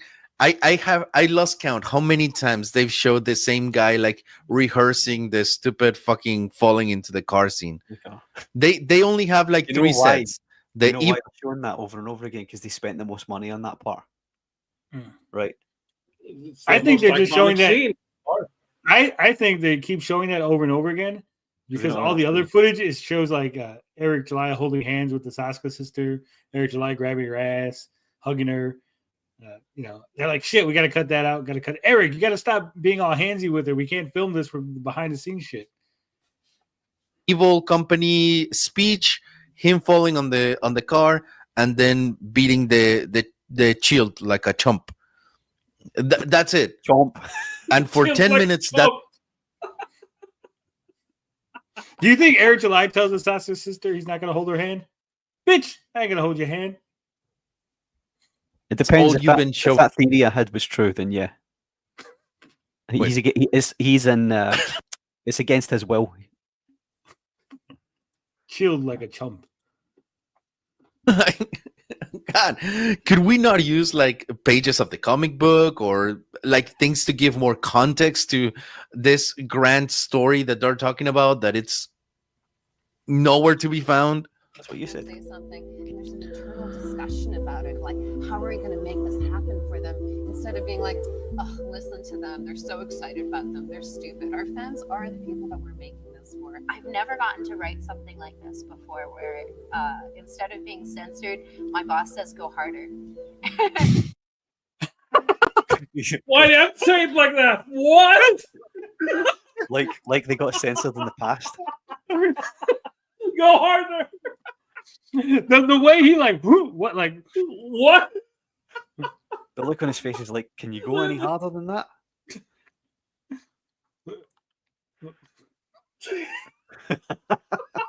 Go harder, huh? Whoa, buddy. Where instead of being censored, my boss says go harder.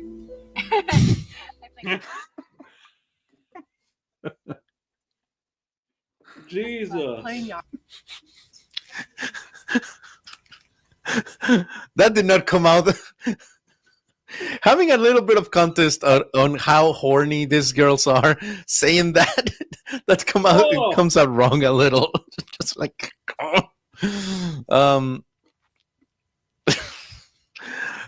you don't want misinterpretations, man. You don't want misinterpretations. Yaira was Too late. we were backing up first, of course. She's very stoic and held together, and I had to learn how to do that. So I think that I was able to channel my inner Yaira and really display it. Everyone should buckle up because I think this is going to be an exciting journey for everybody involved, all the creative people.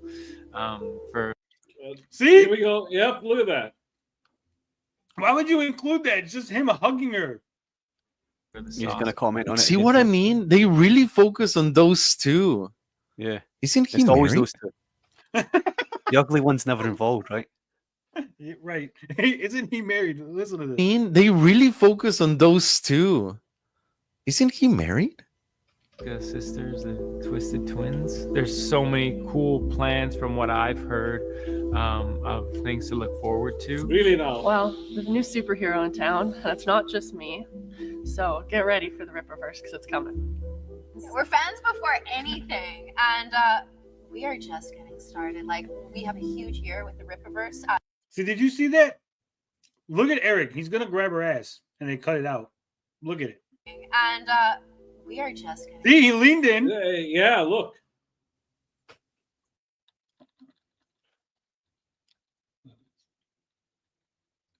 See, look. He wipes his nose. He like, look. He looking at ass. He looking at that ass. He's like, I'm gonna go grab that. And he goes in, and you see that arm. He's moving that shoulder. He's gonna do that. Like, I pretend to bump you, grab your ass shit, and they cut it immediately. Cut it. We got him. They don't call him Eric D. July for nothing. Damn. like we have a huge year with the Rippaverse. 2024 is going to be our biggest year yet. That is a wrap. Thank you so much. Her voice is so fucking annoying. Jesus Christ. And the guy's like, hey, actually, we need to, like, and she's like, I don't give a shit, man. Like, that was so funny. It happens all the time, though. It happens all the time. That is, like, I think the most realistic thing I've seen from this trailer is that this guy is like, hey, actually, we need to get room tone. We need to, like, fill out these forms or something. And the director is like, yeah, guys, no, we did it. We did it. Like, it happens all the time. That is so real. Thank you, Drew. Thank you, Pop. And yeah, you can see him like, no, actually, yeah. What? You can see he's talking to her now, going, "Nah, actually, we've got to do this." And she's like, "No, fuck that. We're out of here." Eric's not paying us to actually make a trailer. What the fuck are you talking about, dude? We're just here to fuck him. There's quite a bit of shit that we need to do. Thank you, Eric.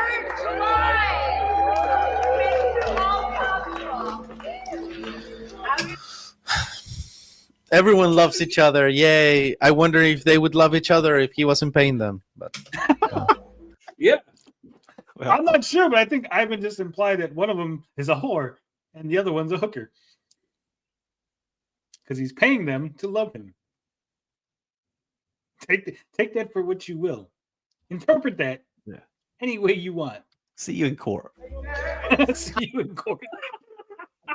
Okay, Smash JT. Come on in, have some fun, get credits again. Have some fun. It's a sandbox. Did he cut that again? Yeah, he gave up on the credits. 100%. I mean, look at him. Come on in, have some fun, get credits again. See? Yeah. This cut you can understand. Look at that look. They broke him. Looks like he's crying. Like, this motherfucker. I just got a night letter. It just came in while he was recording. That's what he cut out. Fuck. Look how disheveled he looks now. It's been through war. War never changes. Dude, yeah, this is bad. Like, that video is so cheesy and, like, self-absorbed.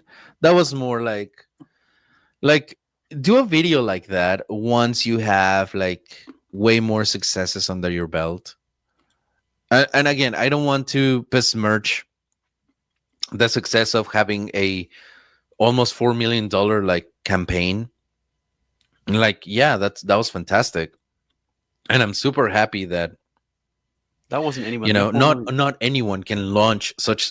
What he said. He's talking about that campaign for that book. It wasn't anywhere near 4 million for Yaira, right? No. 2 something. But they showed the 3.7. I think he does because he's not really invested. He thought that was for that, right? Yeah.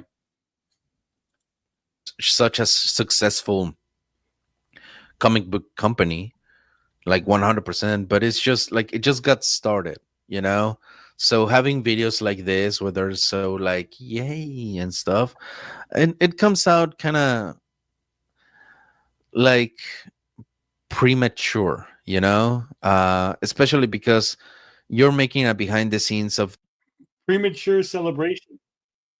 It happens to the best of us.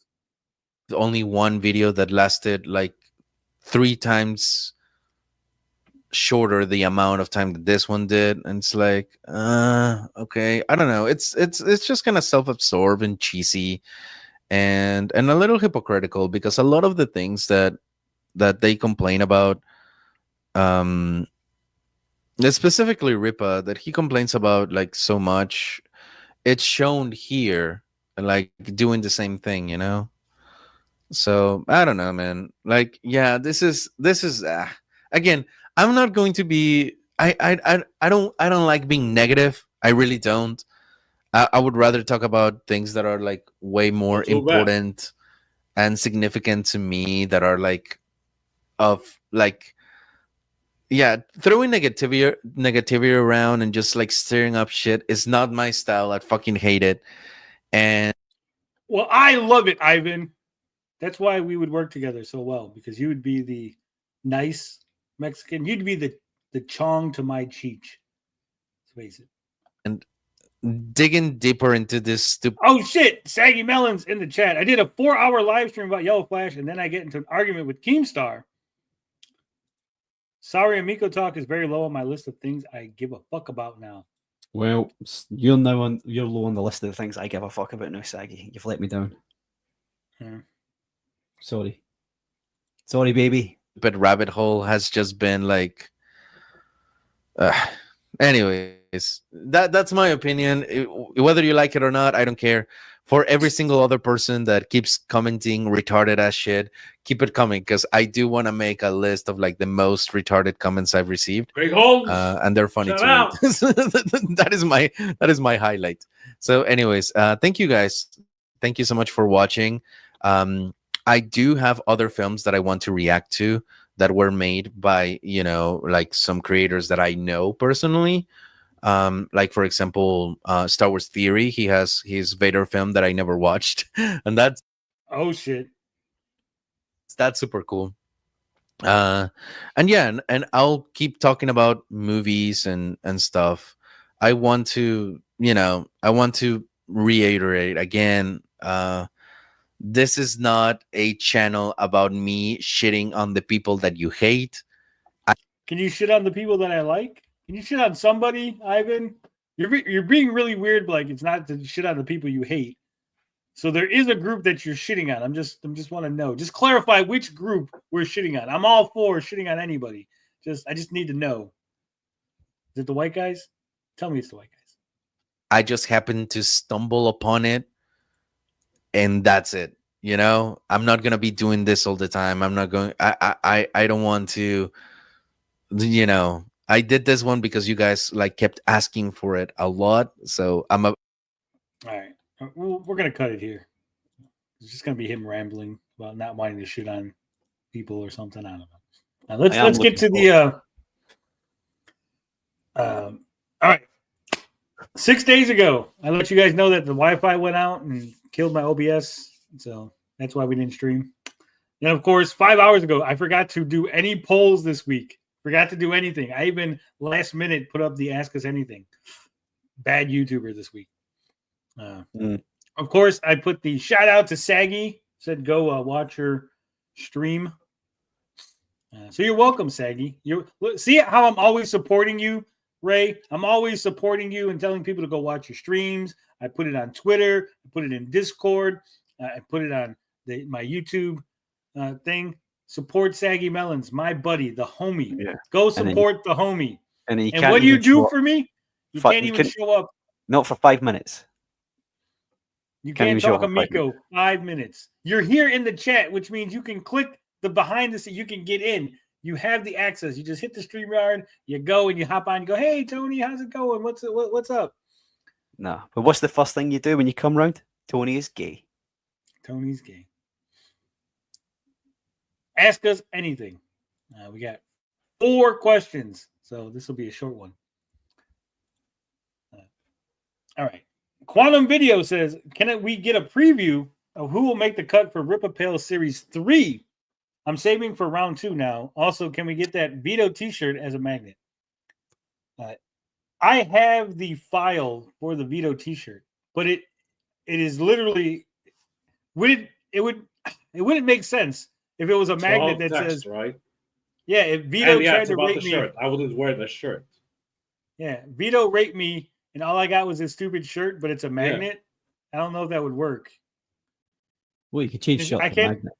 I can't change shirt to magnet. It's an image of letters. It's not like I didn't type it up in like MS Word or something. It's like it's a logo created by fucking AI. Right. I mean, I could change it, sure. Yeah, if we really want the magnet. And as far as what are Series 3 Rippaverse kids? Oof. I don't know if we thought that far ahead. You know what? We'll have the Saska sisters, definitely. Rippaverse kids Series 3. Gotta have the Saska sisters, right? Dan Vask. We'll throw in Dan Vask. Because Eric's always talking about him. Should we do an Eric July one? I always feel like Eric July shouldn't be because it's the No, you save him for the last. Yeah, and Rippaverse kids. Yeah. Alex Miller, he has to be there. Student of God. We'll do a Student of God one. Saska sisters. Forget Dan Vask. He sucks anyway. Student of God. Ripa Goalpost. We'll do Ripa Goalpost. And who else is another big one? Gothics. There you go. So there you go. Gothics. Ripa Goalpost. Student of God. And of course the Saskas.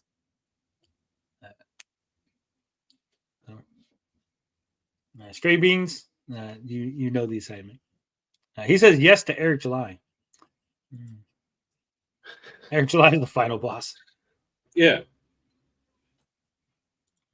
Saggy's sick. TJ, I forgive you. You don't want to marry me, so what?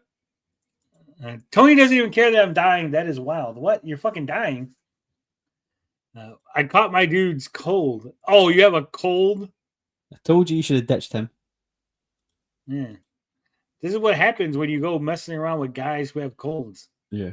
You need to get a guy who's immune to illness like me. Crazy. Yeah. Carrying Brown like a living Yeah. Perhaps. I might have COVID. What? I heard COVID makes your tits grow. So, congratulations. I've never gotten COVID. So, I'm lucky. But I do care, Sag. I care that you're dying. I'll call you later. I'll call you at like 3 in the morning to check on you. I'll call you at 4 in the morning like a Saska sister. Check up on you. You got the COVID. And ask how tall Altona is. What was your Isom 3 final earnings estimate? Mine was 1 million. Didn't expect it to not reach 700K. I think I said 750, right? I always just assumed it would cost $1 million. I didn't think it would. You said 750, yeah, and I said 7. Yeah, so TJ wins. He was closer. I didn't think it was going to hit 660 that low. Like, it's terrible. Ivor says, how does the Vito saga end in Comicsgate? Oof. I believe it ends with Vito releasing his comic, people within Comicsgate criticizing the comic, Vito flipping the fuck out, then other people criticizing his flip out, leading to EVS pointing out that Vito is acting like Eric July, further increasing his crash out until he basically tells everyone that he doesn't care about CG anyway. He's going to go off and make good comics without us. That's how I see it ending. I see it ending in a much darker place for Vito. And I mean that seriously, and I hope it doesn't. I hope he's... You're talking about just the Comicsgate part of it, not like Vito's whole life. I'm not saying the other part. But this leads on to it. So it's like what it all stems from is that comic book. Had he not bothered... So you're saying is if I criticize Vito's comic, he'll No, I'm not kill talking himself. about the criticism. I'm just talking about he shouldn't have bothered making it in the first place if he couldn't handle the criticism that comes from it. And he knew it was going to come because he was making the comic in direct response to Eric July. So No, he wasn't. unrelated. He was making the comic before Eric July. Right, but I mean, so before he marketed it about Eric July, as it's an answer to Isom, right? Yeah, the marketing definitely was there. Yeah, that's where he fucked up. Yeah. Even we're not like that. We're not that arrogant. We're saying, it's a Goofy Frog book, cartoons. If you like the tick, go ahead, read it, right? Simple. But I am rooting for him to turn it around because I see in him, when I see him speak, One biggest problem, because he's on camera, when you see him speak, it's like, this guy's struggling. Finbar, why Big you time. always got to bring the mood down? We're all laughing and joking and talking about how Vito's going to top himself. And you're like, it's serious. Finbar's always like actually- that. He no, feels because sorry I for him actually for a like the few guy. seconds and then joins us in laughing. Because I actually like the guy. I've always liked the guy, no matter what he's ever said about us. Oh, you're going to go lay down by yourself. You're not even inviting the rest of us. Oh, wow. Terrible, Saggy. Blame Vito for no biggest problem. Yep. All right. Who will Sturgis fight with once the Rippaverse goes away? Us. Everyone. He'll still keep attacking us in EVS. It's the Lombardi. throat coat, bud. It's Or throat Rippa coat's all himself. happy. Every EVS is celebrating that the black man's no longer making comics. I don't like him. Either that or he'll fight Rippa himself. I believed in you, Ripa. So this is the design for those of you left. That's going to be on the next T-shirt that we make.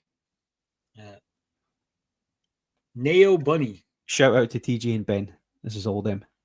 Yeah. I did no work on this. Bigger, saggy watermelons. Yeah, exactly. We got a Taser Man, a wild Taser my Man. dad is man. somewhere. He's a man. I don't know. Where's your dad? I hope y'all books sell more than Isom 3 False Prophet. That's actually quite nice. Say of the you. phrase, I hope Taser so, Man. too. You CG cockroaches. Yeah. Where's the clip that we need for him? Hold on. Shout out to you.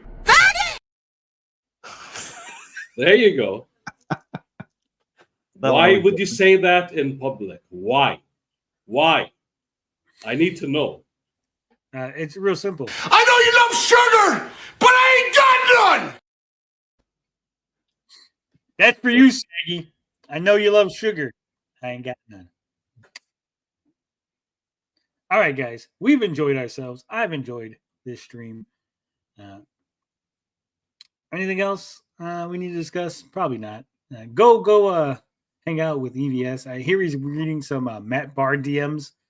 Should be good. I think we're getting to the point where Matt Barr is going to start talking about Riley and us and Vito. So it should be a wild ride. But until I still haven't finished Yellow Flash Files yet. I've got to get through the rest of that. I've got some office space work next week. I'll probably be able to sit down and listen to it while I'm working. yeah. But as always, love, peace, booty grease. We out this bitch.